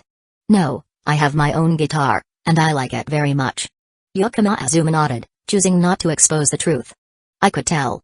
After all, you take such good care of your guitar." Botchi nodded repeatedly. In the end, Kita Ikuyo selected a red mid-range guitar. The group headed to the checkout counter together. The result was that, upon leaving the store— "Wait a minute, Azuma-san, why do you have an extra instrument bag on your back?" Kita Ikuyo stared at Yukino Azuma, now carrying 2 instrument bags, and fell into thought. Even Botchi was slightly surprised. Not only was she curious why Yukino Azuma had an extra bag, but she also wondered what was inside it. "I liked it, so I bought it," Yukino Azuma explained with a light smile. Kita Ikuyo was speechless. Truly, the mark of someone with money. Completely opposite to her own situation, where she had to save her allowance for 2 months and collect New Year's money just to afford her guitar. The group continued chatting as they strolled deeper along a street in Shimokitazawa. However, amidst the laughter, the smile on Kita Ikuyo's face slowly faded. Because she found the street oddly familiar. "Hey," Kita Ikuyo said stiffly, "how about we stop here for today? I think I forgot to turn off the gas at home." Yukino Azuma had been prepared for this. Before Kita Ikuyo could flee, he swiftly grabbed the back of her collar. If it really is a coincidence, then take this opportunity to explain everything and apologize. Hearing this, Kita Ikuyo stopped struggling. And so, inside the live house Starry. "Ah. It's the runaway guitarist." The one who exclaimed was Aizen Naruto, the drummer of the band. She had blonde hair tied in a low ponytail and was dressed in a high school uniform, giving off an approachable and adorable vibe. Next to Naruto was a short-haired girl with blue hair, Yamada Ryo, the bassist of the band. This was the senpai that Kita Ikuyo admired. Ryo had a neutral beauty with a cold, alluring aura. Kita Ikuyo's expression looked like her soul had left her body. But, after a brief silence, she seriously explained her previous runaway incident to Aizen Naruto and Yamada Ryo. "Did you really buy a bass by mistake? That's impressive. Ryo, don't say things that unintentionally hurt people." The two girls clearly bore no grudge over Kita Ikuyo's past runaway episode. After hearing her explanation, they quickly forgave her. "So, Kita-chan plans to learn guitar from Botchi-chan and rejoin the band?" Aizen Naruto asked curiously. Kita Ikuyo nodded with determination. Aizen Naruto turned to Yukino Azuma and Kato Megumi. "We're friends of Botchi and Kita-san, just here to watch the band's practice." Yukino Azuma explained. "Eh? Really? Yukino-san doesn't know how to play an instrument?" Aizen Naruto glanced at the 2 instrument bags on Yukino Azuma's back and asked curiously. "Yeah, I don't. One of them is a bass that Kita sold to me at a bargain price. The other one I just saw at the store and liked, so I bought it." Hearing that, Aizen Naruto was at a loss for words. Who buys a guitar just because they like it? Oh, I totally get it. However, Yamada Ryo completely understood. Aizen Naruto held her head, helpless. She had forgotten that her own band already had a Nuja-sama who frequently visited music stores and bought whatever caught her eye. The cheerful atmosphere continued as the band's practice began. Botchi took out some instructional videos she had watched before to self-learn guitar. She showed them to Kita Ikuyo while demonstrating the techniques. After all, teaching was incredibly challenging for Botchi. Yukino Azuma stood quietly in the back, observing. "Azuma-san seems very interested in the band." Kato Megumi remarked casually. Not really. But since I'm here, I might as well learn. It's always good to pick up a new skill." As he replied, Yukino Azuma took out the guitar he had just bought. Kato Megumi gave a small nod, as if understanding Yukino Azuma's attitude. Following Botchi's demonstration, Yukino Azuma tried pressing a few chords. How should one describe it? Playing the guitar was much harder than he had imagined. Aizen Naruto noticed the scene. Just by watching Yukino Azuma play a few times, she immediately realized that he really didn't know anything about the guitar. It was obvious that the guitar Yukino Azuma bought was of high performance, and quite expensive. Aizen Naruto quickly shifted her focus back to the band's practice. Yukino Azuma kept glancing at the guitar, playing a little, repeating the movements, basically copying Botchi's motions. Before long, A message appeared in front of him: skill earned, instrument, 1v1. After all, his intelligence stat was 8. The higher the intelligence, the lower the threshold for learning basic skills. Afterward, Yukino Azuma stopped playing and turned to Kato Megumi. Megumi, do you want to give it a try? He handed her the guitar. Kato Megumi took it and tried to mimic the movements Yukino Azuma had just made. However, it was clear that Kato Megumi wasn't particularly talented at playing instruments. She exhibited the classic "the brain understands, but the hands won't cooperate" struggle. After trying for a while, Kato Megumi put the pick down. Maybe I'm not cut out for this. It seems like I don't have a natural talent for it. I'm just average. Her voice was soft, with no particular emotion in it. Honestly, I feel like most things are like that. No special talents, just average. I wonder if that's why I've always been so low presence. Nothing stands out about me. Haze. A light, almost imperceptible sigh escaped her. It sounded like a casual lament, with no real sorrow behind it. But Yukino Azuma, at that moment, took Kato Megumi's hand. Megumi is very special. Don't get discouraged over small things like this. Come on, let me teach you. Saying this, Yukino Azuma took Kato Megumi's hand. The two of them were almost pressed close together, trying to play the guitar together. Aizen accidentally glanced over at them. Immediately, she felt as though she'd just been force-fed a huge piece of dog food. Seriously, enough already. Inside, Nezuka silently groaned. After all, Yukino Azuma didn't even know how to play, and yet he was teaching someone else. Looking at the scene, it gave the impression that he was just taking show off of Kato Megumi. But just as Nezuka was about to turn back and ignore this scene, from the direction of Yukino Azuma and Kato Megumi, a guitar melody rang out. It was the song that their band had been practicing. Though their guitar skills were still amateur level, it was. Nezuka looked at Yukino Azuma and Kato Megumi in surprise. She saw Yukino Azuma holding Kato Megumi's hand, earnestly teaching her how to play the guitar. The two were playing the complete melody of the song together. A huge question mark seemed to appear above Nezuka's head. Wait a minute, hold on. Wasn't he the one who couldn't play? Nezuka could be sure that the notes Yukino Azuma had pressed earlier weren't fake. He truly didn't know how to play. But now, the two of them were playing the song together, and their skills were improving with each strum. No matter how slow their progress was, but who could possibly increase their guitar skills within just one short lesson like this? Wait a minute. Who could look and listen, and play the entire song perfectly the very first time? Nezuka felt like she was screaming inside like a stunned mole. Chapter 76, The Youth of a Lonely Boy Will Not Dream of a Passerby Heroine Wonderful. After finishing a song, Kato Megumi softly exclaimed in amazement. Clearly, both of them had no knowledge of playing the guitar at first. Yet, Yukino Azuma only studied for a short period of time, and now he could hold her hand, guiding her to play through the entire song. Even though she wasn't familiar with the instrument, Kato Megumi understood that this was truly remarkable. It's also thanks to Megumi, don't underestimate our connection. Yukino Azuma smiled and said. Kato Megumi poked lightly at Yukino Azuma's side. She knew she didn't really know anything about it. So, it was definitely just a tease earlier. It was just like when he said, Megumi is very special. However, Yukino Azuma seemed to be able to read Kato Megumi's thoughts. He took her mischievous hand in his. His serious eyes stared deeply into her clear tuberose-like gaze. I'm not joking or comforting Megumi, I really think Megumi is very special. In this world, there's only one Megumi. And there's no need to try and change anything. It might sound like a roundabout way of saying it, but Megumi is just Megumi. It still doesn't feel like enough to say these words, so let me show you that Megumi is the most captivating girl in the world, okay? Halfway through his words, Yukino Azuma realized that he was getting a bit tangled up in his own speech. But an idea had already blossomed in his heart.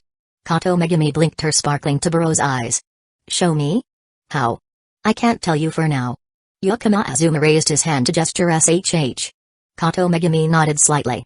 However, within her heart, a feeling of anticipation stirred up like never before. It wasn't the usual kind of interest, like a let's see how it goes curiosity she typically felt when she cared about something. It was a genuine sense of expectation, even a yearning. Her heartbeat began to quicken little by little.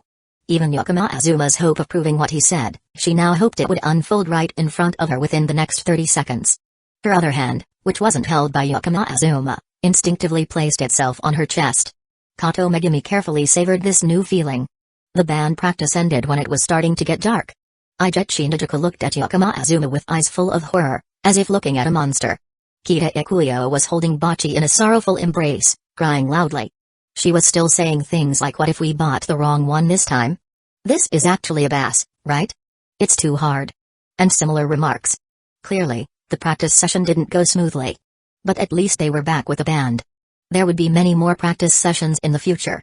The more they practiced, the more skilled they would become, and in the end, they would achieve something. Homeokuma Azuma smiled brightly as he approached Kasamijoka Utaha. Senpai, I want to learn how to write light novels. Kasamijoka Utaha glanced at him. There was something odd about him today, as if he had something up his sleeve.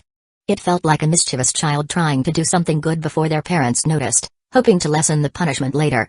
Though she was a little suspicious, Kasamijoka Utaha still dedicated herself to teaching Yokuma Azuma the skills of writing light novels. Yokuma Azuma's literary foundation was clear. He wrote just as well as Kasamijoka Utaha. In fact, his writing was arguably a bit better. As for the storyline, there was no need for any guidance. What was needed were the techniques of writing a light novel, such as controlling the pacing and cliffhanger. After hearing the lecture from a genius light novel writer, Yokuma Azuma confidently took out his laptop. He started typing. Kasamijoka Utaha turned her head to glance at the content in Yokuma Azuma's document. Seishun Kodaku Shanin Watori Shuga Uri no Heroine no Yumi o Minai. What a ridiculous title. Kasamijoka Utaha looked at him with a skeptical expression. Yokuma Azuma just smiled and said nothing. That evening, Senpai, can we have ribs for dinner tonight? Ribs, is it? Just make soup. Don't eat anything too fatty tonight. Alright, that's fine. The two of them conversed casually. Yokuma Azuma placed the defrosted ribs on a cutting board. He pulled out a meat cleaver and started handling the ingredients skillfully. But after only a few cuts, cooking skill maxed out, level increased. Skill, cooking, 6 to 7. Yokuma Azuma stopped his hand. He pulled up the system panel. Owner, Yokuma Azuma, body, 7 intelligence, 8 charm, 8 skills, language proficiency, level 6, literature, level 6. Cooking, level 6 to 7, programming, level 4, shogi, level 8, notes, skills below level 4, i.e. beginner skills, are hidden and not displayed on the panel. Looking at his list of skills, his cooking skill had reached level 7. Yokuma Azuma smiled. Finally, he had a skill that had reached master level. At least it was worth the effort of cooking for himself every day. Now, it was time to test it. Was shogi truly special? Or would all skills that reached this level have a special effect? Yokuma Azuma closed his eyes. In an instant, his eyes opened again. He casually placed the meat cleaver next to the cutting board. Yokuma Azuma placed his hand on the rib on the board. His finger glided over the bone beneath the meat, feeling the contact with the flesh. The moment after, his finger moved slightly. The bone, which normally would require a strong cleaver to cut, simply split into 2 pieces with just a light press from Yokuma Azuma. His movements didn't stop. Before long, the rib was broken down into small pieces suitable for cooking. He turned on the faucet. After washing his hands, Yokuma Azuma looked at his left thumb joint. He gently pressed his thumb joint with his right hand. Immediately, his left thumb naturally dislocated. With just a slight pull, the dislocated thumb instantly returned to its original position. Yokuma Azuma took a deep breath and closed his eyes again. The truth had been confirmed. All skills that reached level 7, the master level, had a special transformation. This allowed Yokuma Azuma to possess a supernatural ability related to that skill. The ability that came with shogi allowed him to influence the real world as if it were a chessboard. The ability that came with the cooking skill allowed him to see the entire world of ingredients. As long as the ingredients were within his special line of sight, Yokuma Azuma could easily analyze any creature, like a professional butcher. The muscle fibers, the weakness of the bones, how the joints connected. All of these things became transparent in Yokuma Azuma's eyes. And he could easily separate them into the shapes he desired. Yokuma Azuma took a few deep breaths before dismissing the ingredients vision. Whenever he activated this vision, he always felt the urge to dismantle everything. Cook, cook, cook. Dinner was ready. After taking a sip of the rib soup, Kasamijoka Utaha immediately widened her eyes. Yummy. The sensation was so specific, it was hard to describe with words. Kasamijoka Utaha thought that if this were an anime about food, that bowl of rib soup would be sparkling golden. Then, she would take a sip, and her clothes would automatically explode, plunging into some kind of illusion or something. Huh? Wait a second? You didn't put any aphrodisiacs in the soup, did you? Kasamijoka Utaha asked, wary. Yokuma Azuma? Yokuma Azuma, do you think I'm the type of person to do something like that? Kasamijoka Utaha, you tell me, why do I feel so stimulated after eating this? Friday. After school, Today was club activity day. So, Ariri went with Yukino Azuma back to his apartment. Coincidentally, Kato Megumi also wanted to check out Shiramaru, so she came along too. And right in front of Toyogasaki School, Kasumijoka Utaha was clearly waiting for them. Thus, the three beautiful high school girls surrounded Yukino Azuma and walked back to the apartment together. Sounds great, right? However, Utaha's gaze seemed like it could kill. If it had only been Ariri, Kasumijoka Utaha might have gotten into a fight with her. But today, Kato Megumi was also there. And because she was wary of this dangerous opponent, Kasumijoka Utaha unusually refrained from teasing Ariri today. As a result, when the three of them arrived at Yukino Azuma's apartment door, they saw a shiny black expensive car parked in front of the door. Yukino Azuma glanced at the license plate. It was definitely Ariri's family car. And in front of the apartment door, a towering stack of cardboard boxes was piled up. It looked like they were preparing to move. Uji-sama, everything has been moved in. Since we don't have the keys, we could only temporarily leave it in front of the door. The butler of Ariri's family reported. Sawamura-san, what are you planning to do? Kasumijoka Utaha smiled sweetly, but her tone was so cold it could send a chill down your spine. Ariri cleared her throat. Ahem, of course, I'm renting a room. I need to finish the illustration work for White Album before Conquest this summer. The deadline is too tight. To save time, I figured I'd directly communicate with Azuma for the most efficient results. So, I'll rent a room here at Azumam House. Whenever I have free time, I'll come over to work. There's no other choice. It's all for the sake of our club's game. Ariri's words grew more forceful.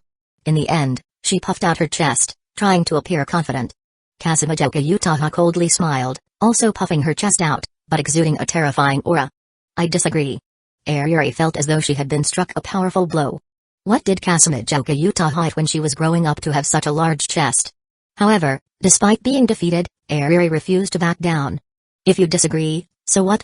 You're just a tenant. The landlord is Azuma. Besides, why can you rent a room but I can't? It's for the club, after all. Now that the club room is taken by the student council, we need to hold club activities at Azuma's place. Do you expect me to run back and forth every time? Ariri's reasoning had been carefully thought out long before she heard that the club room was taken over by the student council. Kasumijoka Utaha paused for a moment, unable to immediately rebut. Yukino Azuma took out the key and opened the apartment door. The butler of Ariri's family began moving Ariri's belongings in. The boxes mainly contained drawing boards, documents, computers, and other materials. Ariri's personal belongings took up only a small portion. It seemed that Ariri was truly here to work. Place it in this room. Ariri pointed to the empty room next to Yukino Azuma's. Move it to the second floor. Kasumijoka Utaha spoke, setting her limit. The butler of Ariri's family looked at Yukino Azuma with an awkward expression. He master, Ms. Sayuri, had given him instructions. In addition to obeying the young lady, the butler also had to listen to the orders of Yukino Azuma, the young man. And, Yukino Azuma's orders took precedence over Ariri's. So, in this awkward situation, the butler decided to look to Yukino Azuma for a final decision. Move it to the second floor. I'll show you the way. Yukino Azuma made his decision. It had to be fair. The butler nodded. Ariri was left stunned. Why was my family's butler listening to Yukino Azuma like this? Aren't we not even married yet? Chapter 77, Ariri infiltrates Yukino Mansion. Yukino Azuma led everyone upstairs. He arranged for Ariri's room to be right next to Kasumijoka Utaha's room. Coincidentally, 2 days ago, Yukino Azuma had bought a batch of nameplates. Now, they could be put to use. Yukino Azuma took a blank nameplate from the box. On it, he wrote the words Sawamura Spencer Ariri. Then, he hung the nameplate on Ariri's room door. The katakana is written so badly. Ariri looked at her nameplate and criticized it. But even though she said that, the corners of her mouth couldn't hide a smile. That smile was even harder to suppress than when using an ATEX recoil grip with large machine gun. It was almost about to stretch to the sky. Yukino Azuma could only feel helpless. He casually took another blank nameplate from the box. Yukino Azuma wrote the words Kasumijoka Utaha and hung it on Kasumijoka's door. Kasumijoka looked at her nameplate. Then, she looked at Yukino Azuma's box of blank nameplates. Without leaving a trace, she pinched Yukino Azuma's side. Yukino Azuma gritted his teeth and endured. There was no other way. Sometimes, you had to pay a small price. Kato Megumi, holding Shiramaru in her arms, stood at a distance and quietly observed this scene.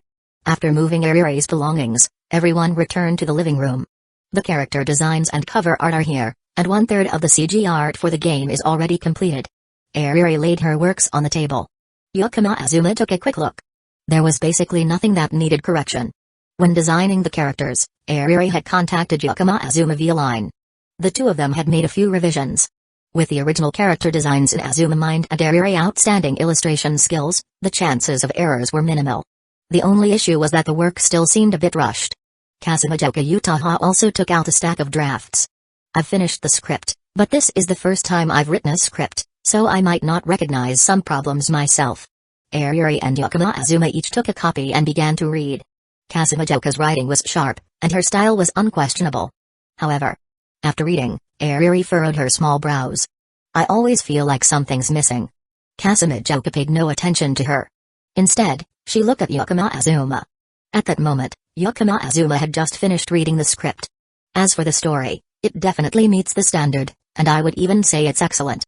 But since you're used to writing light novels, you may have accidentally overlooked a few things. For a game script, the details of the story should have many different choices.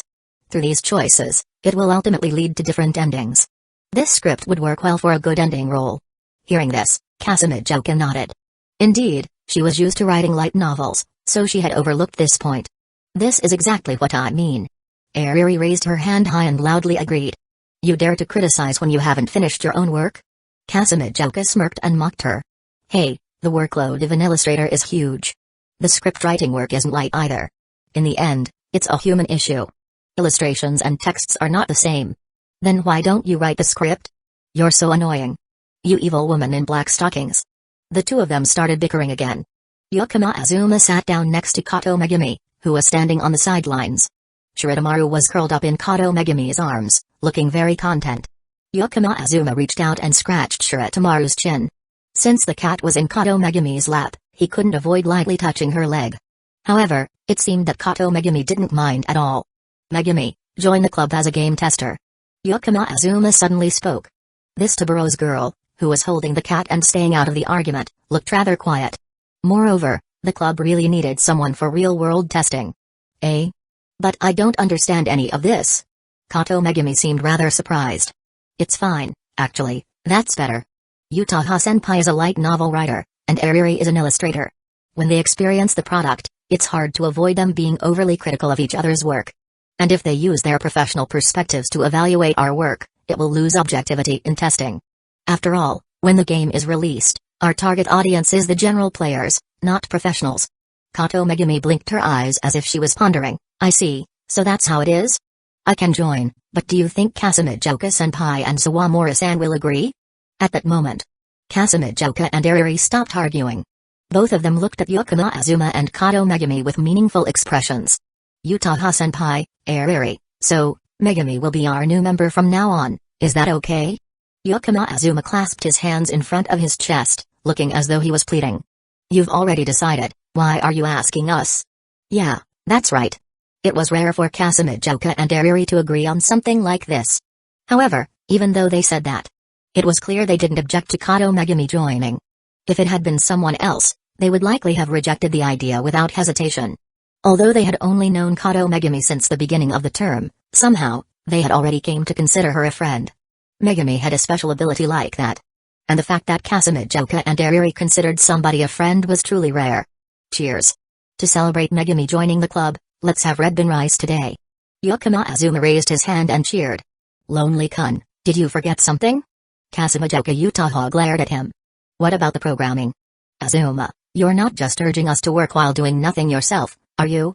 Ariri also took this opportunity to criticize him. Yukino Azuma shook his head. How could I forget? He opened his laptop and showed the program. It was a pretty complete game system, with the entire framework already built and able to run smoothly.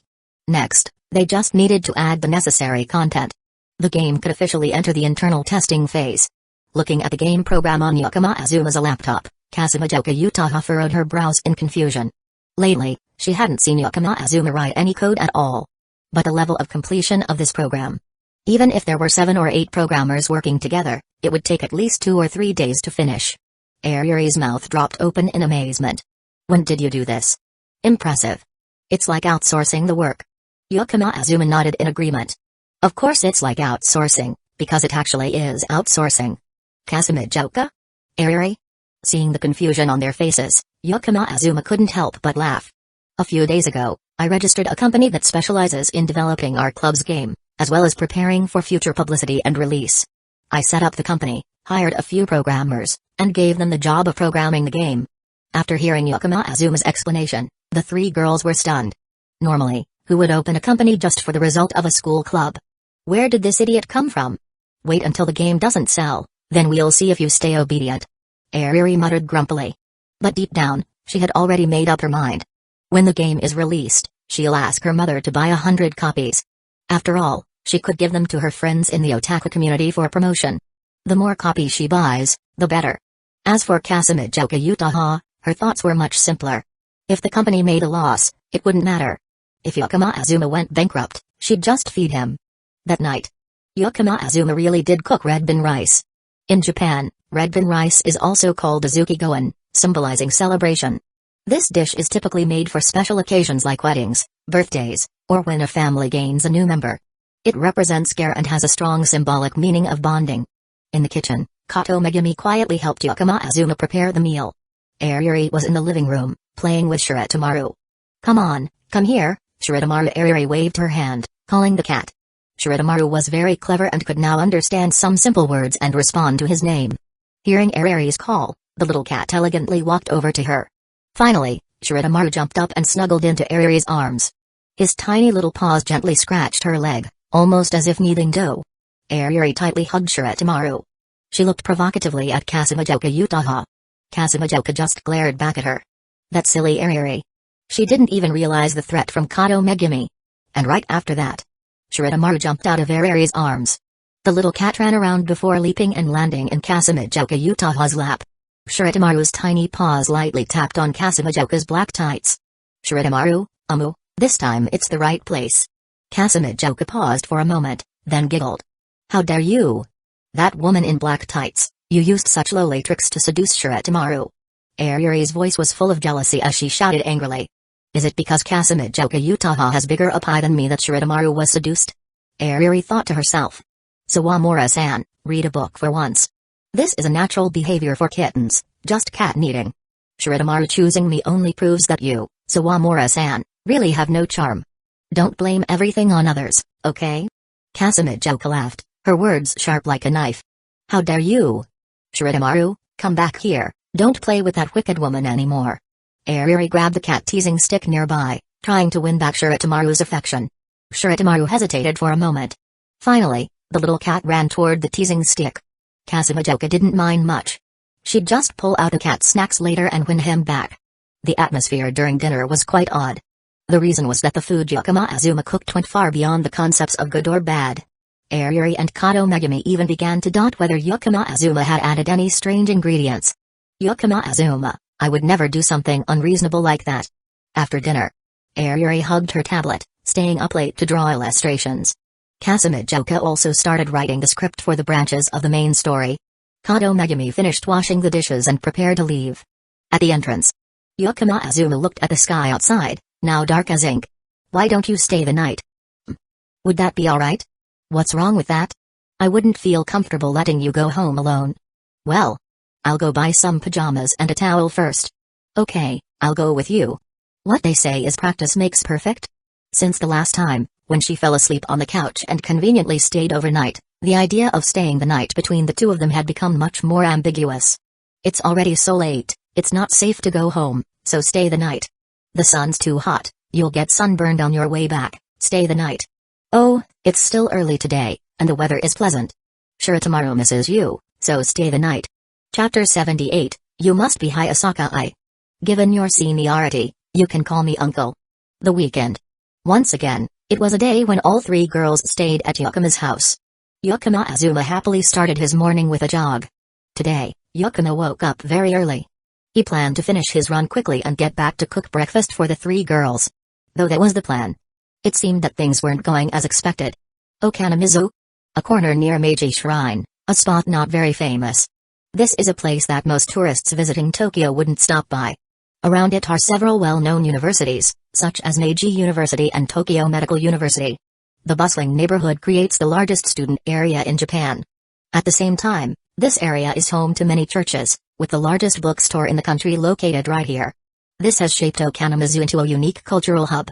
Being a student district, it was quite quiet in the early morning.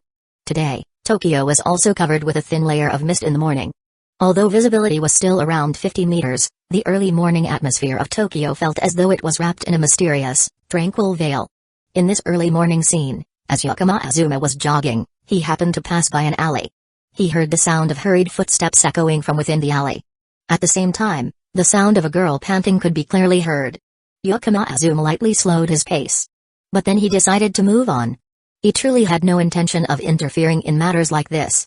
Although Yakama Azuma usually behaved politely toward others and was gentle with the girls around him, he wasn't inherently a good person. He wasn't the type to rush in to help whenever he saw something wrong.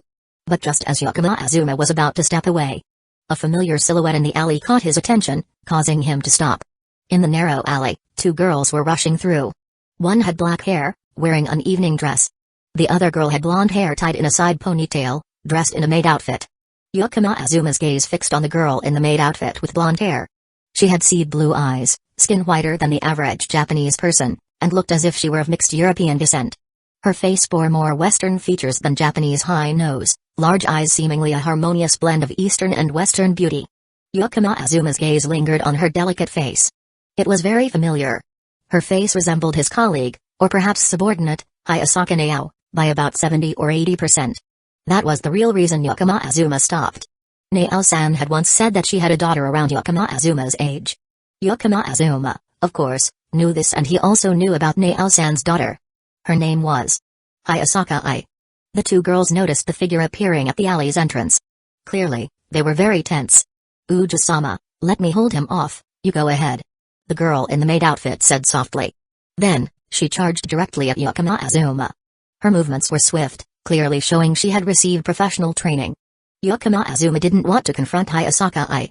With just physical strength, his physical stats were only 7, which wouldn't be enough to overpower her. It would be hard to determine the winner in a short amount of time. And if he used cooking vision, Yakama Azuma worried he might hurt Hayasaka Ai. So, suddenly, a terrifying presence emanated from Yakama Azuma, and in an instant, it seemed to materialize.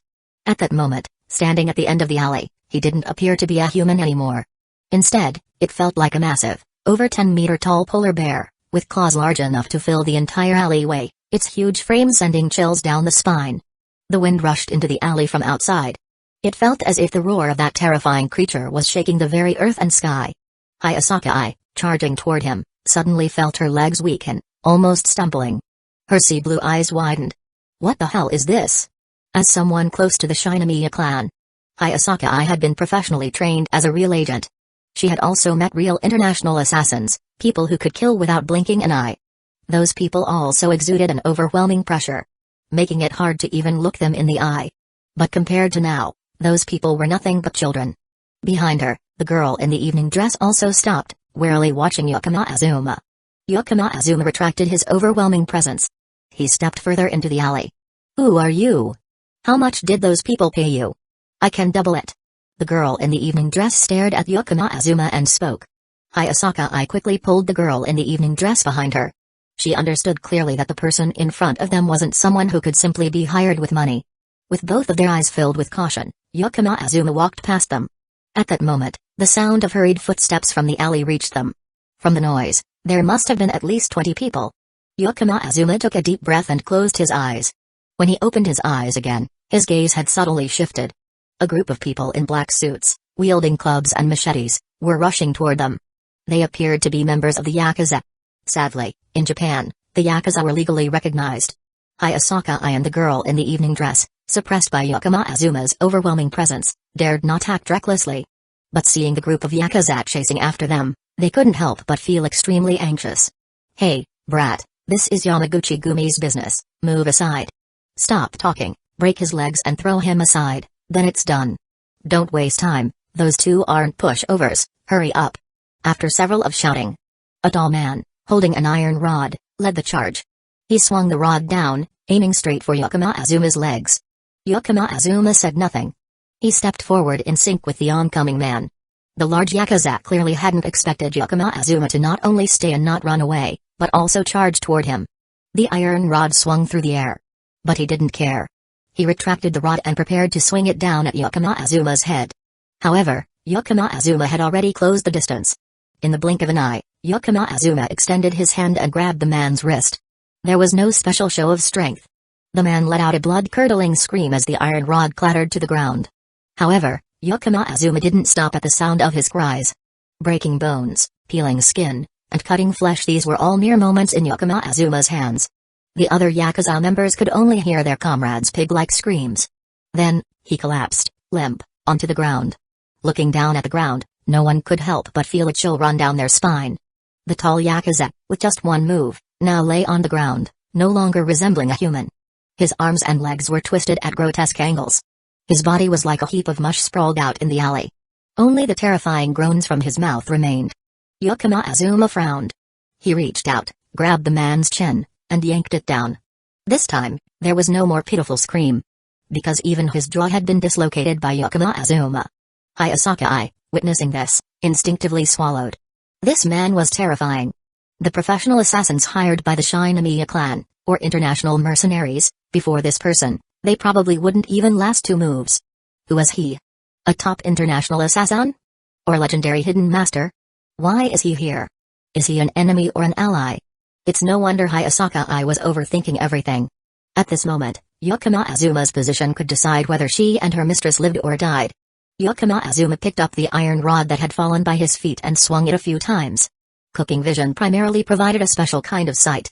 Therefore, the specific method was not limited to bare hands. Using an iron rod was perfectly fine. In fact, it was even more effective. The only problem was that the scene would likely be a bit bloody. But since this was a fight in an alley, with a large number of people present, it wasn't the time to worry about appearances. Yukino-Azuma gripped the iron rod and walked toward the gang. Over 20 Yakuza, all tall, their bodies covered in tattoos, arms scarred from knives. But when they saw Yukino-Azuma advancing, every one of them who dared to step forward took clumsy steps, slowing down and then retreating. It was no surprise they were afraid. This man was terrifying. If Yukino-Azuma had just landed a direct blow, and splattered blood everywhere, these Yakuza would definitely not have cared at all. In fact, they might have become more eager to charge in at the sight of blood. But after just one blow, the person he attacked no longer resembled a human. The scene was something even these seasoned Yakuza had never witnessed before. That was true fear. Finally, as Yukino-Azuma drew nearer, a few Yakuza clearly found themselves backed into a corner. Fear engulfed them, anger surged from deep within their hearts, and recklessness began to boil over. Long knives were drawn, swinging toward Yukino-Azuma as if they aimed to take his life. Yukino-Azuma observed their movements carefully. Cooking vision allowed him to see through the muscles and bones of a person, meaning he could also track how their muscles exerted force and how their joints moved. From these observations, he could almost predict their next moves. Thus, Yukino-Azuma swung the iron rod in his hand. The rod was at least longer than their knives. Yukino-Azuma swung it toward their arms, looking like just an idle's wing. But then, a sickening crack of breaking bones rang out. It wasn't even clear how hard the rod had been swung, but their arms, at the elbows, were twisted almost 90 degrees in a grotesque manner. Painful groans erupted from them simultaneously. Yukino-Azuma said nothing, just continued moving forward while swinging the rod. Almost every few steps he took, another Yakuza would collapse, their body crumpled into a pile on the ground. The iron rod seemed like a light tap, yet it effortlessly shattered their bones like tofu. The sound of breaking bones and their pitiful screams echoed through the air, sending chills down anyone who heard them. In just a few minutes, more than 10 gang members had collapsed on the ground. The remaining ones, terrified, turned and fled, abandoning everything they were holding, not daring to look back. Yukino-Azuma watched them run away, casually tossing the bloodied rod aside. He reached into his pocket, pulled out a tissue, and wiped the blood from his face. This tissue had originally been meant for wiping sweat, but that was no longer an option. Looking at the bloodstains on the corner of his shirt, Yukino-Azuma felt a bit annoyed. If he went back like this, it would surely worry the 3 girls. Moreover, the situation couldn't be explained in just a few sentences. Troublesome. Frowning as he thought about how to handle the situation when he got home, Yukino-Azuma looked up and noticed 2 girls trembling at the entrance of the alley. Shaking his head, Yukino-Azuma temporarily pushed all other thoughts aside. He walked toward the 2 girls. As Yukino-Azuma approached, the 2 girls pressed themselves against the wall of the alley, looking like young girls about to be harassed. However, one sentence from Yukino-Azuma made both of them freeze in place. Reaching the 2 girls, Yukino Azuma raised his hand and gently pinched Hayasaka Ai's cheek. You must be Hayasaka Ai. Given your seniority, you can call me uncle. Chapter 79, Shinomiya Kaguya is very interested in him. When Yukino Azuma reached out to her, Hayasaka Ai was terrified to the extreme. But she didn't dare to dodge. She was afraid that any careless move would anger the terrifying man in front of her, which could lead to harm to her young mistress. However, what she didn't expect was that Yukino Azuma did nothing to her. He just gently pinched her cheek. Immediately afterward, the words he spoke made Hayasaka Ai's eyes widen. You must be Hayasaka Ai. Given your seniority, you can call me uncle. Hearing Yukino Azuma's words, Hayasaka Ai was stunned. Uncle? She had no idea she had any relatives like this young man. Moreover, Yukino Azuma, with his black hair and eyes typical of an Asian handsome man. No matter how you looked at him, he didn't seem to have any blood relation to the Hayasaka family. For a moment, Hayasaka Ai, who was known as a master of communication and took on the role of wearing thousands of masks, didn't know how to respond. However, Yukino Azuma didn't wait for her to reply. He continued speaking naturally. A few days ago, I met your mother, Hayasaka Naao. Naao-san even said she misses you a lot. Hayasaka Ai muttered to herself. This sounds fake. Her mother, Hayasaka Naao, had gone overseas not long ago, currently in Wall Street. This was an internal move from the Shinomiya group. So only a few people knew about it. Even she had only learned it not long ago. This guy is really lying without batting an eye. Is he trying to create an identity to approach her and her young mistress? Hayasaka Ai immediately raised her guard to the highest level. However, I didn't expect you'd run into this. You should make a report by phone. If not, Naao-san will be very worried if she hears you were attacked. As Yukino Azuma spoke, he took out his phone and called Hayasaka Naao. Hayasaka Ai's eyes widened. What is this? She quickly glanced at the number on Yukino Azuma's phone. And it really was her mother's number. Moreover, it wasn't the business phone number, but a personal one that only very close people knew. Hayasaka Ai's mind quickly started working. Could he be a hacker? Is this number actually faked? But before she could think any further, the phone was connected. On the other end of the line, the familiar voice of Hayasaka Naao could be heard. Although the specific content wasn't clear, it was undoubtedly Hayasaka Nao's voice. Hello? Naao-san.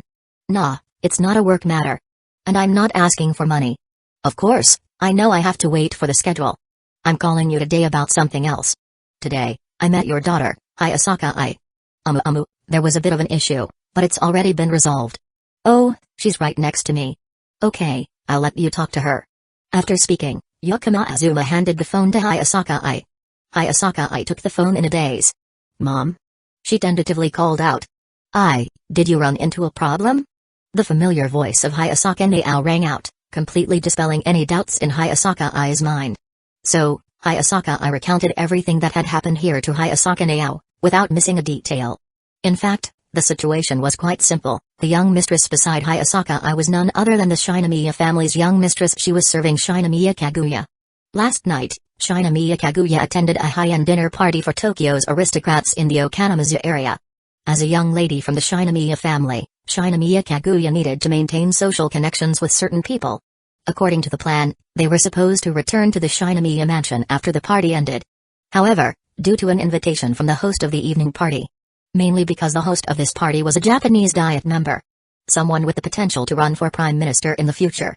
In the end, Shinomiya Kaguya and Hayasaka Ai spent the night at a mansion in the Okanamuzu area. The security work was carried out very strictly last night. As a result, nothing happened. But early this morning, when they were preparing to leave for the Shinomiya mansion, the security personnel, who had been working all night, became a bit lax as the young mistress of Shinomiya was about to leave. As a result, on the way back, the Shinomiya family's car was ambushed and had its tire blown out in the middle of the road. A group of gangsters rushed into attack. Hayasaka Ai hurriedly took Shinomiya Kaguya and fled. The main objective was to buy time. The Shinomiya family's car lost communication. The Shinomiya household staff, who were monitoring, would surely respond quickly and send more people. But while escaping, the two happened to encounter Yukino Azuma. And that's how things progressed to the current situation. After reporting the situation to Hayasaka Naao, Hayasaka Ai listened to a few more things from her mother, and then the call ended. Hayasaka Ai respectfully handed the phone back to Yukino Azuma. Yukino-san, I truly apologize for my behavior earlier. Thank you so much for your help. Yukino Azuma put the phone away and reached out to pinch Hayasaka Ai's cheek again. You don't need to be so polite. If you don't want to call me uncle, then calling me Unii-san is fine too. In the future, you, your mother, and I can address each other according to our relationship." The corner of Hayasaka Ai's mouth twitched slightly. She had already heard from her mother, Hayasaka Naao. The person named Yakama Azuma was someone her mother had only recently met. He was an incredibly talented individual. Moreover, after being reassigned to work for the Shinomiya family, her mother was now working for this young man. But the so-called uncle. It was actually just a casual way for her mother, Hayasaka Naao, to have her call Yakama Azuma.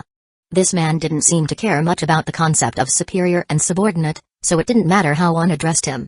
In fact, if you looked at their ages, he was actually about the same age as her. The title uncle was clearly just a cruel joke. However, as someone who always obeyed her mother's wishes, Hayasaka Ai couldn't help but follow her mother's instructions. Furthermore, Yakama Azuma had actually saved her and Shinomiya Kaguya's lives. So, despite feeling a bit resentful and embarrassed, Hayasaka Ai still lowered her head and obediently called out, "Yakama Unii-san." Yakama Azuma nodded in satisfaction. From memories of his past life, Yakama Azuma knew that the Hayasaka family was filled with outstanding individuals. Whether it was the current representative of the family, Hayasaka Naao, or the younger generation, Hayasaka Ai, they were all capable hands who could handle anything. It was just that the Hayasaka family had once encountered the head of the Shinomiya family. Under the pressure of the times and the suppression from that family head, the Hayasaka tycoon eventually collapsed. That Shinomiya family head clearly saw the value in the Hayasaka family. As a result, he integrated the Hayasaka family into the Shinomiya financial group. He made the Hayasaka people close servants to the descendants of the Shinomiya family. However, although this family head had foresight, his three sons did not inherit the same vision as him. If they had, Hayasaka Naao would not have been stabbed in the back and ultimately forced to leave the power center of the Shinomiya financial group. Yakama Azuma found the Hayasaka family very interesting. If there was an opportunity, he hoped he could fully take over this family. Such a treasure, if it remained within the Shinomiya family in the future, would only be buried in the dust. At this moment, Shinomiya Kaguya, who was still being protected behind Hayasaka Ai, also stepped forward. She took the hem of her evening gown, gently curtsied, and greeted Yakama Azuma. Despite having just experienced a dangerous morning of fleeing, along with a terrifying battle in the alley just now, Shinomiya Kaguya still maintained her elegance. Her black hair, perfectly flowing down her back, her aura was like a precious gem on a crown. "Hello, I am Shinomiya Kaguya, Hayasaka's sister. If Hayasaka calls you Unii-san, then I will also call you Yakama Unii-san." Shinomiya Kaguya's words were both graceful and charming. With just a few sentences, she smoothly erased any sense of distance between them and quickly closed the gap. Yakama Azuma smiled as he looked at Shinomiya Kaguya. Currently, in her blood-red eyes, there was no trace of the innocent, naive girl. Her gaze seemed capable of seeing through a person's true nature, evaluating their worth. This was Shinomiya Kaguya. The Shinomiya Kaguya before she became innocent and humorous because of love. Shinomiya Kaguya had deeply seen through the value of Yakama Azuma. Not only because Hayasaka Naao held him in high regard, but purely in terms of combat skills, the young man in front of her was enough to make Shinomiya Kaguya want to recruit him to her side. In situations where guns were not used, the skills Yakama Azuma had just displayed were enough to overwhelm any opponent. And in the upper echelons of Japanese society, in fact, gun-related situations were very rare. Because once a gunshot was fired, the nature of the conflict would completely change. Large gangs did own a few guns, however, in Japan, it was almost unheard of to hear about gun-related homicides. "Shinomiya-san, I've heard of you. It's a pleasure to meet you." Although Yakama Azuma replied like this, Shinomiya Kaguya could tell. His attitude toward her was completely different from the way he treated Hayasaka Ai. He treated Hayasaka Ai with true familiarity. Even though the action of pinching her cheek was somewhat rude, it was evidence of their close relationship. But with her, it was just a polite response. This made Shinomiya Kaguya feel a little surprised. Because, until now, very few people had shown no friendliness toward her. Whether because of her status or her beauty, those around Shinomiya Kaguya were usually enthusiastic and flattering. Yakama Azuma's attitude was truly rare. Especially when compared to Hayasaka Ai, who stood beside her. "Yakama Unii-san, you're the benefactor who saved my life. Could I invite you to the Shinomiya estate? So I can repay you in some way?" Shinomiya Kaguya gave a perfectly measured smile. This was a smile carefully researched by the Shinomiya family. By adjusting certain expressions, it could have the greatest impact on others.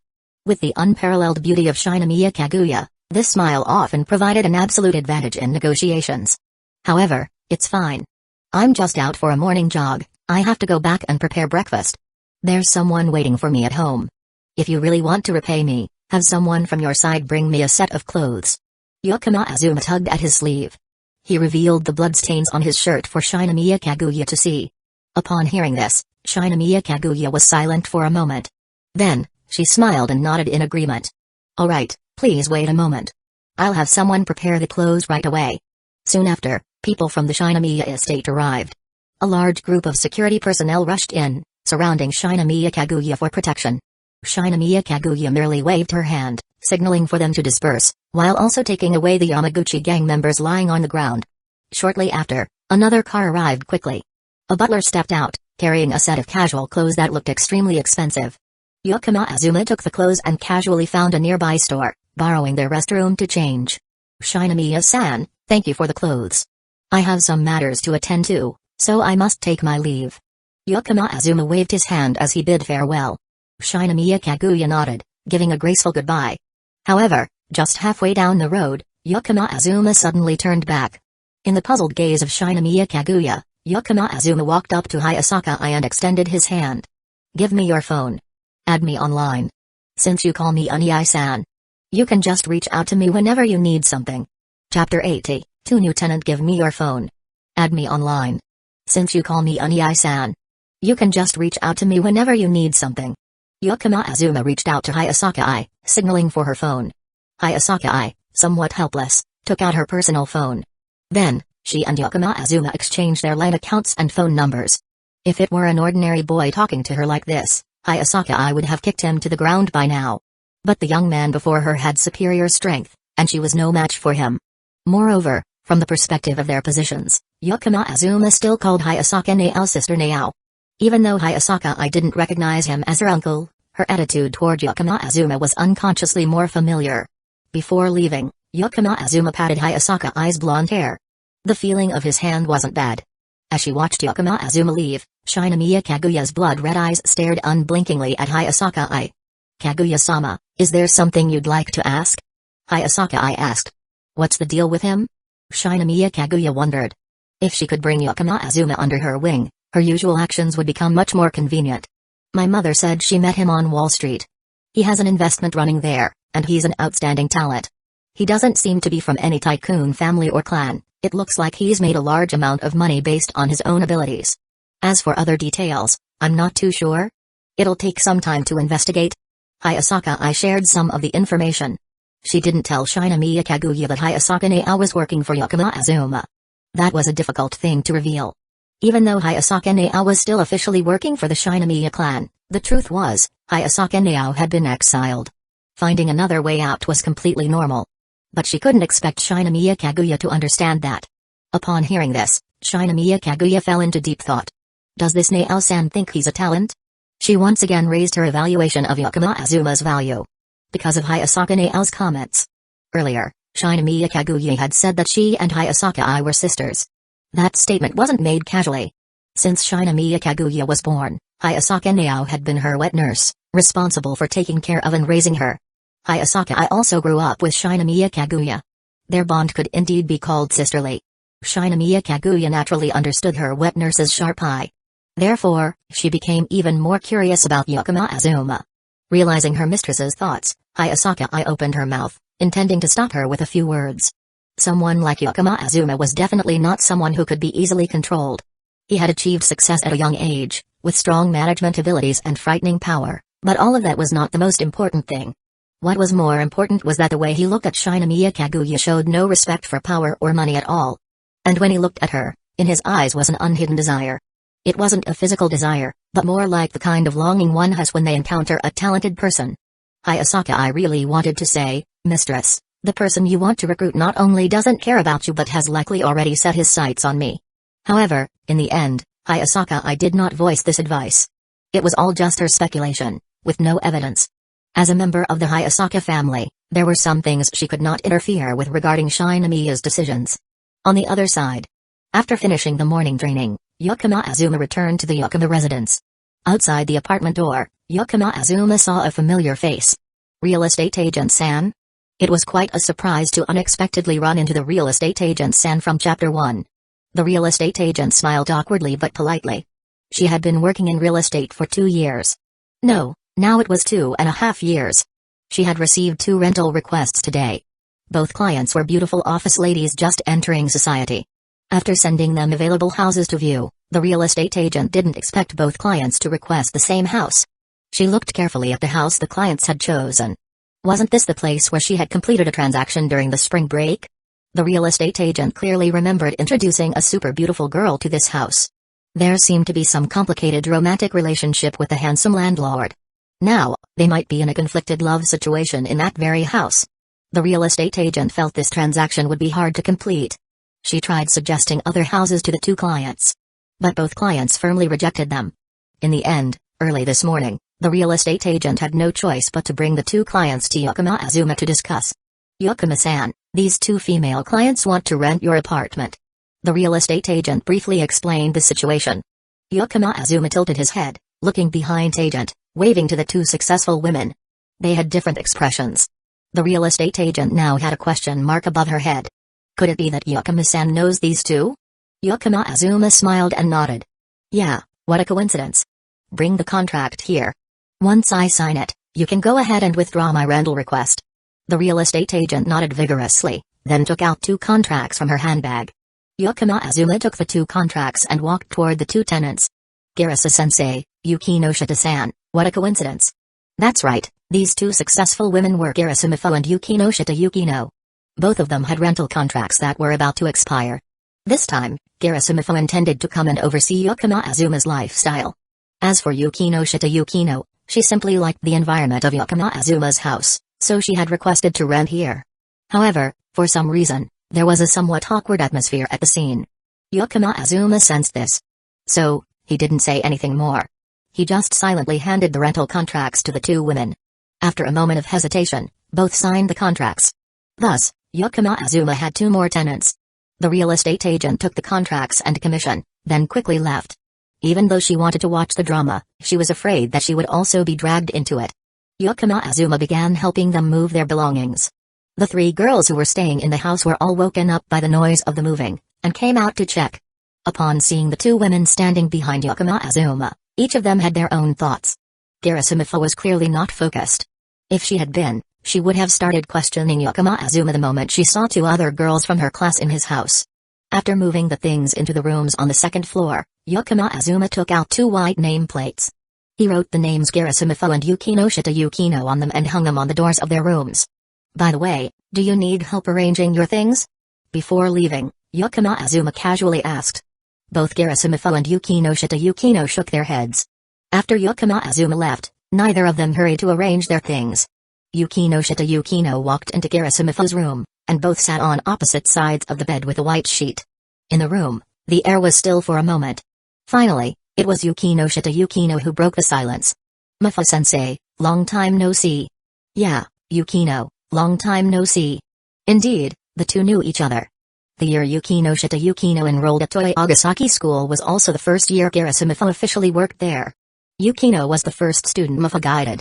Mifo's feelings toward this outstanding student, who graduated from Toei Agasaki, were somewhat complex. After a short pause, Mifo asked, "Do you know Yukino Azuma?" Both of them asked in unison. Yukino gestured for Mifo to speak first. "That person is my student." Girasa Mifo sighed. "He's also a student with issues, just like you." Upon hearing this answer, although Yukino had anticipated it, she was still surprised. During the interview, Yukino had a feeling that Yukino Azuma was young, but she had only thought he seemed younger. His actual age surely meant he had already graduated from high school. He could have started his career after college or been a high school dropout working. But now, looking back, her direct superior turned out to be a legitimate high school student from Toei Agasaki. Was it really reasonable for a high school student to hold control of the Lelas Corporation? "Yukino, what about you? How did you came to know him?" Girasa Mifo asked, curious. In Mifo's eyes, there was no reason why her outstanding student would have any connection with Yukino Azuma. Yukino Shita Yukino felt a bit embarrassed but still answered honestly, "I'm currently working at his company."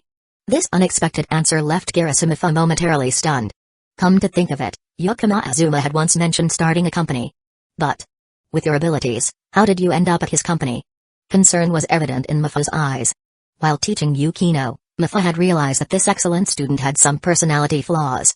However, at that time, Mifu thought that as long as Yukino followed her talents, there shouldn't be any issues. Therefore, while she had tried to correct Yukino's personality, she hadn't really paid much attention to it.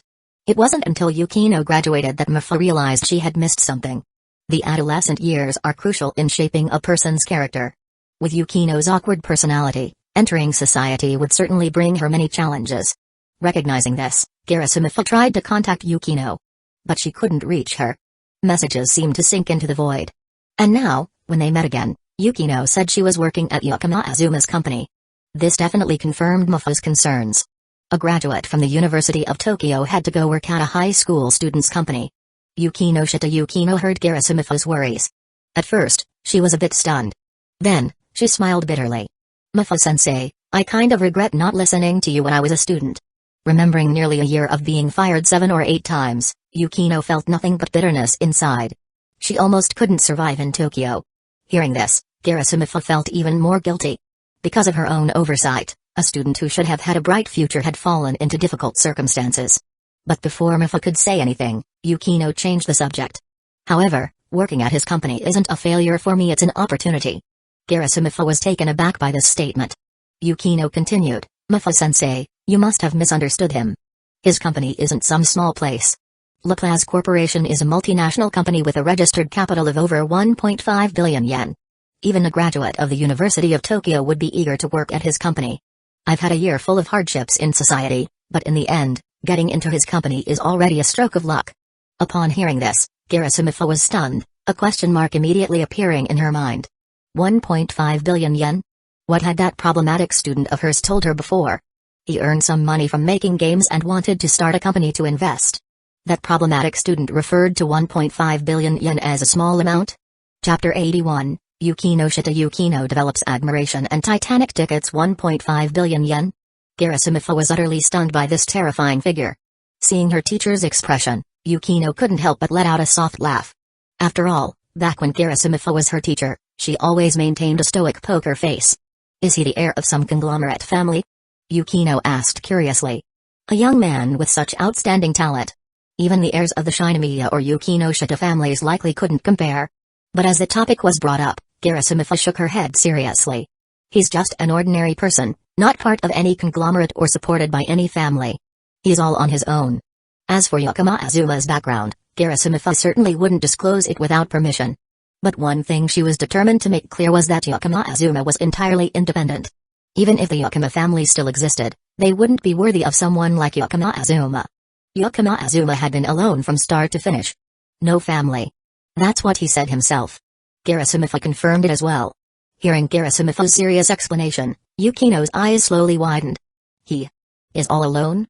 He once told me about his company, but I didn't expect it to be on such a massive scale. The money he used to start the company was earned from developing games when he was in middle school. No family support, no one to back him up. From beginning to end, he's always been by himself. Mifu explained solemnly. In Yukino's heart, an unprecedented feeling of shock surged. Previously, she had assumed Azuma came from a conglomerate family, far more exceptional than hers. Although that notion had moved her a little, it didn't go beyond that. Yukino understood herself well. The geniuses nurtured by powerful families like the Shinomiya clan, who held immense influence in Japan, could never be inferior to her. But Azuma was completely alone. He was younger than her. By his own efforts, he had built a place for himself in Tokyo. Not relying on anyone's help meant he wasn't bound by anyone either. Yukino's eyes trembled intensely. From birth until now, for the first time, she felt a sense of admiration. As a girl who had always been more exceptional than her peers, hailed as a genius, and admired by many. When someone like her developed admiration for someone more talented, that emotion was far more intense than an average person's, to the point of being nearly uncontrollable. The conversation ended there for the time being. Yukino returned to her room. Both individuals carried their own thoughts as they began organizing the belongings they had just moved in. Downstairs, Kasumijoka pulled Azuma, and a small group of people gathered. Why is Sensei staying at Azuma's house? Ariri, apparently, her previous rental contract expired. Azuma, it seems more like she's here to supervise us.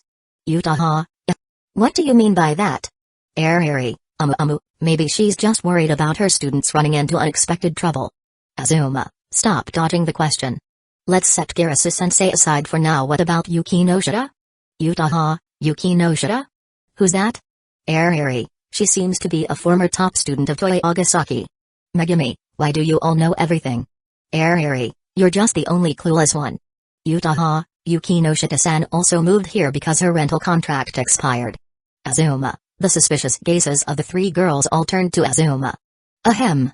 Currently, Yukino Shida-san works at my company, handling HR specifically, recruiting programmers for our team. Azuma added an explanation. Wow. Not just a student-teacher relationship, but even office politics, you're going all out. Kasumijoka Utaha shot Azuma a sharp glance, as piercing as a knife. Azuma raised 3 fingers and swore solemnly. Heaven bear witness they were absolutely innocent. At least for now, they were still innocent. Humphrey, I'll let it slide this time.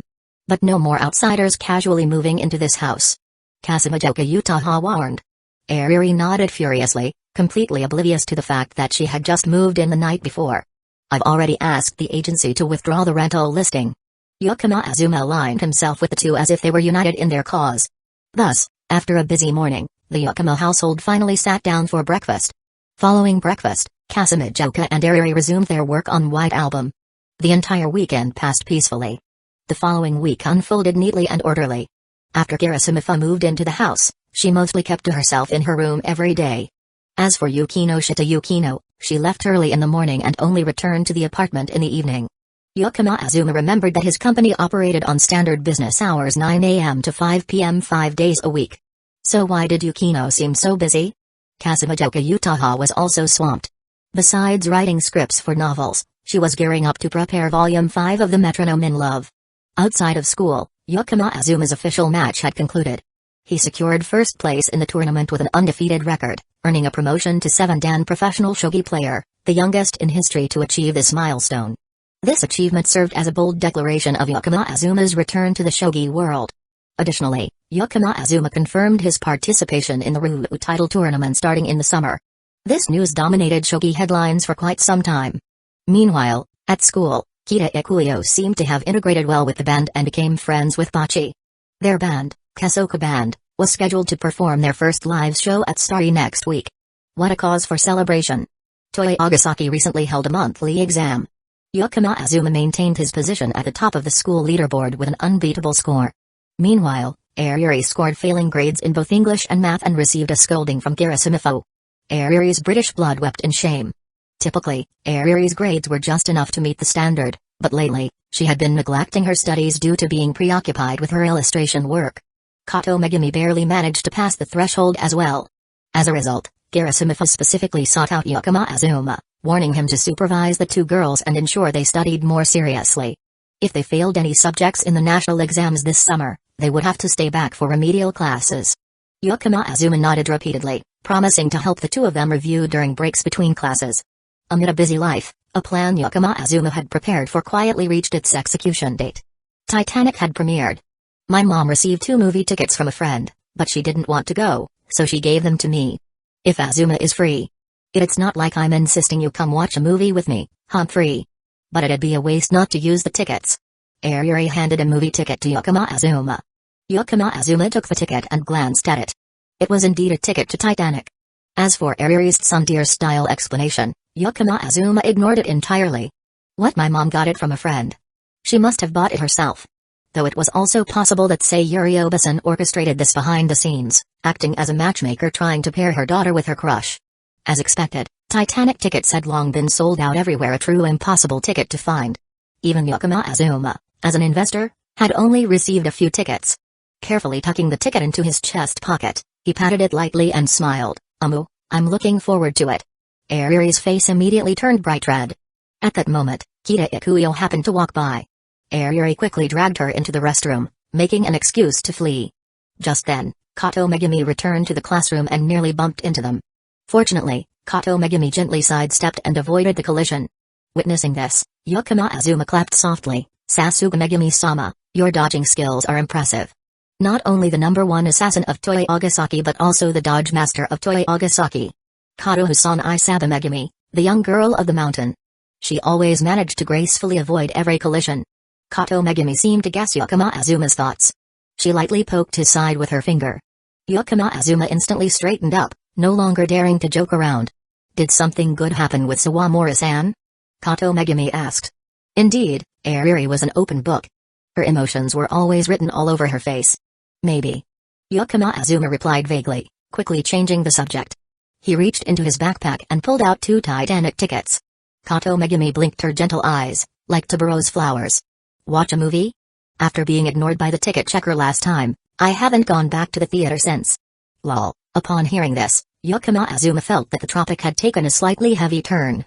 He was about to say something comforting. But before he could open his mouth, Kato Megumi snatched the ticket out of his hand.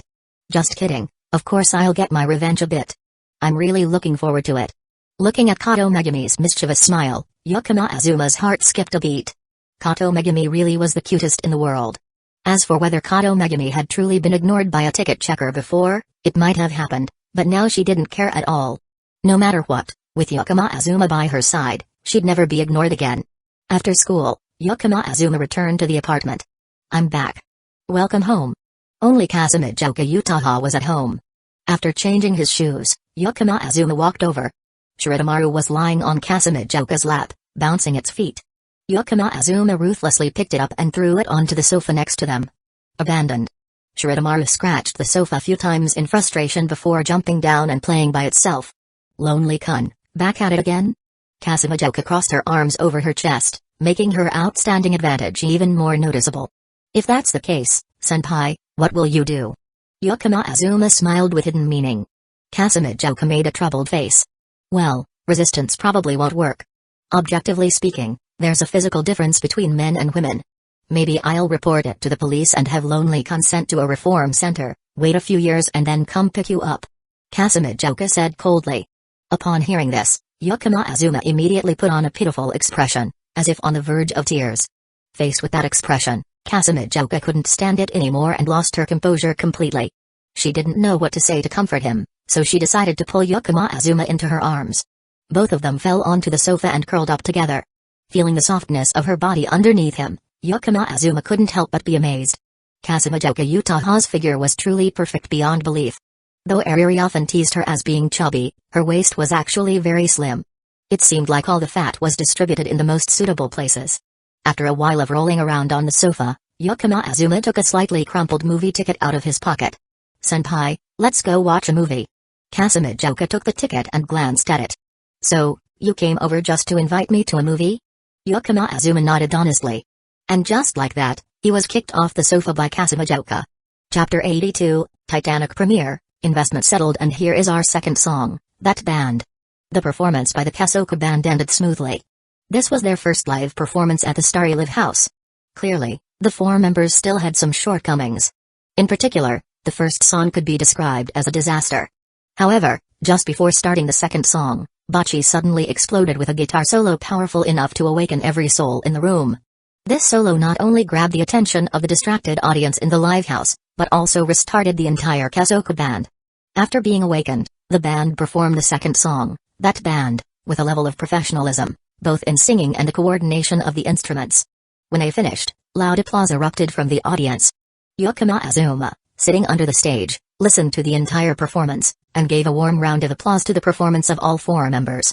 Afterward, when the 4 members of the band returned to the backstage, they saw Yakama Azuma waiting for them there. Azuma-kun! Botchi exclaimed in surprise and joy. Yakama Azuma handed bottles of water to each member of the Kasoku Band. Then, he took a tissue from his pocket and wiped the sweat from Botchi's forehead. With Yakama Azuma taking care of her, Botchi nearly melted from embarrassment. The other 3 members of the band could only look at each other, feeling like they were being treated differently. They also wanted a handsome guy to wipe their sweat. They don't want to eat dog food. But before they could tease Gotahirori, Botchi, can I borrow you for a moment? Yakama Azuma smiled and said, then pulled Botchi away from the backstage. Only the 3 of them remained, standing in confusion. It wasn't until they left Shimokitazawa that Botchi finally regained her composure.